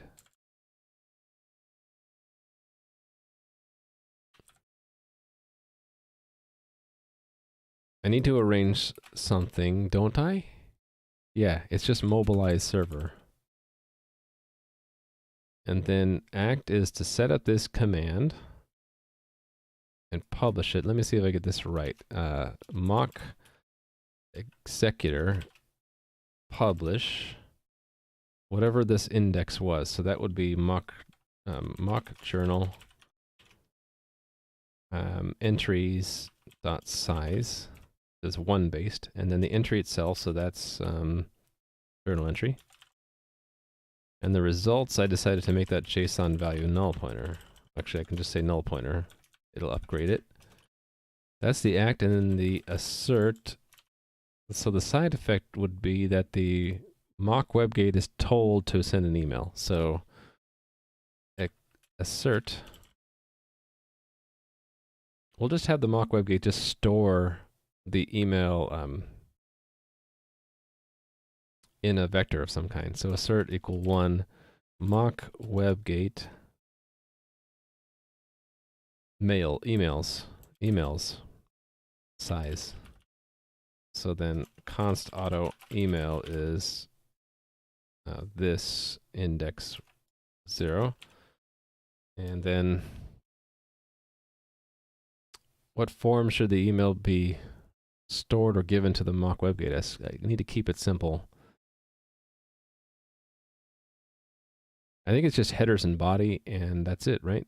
The WebGate should be configured with everything else. Yeah. Sound strong bad emails? Yeah. So just do that as a little hidden joke. Let's just, yeah, we'll do that. Why not? An homage to Homestar Runner. Okay, so they, I'll keep it simple. I'll just make it headers and body. So we'll expect equal standard map standard string to standard string. Is that what these headers were actually? No, they're a vector of pairs.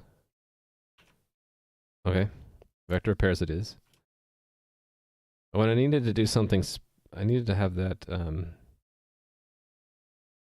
handled specially, right? Yeah, it needed parentheses around it, right?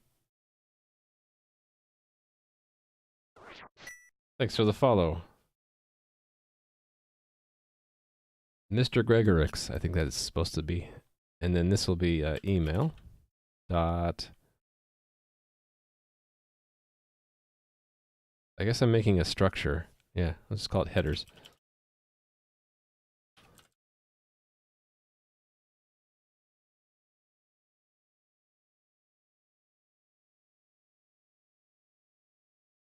I guess I'll just, that should be unmodified, right?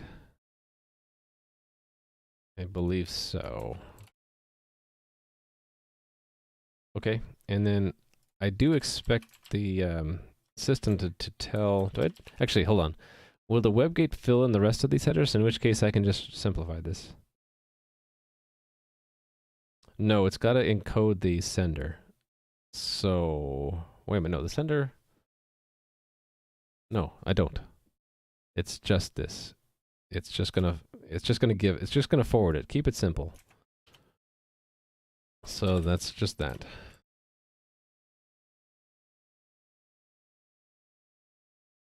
Okay, so we need to store these emails in the mock, which is in common. Mock WebGate. There we go. So new structure. SB email.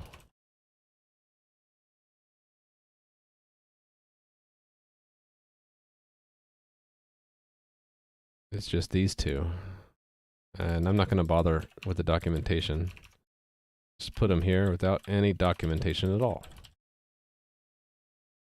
Okay, we need vector, parent, string. Do I have those? I don't have vector. I should. That's an important one to use if I use it everywhere. And you don't have utility include either. Prepare. Okay. So that's the SP email. 17,000 lines of... See, that's why they use precompiled headers for Windows, because those headers have so many things in them. You're running an AST on all Win32. That's impressive. Yeah, Windows headers are obscenely complicated and monolithic, really. Okay, so I'm going to assume that there is... Okay, we need to store these. So, vector of SB emails. Come on, Telsense, you can do it. Yay. Was it, did I make it plural? I did. Okay, so we're going to assume that there is an API method to actually send the email. So that'll be virtual void send mail, and we'll just put these types directly in. We'll just keep it simple. Like that. And we can, we can make it R value reference, right? Why not? It's send and forget, right?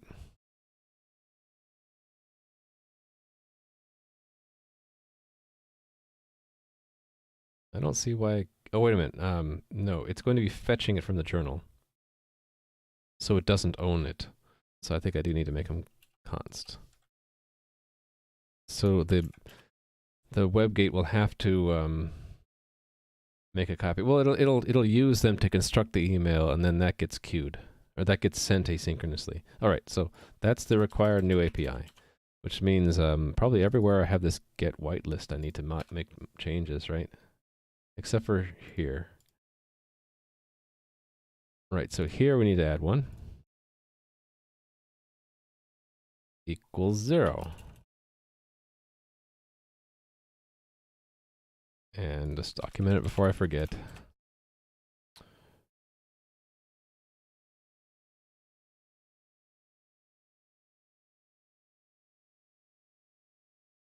We'll say asynchronously.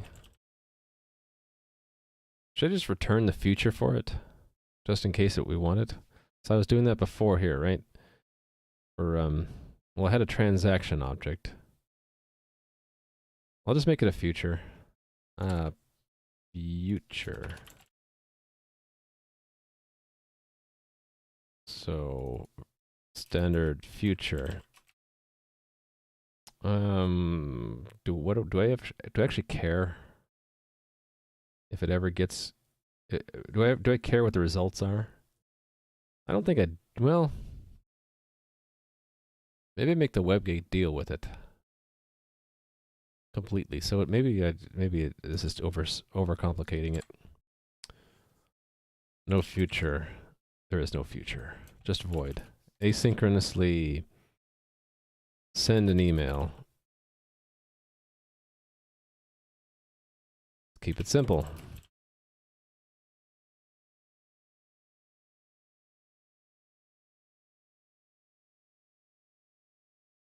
Yep, you just tuned in time to see a Strongbad reference. Because I'm doing the emails, right? Email integration with my game server, so that's a little homage to Strongbad. Apparently they're working on making Humpstar Runner in non-Flash. I didn't mind that it was Flash. The include folder for current Windows is, yes, it's obscene. 300 megabytes just for header files. It's crazy. Again, that's why people use precompiled headers on Windows, right? 9 billion lines of code? I find that a little hard to believe. Billion? With a B? One of the most fun bits is all the little Easter eggs. Yeah, I loved that. Okay, these are the non-boilerplate headers to include in the email. This is the raw text to include in the email body. All right. So we need to override it here for the real WebGate, but I will do that later. Right now we're just getting it to the WebGate. Okay, now here's the raw body. So we remove the virtual, this turns into just doing nothing for now, and we put WebGate in front and we're done.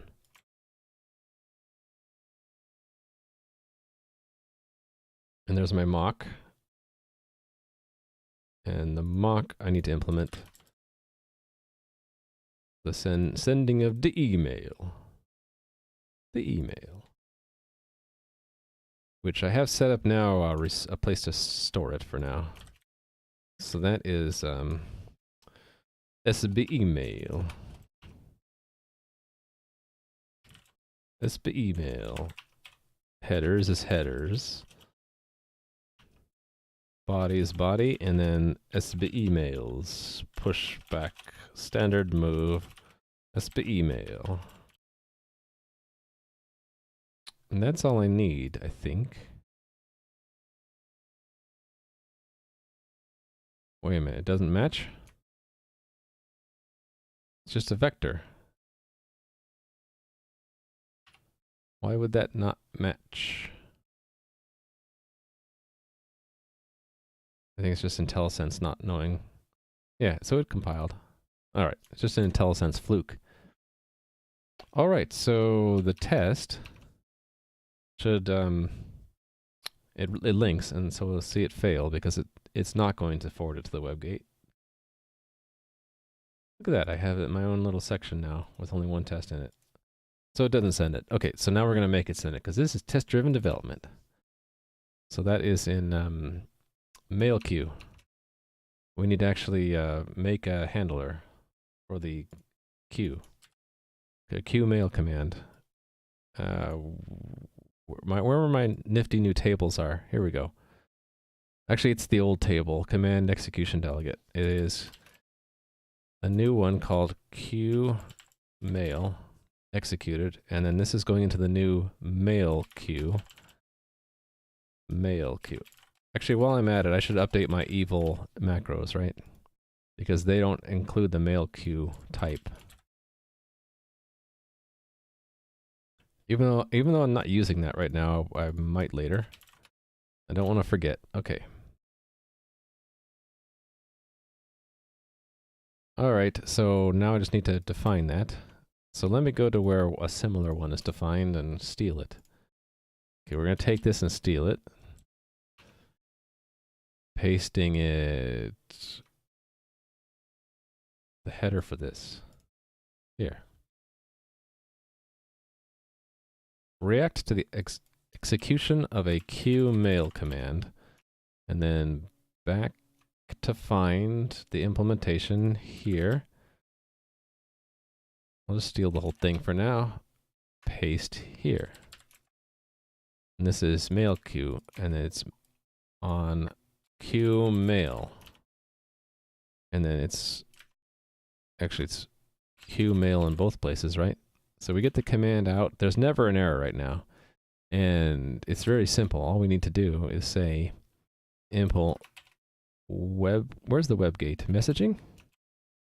WebGate. Send mail.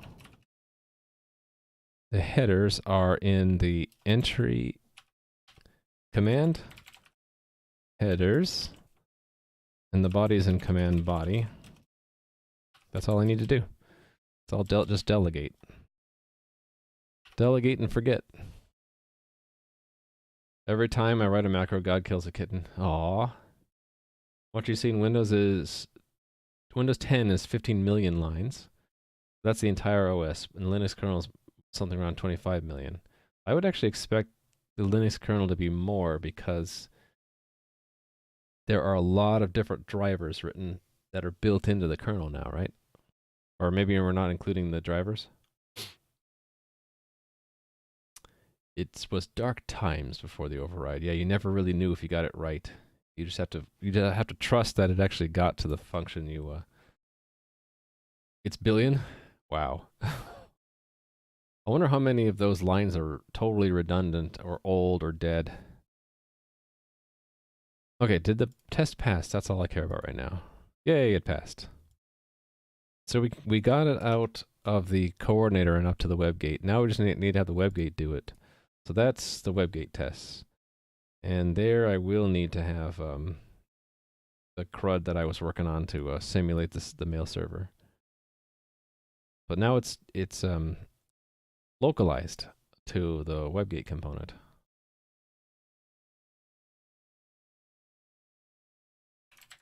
So it's a new test for the WebGate. It's called SendMail. All right. Actually, you know what that reminds me of? I added those configuration things earlier today, but they're not in the WebGate configuration. They're down here under SMTP. I think these need to go up. Actually, I think the credentials, the WebGate will need the credentials, right? Maybe I will put this, I know what I'll do. At runtime, I'll make a copy of that into the WebGate, and this really, the WebGate's the only one that really needs to know.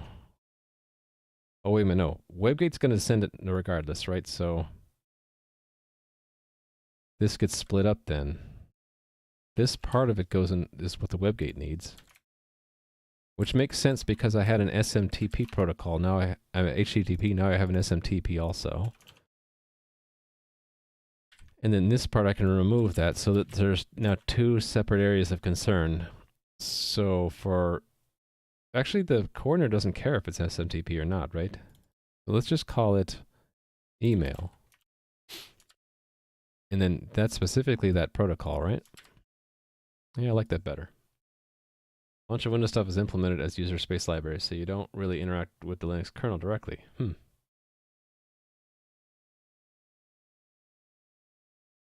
So yeah, Linux did the same thing, right?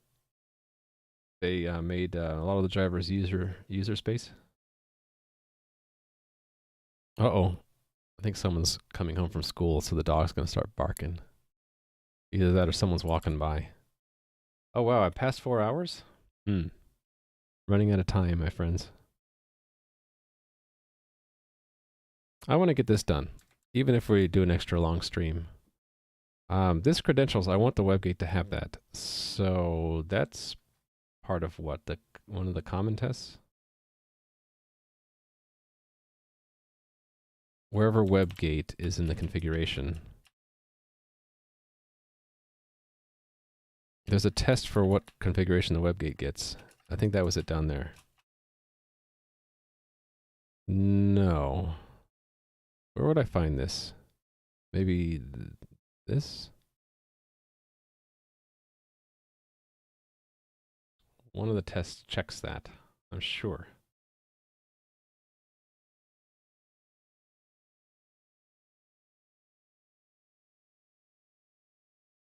Do I not have a check for this? Okay, this is the one that definitely gets added.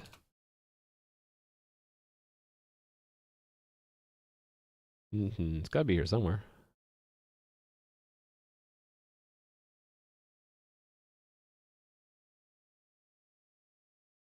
That's not it. Okay.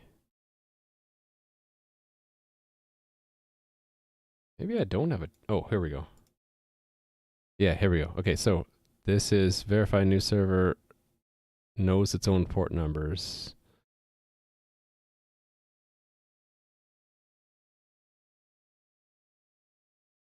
Okay, sort of indirect.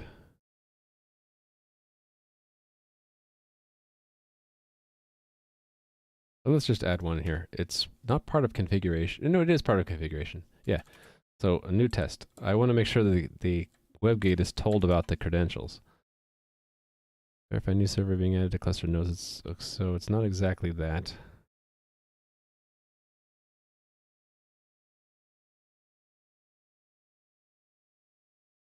Why is that name used?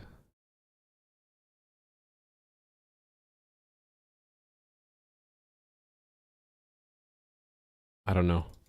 But let's shorten it. WebGate given credentials path. Okay, so I don't need to modify that.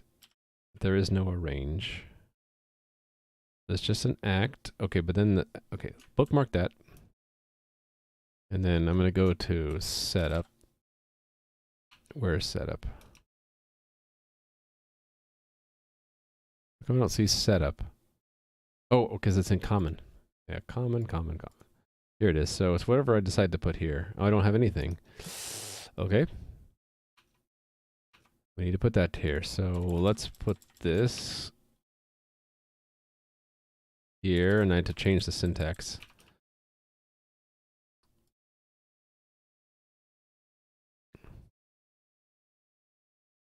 Actually, all of these become commas. Whoops. Control D, commas. And this becomes a JSON object with extra parentheses around it. And then all of these get open bracket. And then let me do the trick Playing with Scissors told me about. That.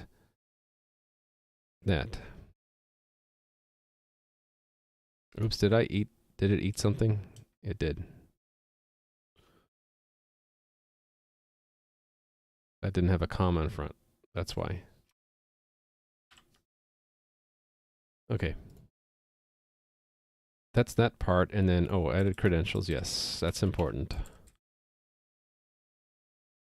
So this is the actual configuration file for the real servers, and this is in the test framework. That's why you see that twice. Test framework sets it up dynamically when it runs, and then the real server reads it from a file. And then there was a part I wanted to add to WebGate, right? The SMTP, yep. Same kind of syntax change here.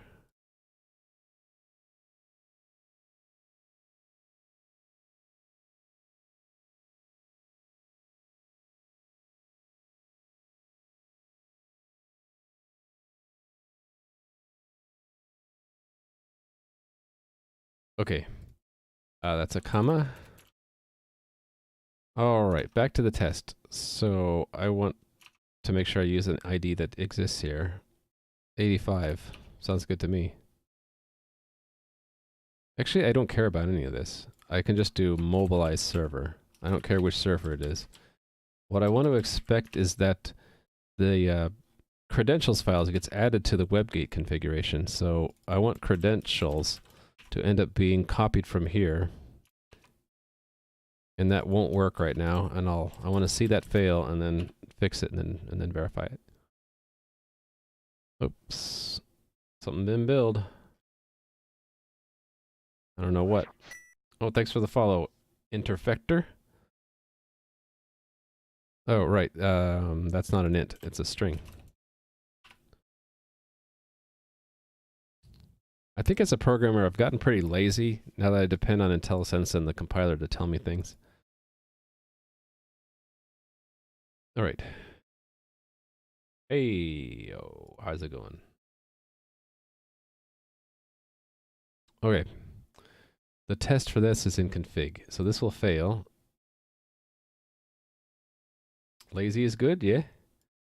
So, test-driven development. I added the test case here, and it fails, so then we have to update the code to make the test pass. And I forget where that's done. I can cheat by looking up where this is copied. That's copied somewhere in the actual implementation. It looks like it's, no, that's the test. Where's the actual code done doing it? I need to ignore stage, actually. All right. Is it here? Ah, here it is. Here's where we copy over specific things. You know what I should do? I should have like just a list of things that get copied.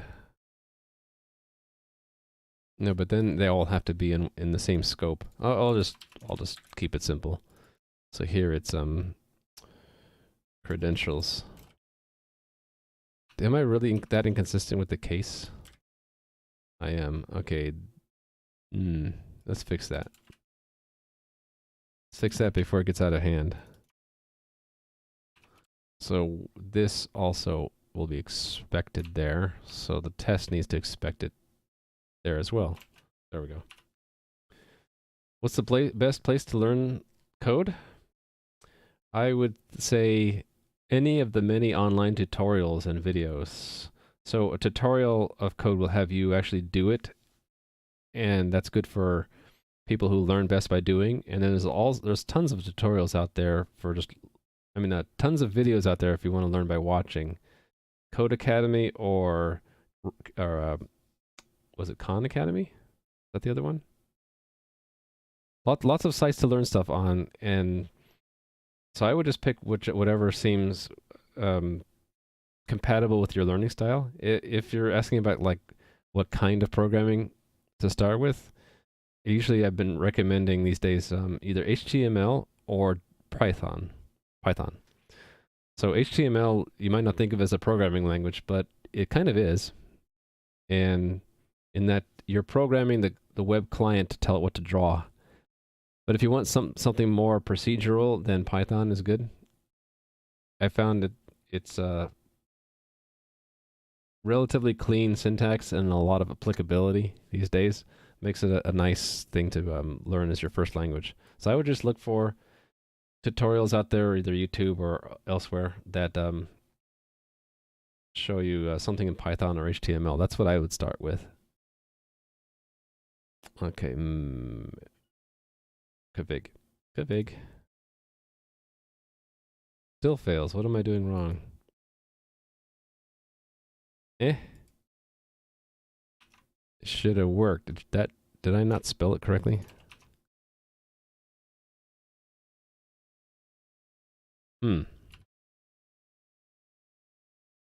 Oh wait, I mistyped it one more place in common, right? Yeah, look at that. While I'm here, let me fix the capitalization elsewhere. That should be also capitalized, right? And in here as well. I should be consistent. These, I think I've been keeping those lowercase on purpose because they are initialisms, like Raft. I don't know. I need to come up with some more consistent rules. I'm trying not to get too distracted though. I need to finish what I'm doing and wrap this up. Okay, still. Okay, let's get to that point in the code and see what's going on. So breakpoint here and go.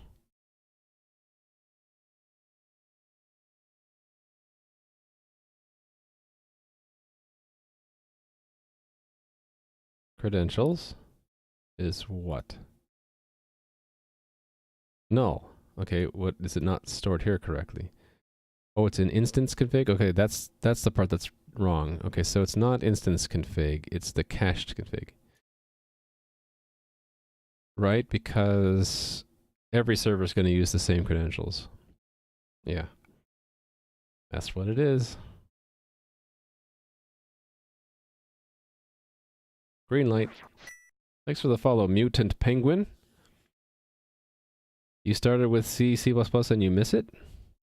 That's hardcore, starting with C, C++. Those are very difficult languages to learn first. Python's a lot easier. How's VS Code at debugging C++? It's reasonably okay. It's not as good as Visual Studio, I find, but it gets the job done for me most of the time. The extension you need is the C, C++, so it includes the debugging as well as the IntelliSense. So both of them, they're reasonably good, but they have bugs once in a while. For example, it's very simple in what you can set for a breakpoint. You can do a code breakpoint, an all exceptions catch-all breakpoint, or you can add function or I think it's just function. You can't break on values. If you want something more advanced than that for breakpoints, you got to use like the main Visual Studio or a different tool set completely. And one good thing on the other side, so that's maybe a con. A pro would be that the debugger support works not just for C, C++, but as well as other languages. Like it can debug JavaScript and Python and probably any other language where you write a debugger plugin. It's reasonably good. Okay, the test that failed is... Oh, yeah, I didn't update the case there. Common? No, it's where is that? Common. Yeah, okay, so that's actually, could you just tell me what line number it is? 1168. Okay.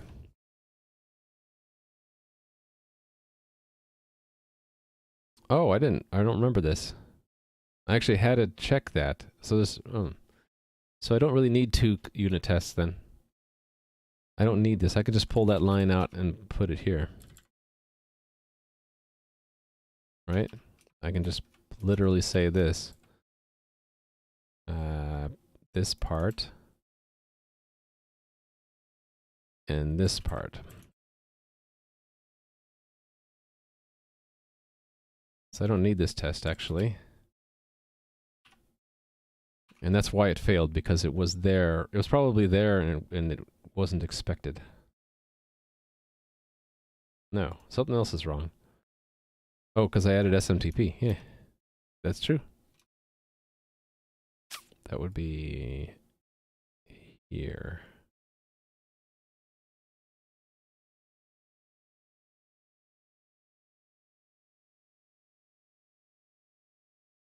Where is that test?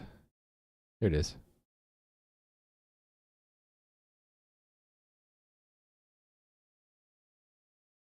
Oh, I see. Yeah, I switched to VS Code because it's lighter weight, and also I describe it here. I'll just say I was always, for years and years, I was looking for an IDE that I could use on Windows and Linux and Mac and have all 3 be reasonably close to each other. Like I didn't have to learn new key bindings, I didn't have to learn different ways of doing things. And VS Code is like the best so far at that, I think.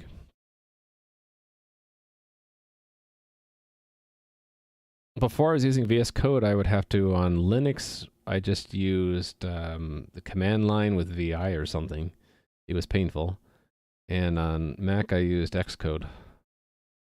And on Windows, I used Visual Studio. Okay, everything's passing. So that means that the WebGate knows all the configuration items. That's all that I really did there. It wasn't much, but it's necessary, so... Oh, I forgot to check this in too. Let's check this in separately. So mail queue, so that's new. Right, so we're adding a whole new we added a whole new subsystem. That's different. This, pull in that, yes. Pull that in. Oh, I'm missing a space there. Let me fix that. I'm pedantic sometimes.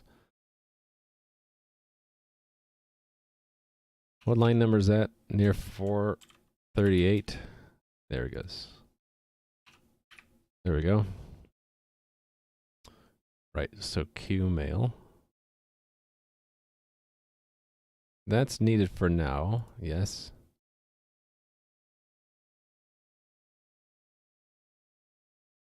That's, I want to keep that one separate. That I need. That I need. Yes and yes. What's this one? I definitely need that. That I haven't written yet. So put that in.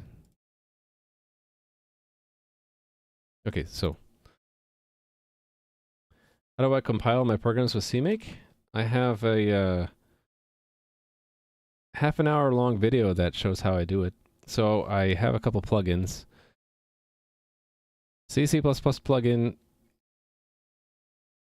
fits into the IntelliSense and debugging, and CMake tools is what I use to fit into the tool chain. So I write a CMake list text, and then it'll let me pick a tool chain, so I can either pick Clang or Visual Studio, and it makes the appropriate build system for me.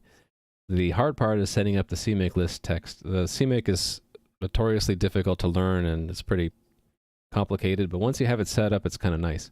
It will take care of configuring the build system for you. So that little video I recorded because other people asked me the same thing. And I did not buy Visual Studio. The community edition is free. It's just limited on what you can do. But yeah, this IDE is Visual Studio Code, and it's using Visual Studio Community for the compiler, the linker, and I think some of the debugging machinery also.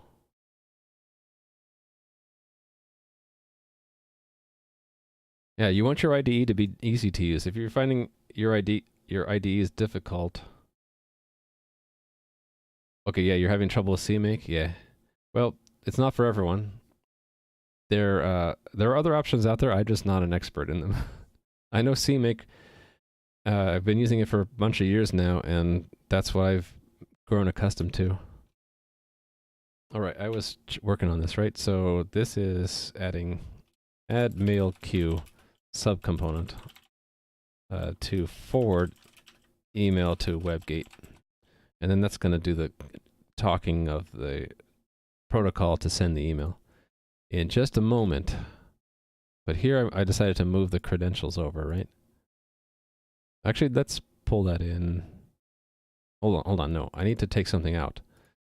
The common tests. This part needs to be removed. Unstage that. Unstage that. Unstage that.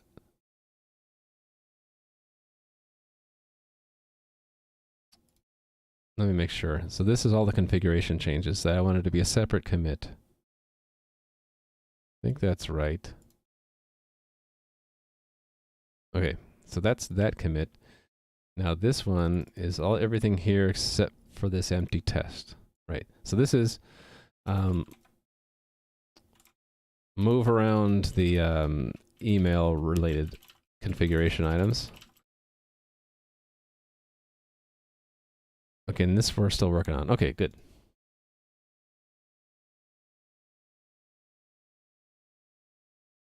So, Drew, if you're looking for an alternative IDE or alternative build system or both, because you were trying out VS Code with CMake and having trouble, which I'm sorry about because it works well for me, but you could probably, if someone knows another build system that works with VS Code, then that would work for you, right? Either that or a different IDE. I've heard CLion is pretty good. What else could you try? Just Visual Studio itself? You'd have to use their MS build syntax or use the wizard code that does it for you.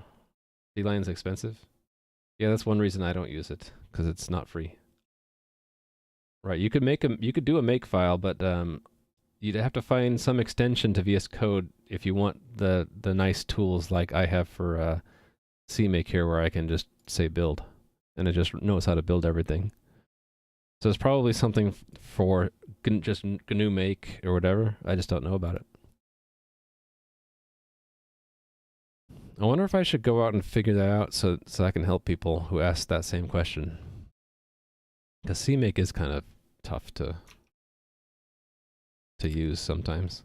All right, so I'm making this. This is the last test for the day, that the WebGate can actually send an email on request. So for this is where I need to pull in the machinery for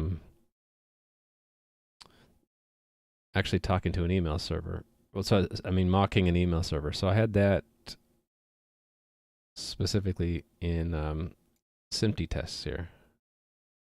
Right here. Right, so there's some teardown stuff that we'll copy here.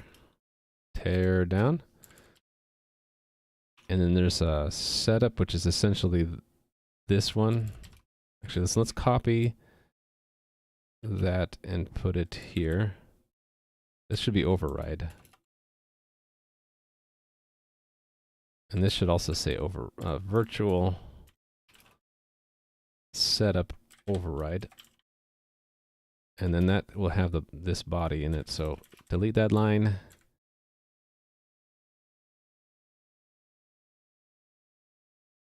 Is that right? Did I copy the wrong stuff? No, that's right. So pull that out, paste it there. And then I need these helpers. These, no, not these. Some of these helpers I want. These two. Await connections, await messages. Okay. Why is it not like this? Oh, because that should say void. The other one have that same problem? Nope. All right. And then we're removing common from here. And then we're copying... Do I need these? I think I did. I needed these. I needed some of those. Test certificates. Oh, I already had a setup. Okay. Hold on, I'll fix that in a second. Some test certificates. We'll put them where? Here. And yeah, this is not really a leak. They are test certificates. I'm going to delete the bad one because we don't need it. Okay, the two setup functions, I need to combine them.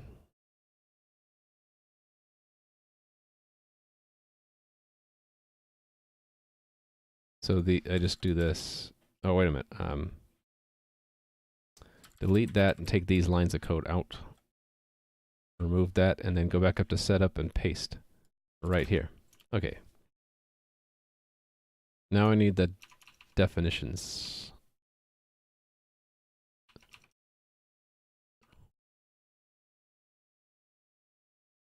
Here. I need client. Do I want the feature ready? I don't know. I need the client. I should probably rename it too. Client is too generic a word.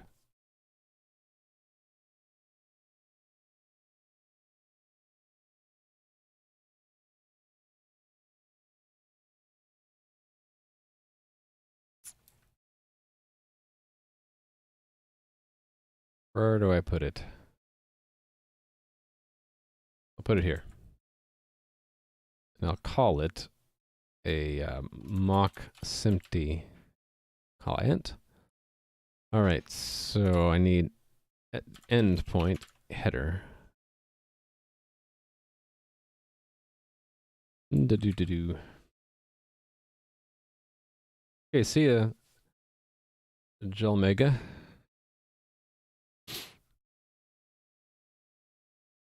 Yeah, when you go, it's reminding me that I'm streaming too long, because usually when you need to go is when I should be ending.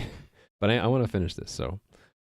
But you won't miss anything. You can just assume I got it to work. Get WebGate tests. All right, so here I needed to add some of this stuff. I need the server, the port, the clients. I might already have a mutex. No, I don't. Okay, so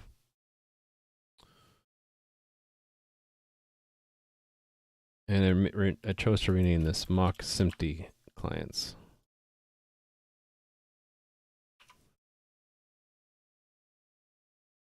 I had the wait so that I could have the await. Do I have a wait already? Don't think so. No.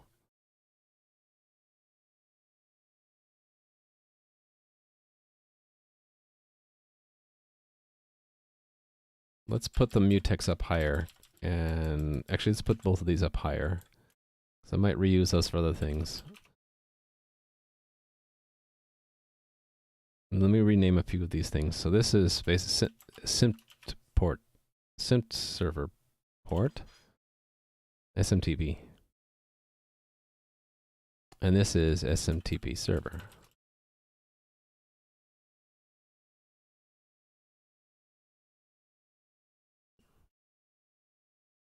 Didn't I want to move these up to the top? Yeah, I do. Under the unit under test. Okay. SMTP server. Okay, so I got to rename a few things down here. Okay, the use TLS goes away. We're always using TLS. We're removing that. Okay, so yeah, I do want to pull in the TLS decorator. After all.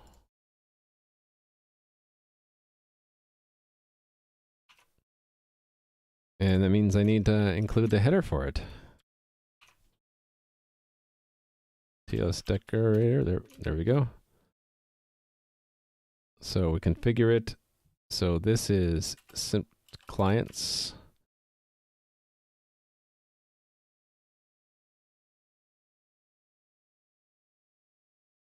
SMTP client. What did I call it? Mock It's not really mock. It's just called that.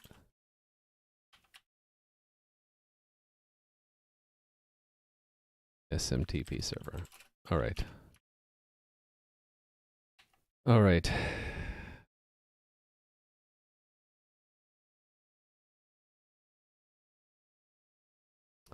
SMTP server.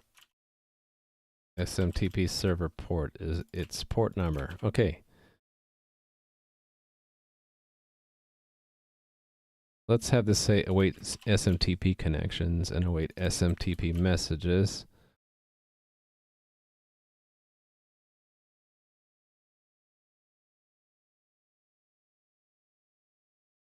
Right. So now that I added all that machinery in, I want to make sure I didn't break anything. It should build and it should not fail any previous tests I made. Okay, really I only needed to run WebGate tests, but I'm running everything. Because why not? It doesn't hurt. Okay, the new test.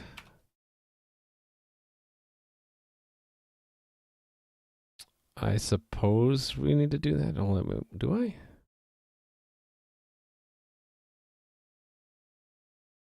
I don't think I need to do any of... Well, hold on. I need to do configure. Okay, so we need that. It needs to get its configuration. And then the act is that we just tell it to send something. And the assert is that it sent it, right? So... let me pull from the client tests of SMTP, the server, the SMTP library I made the other day, last week.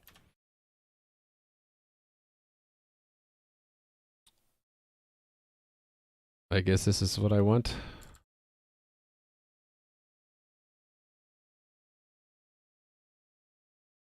Something like this. Okay, so, okay, really it's not an arrange act assert, it's a back and forth thing. Something like this. And what's this start sending email do?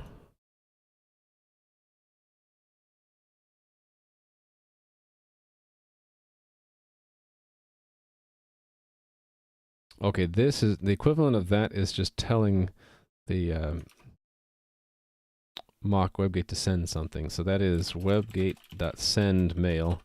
And then we put in the headers and body. So the headers will be something and the body will be something else. So let's make the body something simple. How about PogChamp? And yeah, PogChamp. And then the headers, something simple here. The required ones, actually doesn't matter, right? I can put anything in here I want. Bob. Let's make two headers just to make sure both of them get added, and then subject. You've been you are a winner. Actually, let's make this debated. Got him to open up the email. Okay, so that is all we need to do to initiate it. It's asynchronous at that point. So we will then await the request, right? I think that this test did it by doing await. Where was it? I think it's this. Establish is this thing, right? Await connections 1. Exactly. So await connections. It's not return, it's assert true. And then I renamed that to be SMPTY, right? That waits for a certain number of clients. Okay, so we have a client at that point. Right.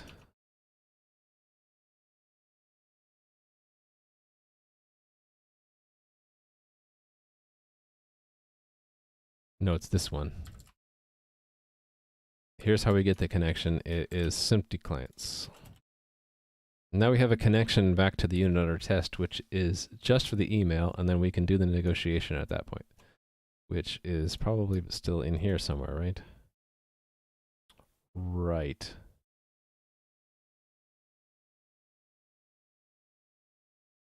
What is this doing?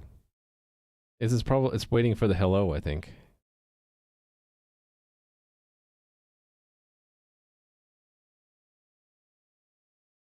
Yeah.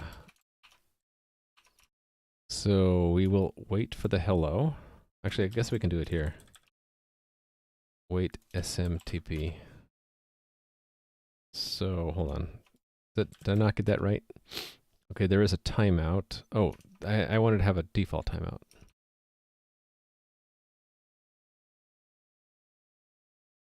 Where was that? No, it was there. There it is. I want to have a default timeout, so I don't have to specify it here. And then I think what we're doing is like we're doing here. Actually, I'm not doing it there, but I should. I should have assert true. What is this size thing? Oh, it returns the messages, so it should be... I guess we're getting it out. So, const auto... We expect to see... Oh, wait a minute, no, we're supposed to send a message first, and then they send hello, right? I should just run the thing to see. I have my little test program that sends mails. Let's make a new shell for it.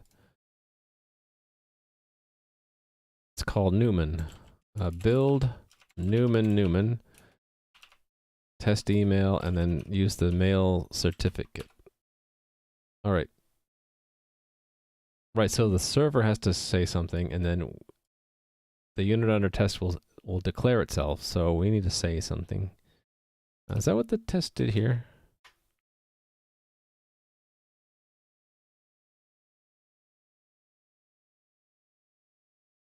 Yes, so we waited for the connection.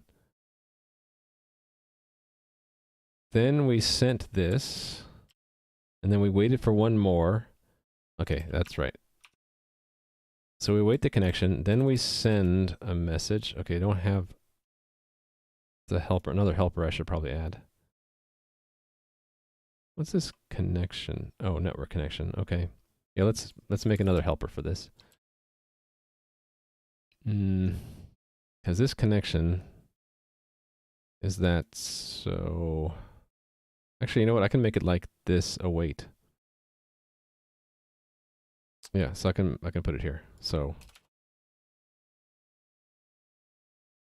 it'll be send SMTP message. And it will be given a client index instead of a connection. And then a message, and then we get the client connection the same way that the test did it. Down here.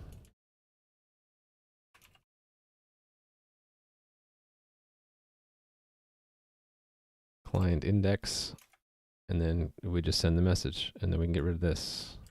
And we're done. Send SMTP message. 0. Actually, what if these are all, if I swap these out, oh, wrong place. If I swap these, I can make that default to 0, and then I don't need to specify it. And I can do I can do that up here too, right? Yeah, I can do that equals 0, and I can make that equal 1. Yeah, I like that. I like defaulting stuff if I can, so I don't need to say that. I don't need that at all, right? Yeah, I don't need that at all. And then this is defaulted, so I just say that. Yeah, I like that a lot better. And then this becomes just that, right? We make this default to 1.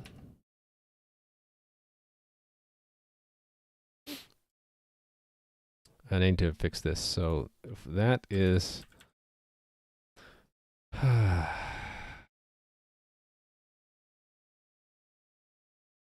Let's not make it const. We're going to reuse this, so...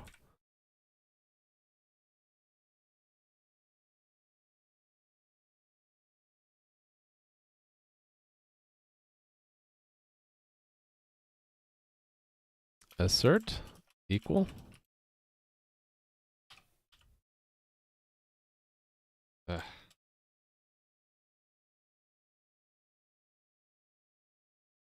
Actually, I can do better than that.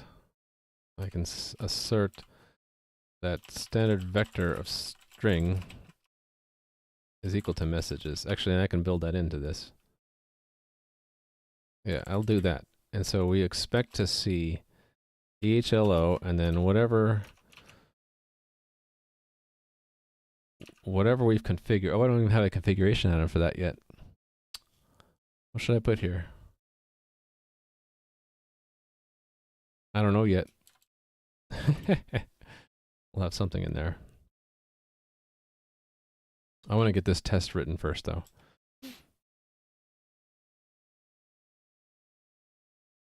I think it's just back and forth at this point. So we would send our name, and then we'll do the login, and that's it. So okay, we'll just do it this way. 250 dash our name. So it's poggers.example.com. Actually, just make it mail.example.com. Too many stupid memes. And then we send auth login, right? And then we should expect back an authentication. Auth login. I can collapse these because we only expect one line. Can I fit that all in one line? I'd rather not, though. Yeah, I'd rather do it this way. Okay. Okay, then what is it supposed to respond with? Username. Okay, and this part is encoded, right? I believe it's in base64 encoded. Yeah, okay.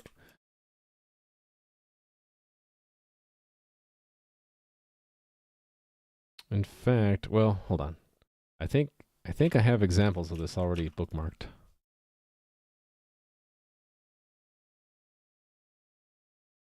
Is this it? Yeah, this is it. I bookmarked examples here.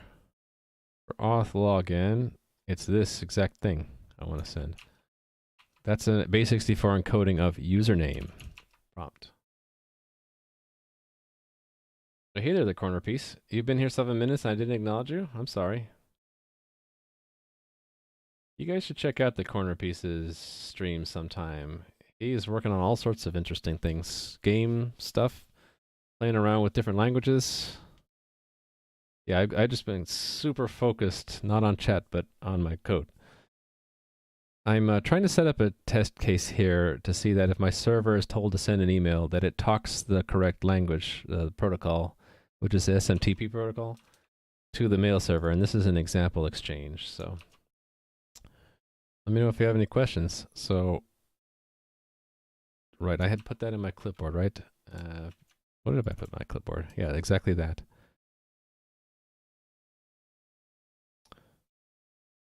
I need that there and that there. So the client will ask to log in. We will send that, and then we will expect back a certain thing, which I need to get. Not from this example. It's actually base64 encoding of the username, right? So the username will be whatever's in the configuration. So what's in the what did I put in the configuration? What did I put in the configuration? It's whatever's up here. I didn't put anything in the configuration. I'll still be of me. Let's put something in the configuration. Oh, I know where. I stashed it here. Yeah, we need this. There.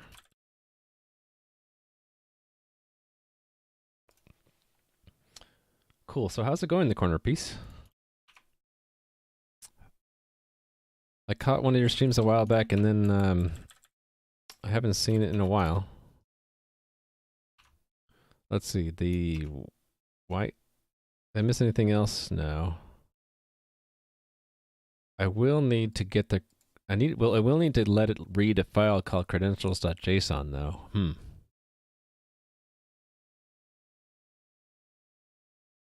I wonder if I could. Yeah. It will have to read a file, won't it? So the test framework will have to write that file. Yeah, okay.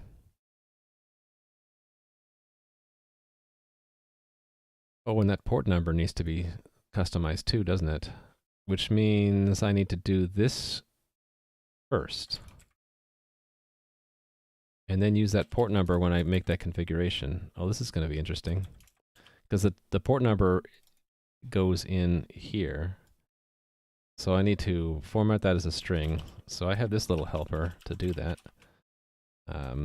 Percent PRIU16. That. So that I need int types. And that's it. PRIU. So that maps to HU. But I like to use it because it's a well-known name that says it's used with printfs and unsigned 16-bit. And that'll put the port number in the correct place. And I might as well just call this local, call it a raw IP address. Okay. Well, don't let me distract you too long. You got to write that essay now. Okay, WebGate. Okay, this might screw up if I have any tests which check it though. I don't think I do, so I think I'm good. All right. Actually, you know what? Why am I? Oh, I know why I'm testing this. I need to make sure that the authentication gets there completely. Yeah, I need to keep going. So instead of this, it's going to be the base64 encoding of the username. Aw. Look at that. Thanks for the sub, Corner Piece. Now I'll have to return the favor next time you stream. So now you have access to my special wave, which is... Oh no, that's my reversed Adam EJ, which is from Adam's channel. If you haven't seen Adam13531, that's from his channel and I reversed it. And then I have my special wave you can use, which is just me. That's all I have for now. Thank you for your support. You didn't have to do that. All right, so this, right, we're going to expect here the base64 encoding of whatever we decide the username will be. Username. I'll figure it out in a second. Yeah, that's your emote. Right? Yeah. Do you have more than one emote unlocked? You might if you have enough subs. You might want to check. It's something that they added recently. They opened up more emote slots for us. Okay, what's wrong here? Ugh. I don't know what's trying to tell me. Probably that this is not the correct type. No, it's a string.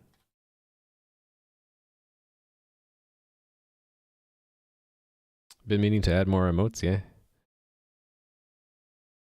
Okay, let me just cut it short here, just to get the rest of this correct. Try to figure out what this compiler error is here. Oh, username, is that it? That's it? Username? Okay, so maybe I will have a range. And then, actually, no, I'm not gonna. We'll just set it up here. So, actually, yes, let's make this SMTP username, and we'll make that a configuration item. Where do I put it? It's in the comments. It's in the fixture, not these mocks. I've got a lot of mocks here. Okay, there's the fixture.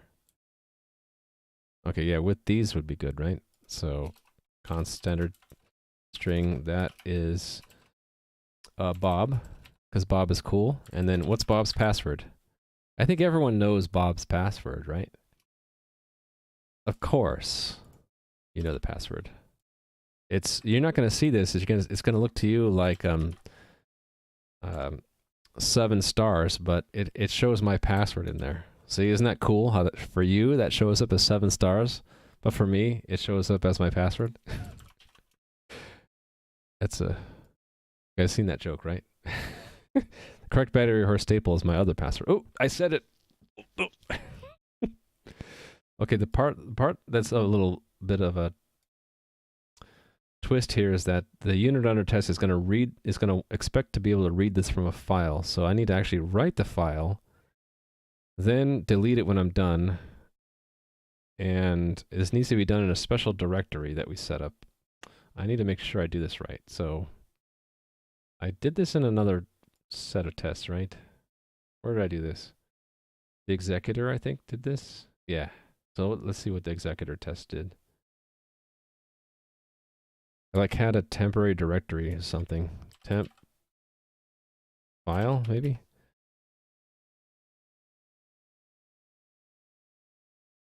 Okay. Oh, I just wrote directly to the build directory.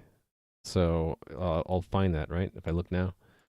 That would have been Realm server test. That's interesting. It's not there. Am I looking at the right place? Yeah, there's the exe. Oh, this cleans it up after it's done, maybe? Oh yeah, look at that. We clean it up after we're done. Okay, that's what I'll do here then. Do the same thing. So pull in. This is just a utility I use to write files. So we'll pull it in here.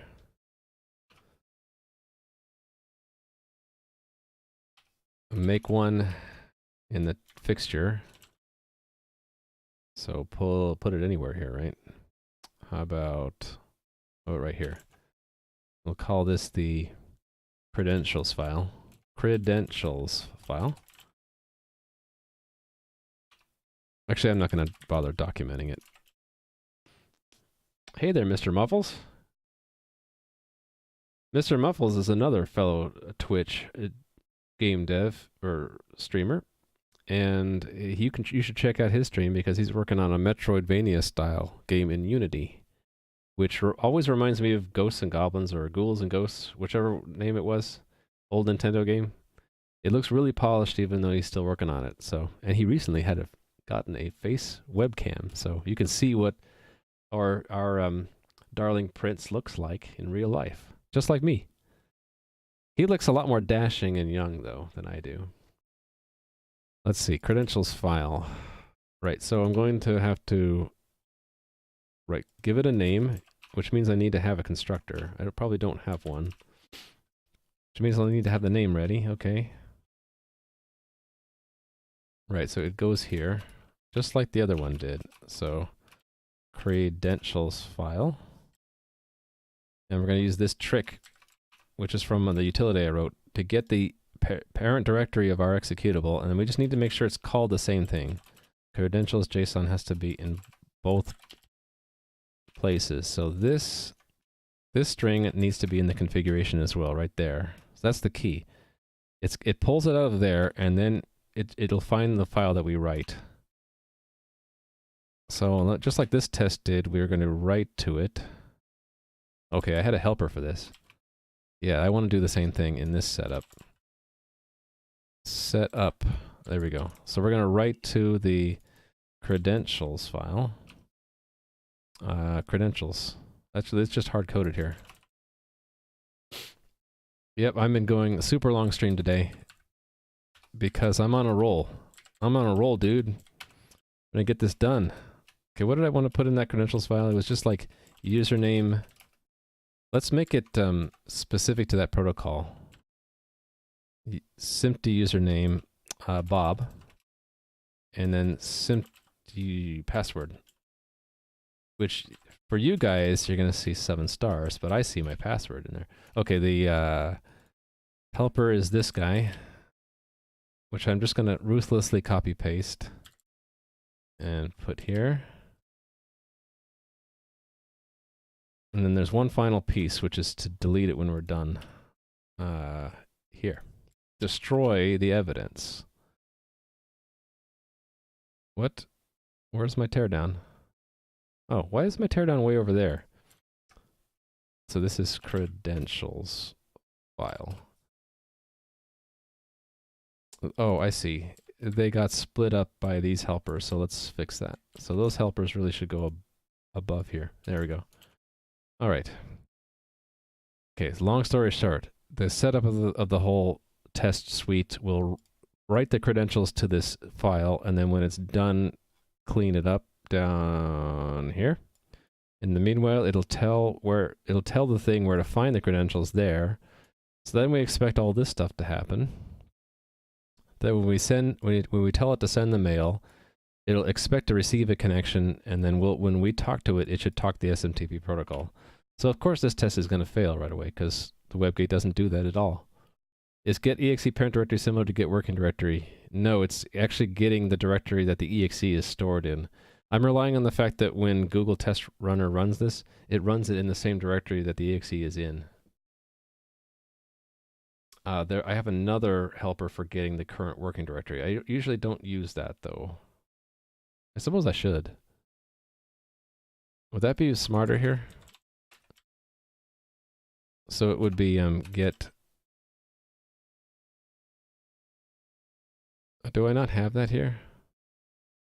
Maybe I don't even have it in my utilities. Current working directory. Maybe that's why I'm doing that. It ends up being the same thing in this test framework. It's the parent. It's the parent of the. It's the parent. It's not the directory that's the parent of where the exe is. It's the. If I think of a file, the directory a file is in is being the parent of directory of the exe of the file, then that's okay. My terms are all screwed up. What do you expect? It's been more than 5 hours and I'm hungry. All right, let me just see this test fail, and then I'll try as much as I can to get the test passed before I faint from exhaustion and hunger. Sound good? So WebGate tests go. It'll fail. Should fail on send mail, and it's just that it never got the connection. Okay, so let me at least get the connection going first. Okay, so I'm going to pull in the real thing, the real deal. We're going to call in SMPTY. And then, so that should work. Should find it. So that in WebGate I can include its header now. So here, I should be able to include SMPTY client. And then we can make one. Yeah, where am I going to put it? Let's put it here. Let's just call it that. This is used to speak SMTP, which is, everyone knows this, right? It is the simple mail transfer protocol. In order to finagle, how do you spell finagle? I need to know this. Finagle. Finagle, is that how you spell it? Obtain through devious or yeah, sure. We're having fun, right? In order to finagle an email server to accept an email for delivery. I don't know why, but sometimes I just get into the mood of like putting funny little words in my comments. That way, if someone later reads this, they're like, "Eh." That and memes. Okay, so make one, and then we're going to want to configure it. Where do we do that? Just do that in the constructor? Oh, no, hold on. There's a configure. We should do it there. Yes. Impl SMPTY.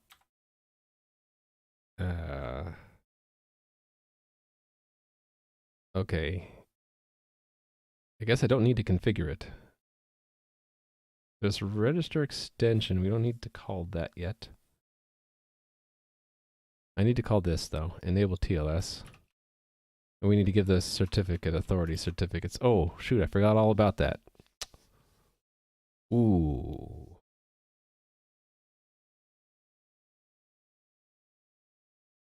Okay.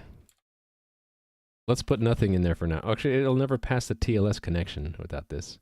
Okay, I need to fix this. Shoot, shoot, shoot. Okay. So in addition to the credentials file, we have the CA certs file. This isn't so bad. I just need to add another file next to it.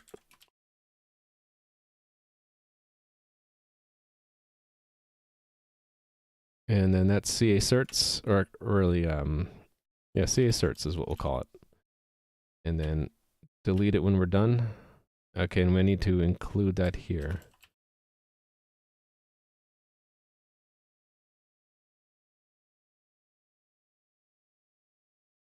Okay. Now what else? Destroy it when we're done. Destroy the evidence so that, no, not delete the directory. Destroy the file when we're done. Okay, I actually need to write that file now. Did the other test do that too? That would be fun. Where would I have done this? Probably, actually, I'm surprised the WebGate test didn't already do this somewhere.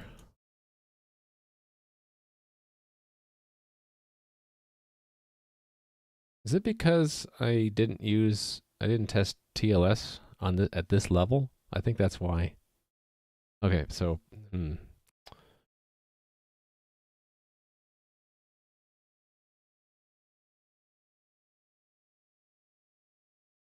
How did this ever work before then? I'm confused. Configuration.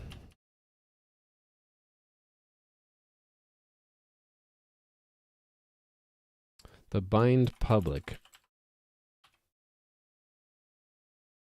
Oh, okay, it's here. Secure transfer factory. How is that set up? Am I just mocking the entire thing? I am, okay. Oh, that's right.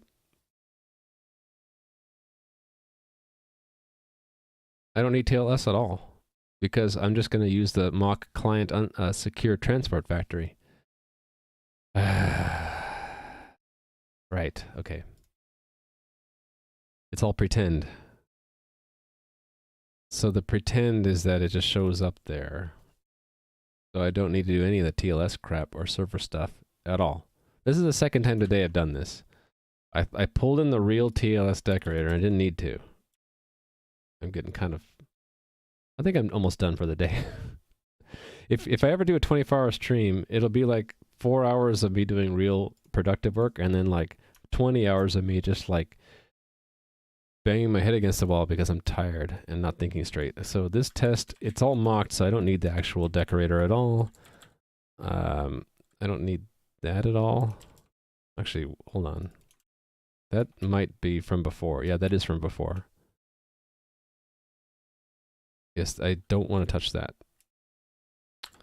TLS decorator, though. This setup, I don't need any of this stuff. All this can go. I can just manufacture the port number from nothing. I don't need the print. Okay, I can just put whatever I want here. So let's put, because I can, I'll put 42, and here I'll put mail.example.com. Actually, what is the reasonable port number? Is it 465? What did I put in my real config file? I put 465, yeah, okay. Right, okay. So all the other machinery added here I don't need. Where was that? This stuff, right? I do need... I do need the CA certs, though. But it can just be garbage. Hold on, no, I don't even need that at all either.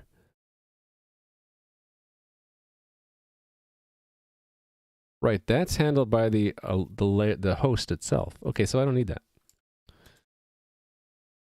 I don't need this. Don't need any of that. Okay, that's the last part I delete. I need that. Didn't I add something else here? I don't need this either, do I? I do need those. That goes. These go. Hold on. No, they don't go. I just need to change the code inside there. I kind of like those helpers. I'll keep the helpers there. This goes, and that goes. Okay. Now I got to figure out how that mock worked, and then redo, use it to handle this. It was through this unsecure the secure transport factories where we expect it to be routed. So what does that do? It pushes it into client secure transports, which is a mock client transport. Okay.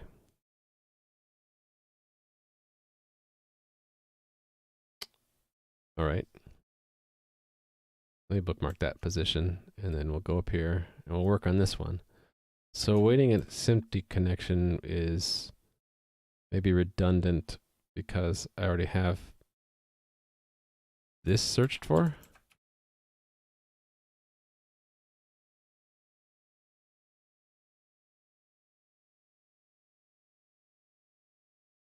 Yeah. Well, okay. I can do that in the other place. So I can do this up here. And it will be synchronous, right?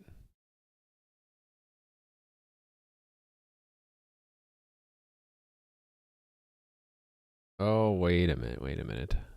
There's a problem here. I think the SMTP library actually wants me to, it wants to do the connection itself. Oh, shoot. That's a problem. We give it what? The parameters? No, that's not, that's the extension. What am I looking at? Yeah, we do that ourselves.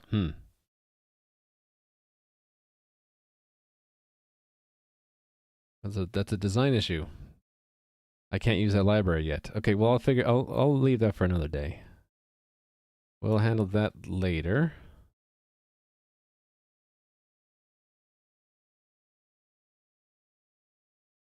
In the meantime, I think that this is just that we're only going to ever test with one connection, and it'll just be this return that this. Actually, it's not an await, is it either? Yeah, what am I doing?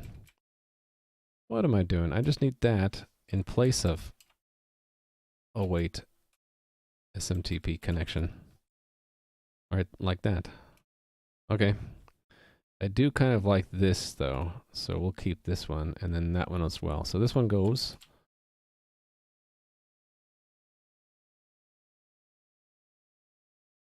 And I want to use this one here, so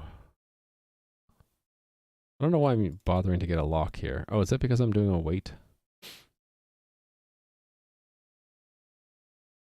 I think the way this works is you say this and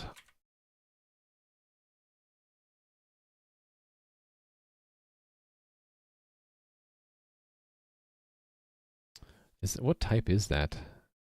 It's a shared pointer to a vector. Then why did I do that? Oh, because I'm sharing it. Okay.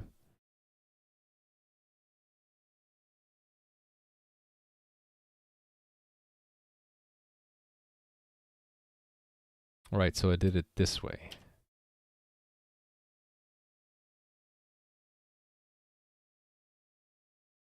Oh, okay.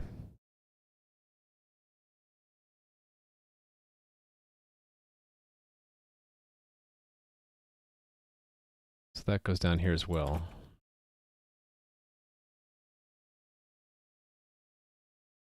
And then I need that up here.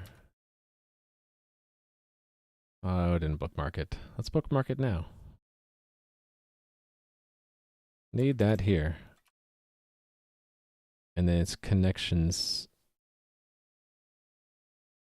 So it's const auto client connection equals this 0.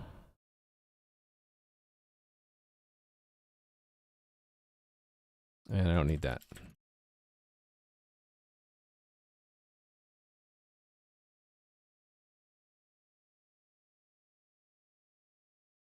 Okay, to get the type correct, the shared pointer, because I don't need an auto then. Yeah, bookmarks are nice to make sure you don't have to keep searching for the same thing. Okay, so it's this mock connection. I need to refamiliarize myself with how this works.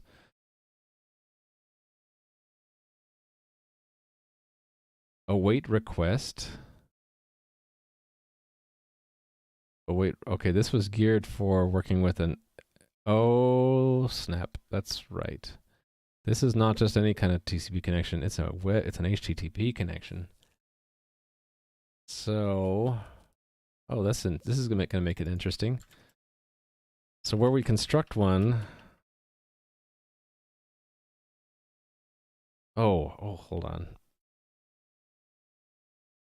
I need to make yet another abstraction, don't I? Hold on.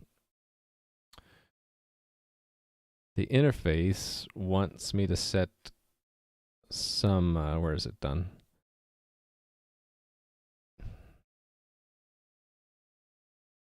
Is it? Oh, maybe it's in the concrete here. Yeah. It wants me to set up some transport factories, and one of them is a secure, but that one expects to make a HTTP connection. So I need to make a fourth one, secure SMTP connection.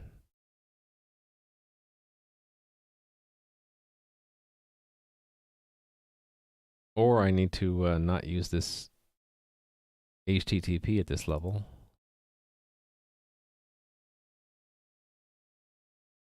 Okay, I need to have another interface then. Okay, this is a ton more work than I thought it would be. Essentially, like, I need to have an interface called SMTP transport, and that should probably be built into this SMTP class that I have. Close this build. This is gonna be more work than I'm prepared to do right now. I'm not a 24-hour stream today. So right now, this does not abstract away the interface to the network. It is I need to extract that out and abstract it. So, for example, when you tell it to,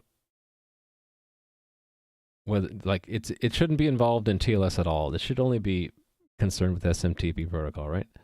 So that shouldn't be there. And then this connect, instead of, well, okay, that connect can be there, but there needs to be another function to register like what to use to make connections in the first place. And that should be given an interface like SMTP transport. So I need to invent that and connect it in. I'm not going to do it for now. It's too much work to do now. I hate to do this, but maybe I need to call it now. Get something to eat and then come back and work on this later. So where can I put on this then? So this is going to be different then. Actually, let me undo this work because I will need something similar. Yeah, undo a bunch of times.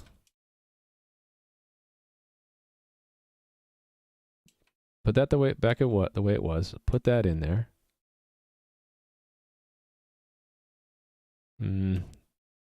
Like this, and just this body will have to be TBD for now.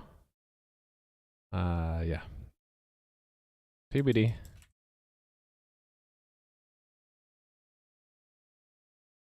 Let's just make it build for now. So this will return false. We'll just make it fail because we can't do it yet. Return nothing. I'm just making a clean cut. I want to have a commit that I can put into Git to be, I'll mark it as work in progress, and I'll say what I need to do next. So we need to just do nothing here. Make sure it builds. I'll review the changes, and then we'll call it. This will be a bunch of work, so it'll be a whole stream, I think. I guess that'll work out, because that'll be tomorrow's stream. And by the end of tomorrow's stream, the goal will be to have the game send us password reset emails. All right, and then what works and what doesn't? Probably everything will work except for the sending the email from the WebGate, right?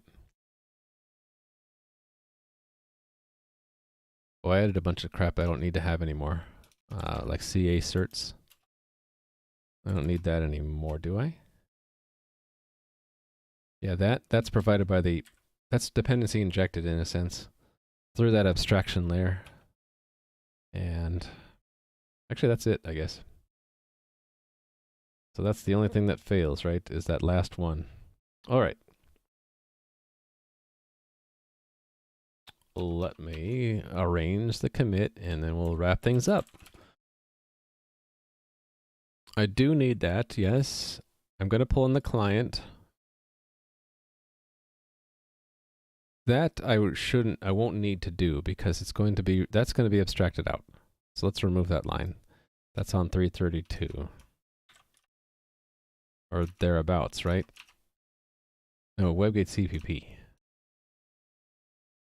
Yeah, this thing. So we're not going to do that right now. So we're just pulling in a client for SMTP, and then, okay, I don't need that change. Tests. Int types, I don't need that.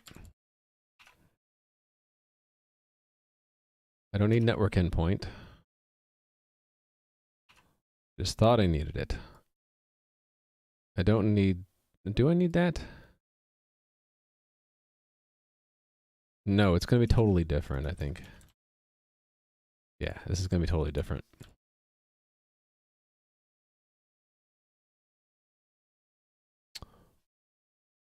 New text and wait condition, probably, I don't know. If I'll need that, I'll add it tomorrow. I don't know if I need it. Credentials file, let's add that. This is a temporary file. This is a file the WebGate expects to be present during configuration. It holds the secrets credentials used to authenticate. This holds secrets, for example,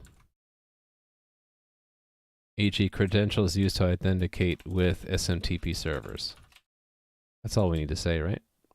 And then, what else? Okay.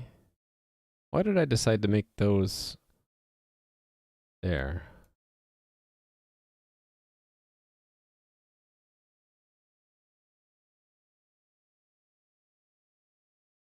Oh, because those are what's stored in it. I should probably put those near the credentials, right? Let's move that up. Yeah, right. This is the username the test configures for to be used for authentication with SMTP servers. And then this password similar, right? This is the password. Test configures to be used for authentication. All right. And okay, I do need that. That's the constructor. That's for constructing the file. That's TBD. Okay, I don't want to hard code those. I made that for a reason, right? That so it's not a magic number anymore. And that's necessary. That's all necessary. Did the setup doesn't have an override. That should have an override. How is my queue working? it's maybe halfway done. The main idea behind it is that when you're going to be playing my game and you need to log in and you say you forgot your password, you'll be able to hit I forgot, and then you'll be entering your password like bob@example.com, and then you'll send the password reset. And I've already done it a few times, so it doesn't really matter which one I show here.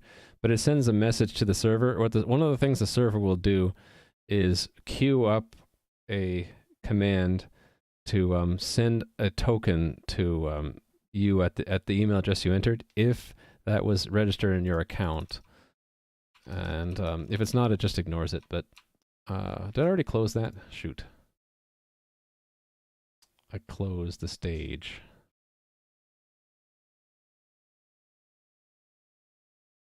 So it actually gets appended as a game command here to two things. That there's a password reset token. You guys can't see that unless I scroll up, right? Okay, it's really hard to get it to fit there. Right above my head there, you see that the last two game commands are that we're setting a password reset token, and there's a bit of it right there. And then also there is a command queued to send an email. And then because it's verified that bob@example.com really is my email address, and it's going to send a content that says your password reset token is this. In the real game, it'll be a link, and there'll be more, be more to this. But right now, it's just, very simple.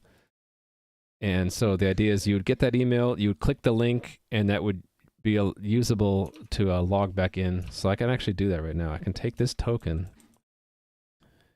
as is, and then I can say, the idea is you'd come back and it would be token equals that. And then you'd be able to re-enter your stuff. So let's find, where did I stash my password? It was here somewhere.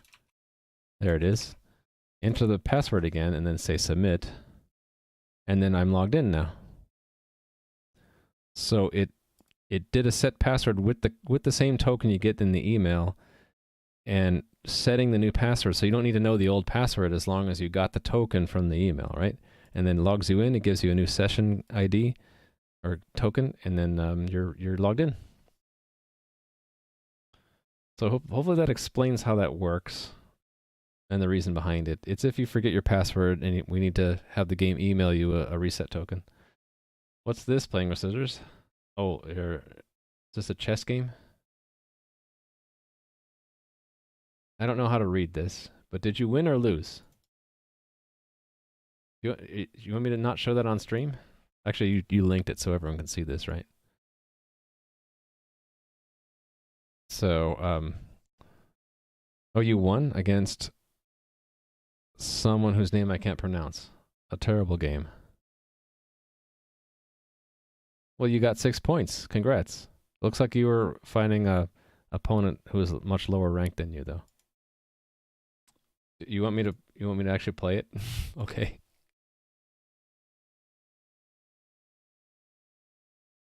Arrow keys, huh? And you are black, yes. Oh, one of these kinds of games, huh? Wait a minute, what the heck? Why did you... Well, that's it, right? Because of that? That's not a terrible game. It just sounds like it looks like the player you were fighting just didn't really know what they were doing.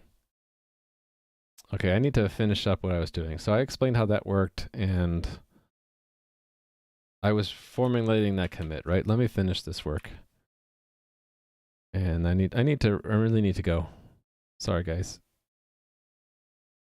Right, so that's a work in progress. I should mark that as I'm not done yet. Finish this test. Finish it, like finish him. And I'll check this in as work in progress. So, whoops. Work in progress. Add. Implement. Send mail. All right.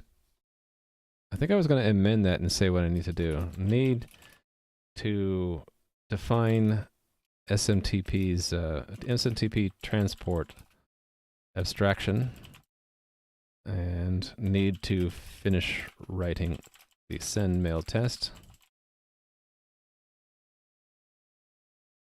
And then need to implement the test helpers. The test helpers involved. And then of course need to actually implement the silly function, which is really just going to delegate to SMTP. But I need to have the transport need to have the transport abstraction, and then need to define and then mock and mock. There we go. That's what we're going to say. Okay, so I'm going to push that. And we're going to go raid someone, because I think I need to go. I need to go at least get something to eat. Why do you use the queue? Oh, the queue is necessary because we don't want to accidentally have a flood of emails. So we rate limit. So let's say 10 people simultaneously want to reset their password. It will send one and then wait, I don't know, a second or two, then send the second, then wait a few seconds. So while we're waiting, the other emails you haven't sent yet need to be held somewhere. So that's what we call a queue. So it just gets held there, waiting its turn to be sent out, so that we can set a rate limit on how fast we send emails. Because they cost money, and we don't want to spam. We don't want to get a bad reputation as a sender. Lots of other reasons. So yeah, we send them one at a time, and only after a certain amount of time elapses then we send the second one, and so on. What's wrong, Erky? Why are you sad? Are you sad because we're ending the stream? It's been a long time. We've almost gone 6 hours. But I need to go. I'm sorry, friends. Let me go find someone we can raid. It's a Thursday, which is weird. Not all the same people are on. A very long stream, yeah. Not the longest I've done. Any suggestions? There are a lot of people actually going that I know. How about Zorkenheimer? He's always fun to raid. Unless Mr. Muffles is going to stream right now, we could raid him. But usually Mr. Muffles likes to stream in the evening. Let's do Zorkenheimer. I like his channel because he writes assembly language for the original Nintendo Entertainment System. So 8-bit Nintendo writing assembly directly. So it's fun stuff. So I'm going to give you guys the link, and I'm going to set up the raid, and we'll catch you guys tomorrow. I'll be back 10 a.m. Pacific Daylight Time. So here's my schedule. So I hope to see you then for another 4 or 5 hours. We'll see. Enjoy Zorkenheimer, guys. Bye!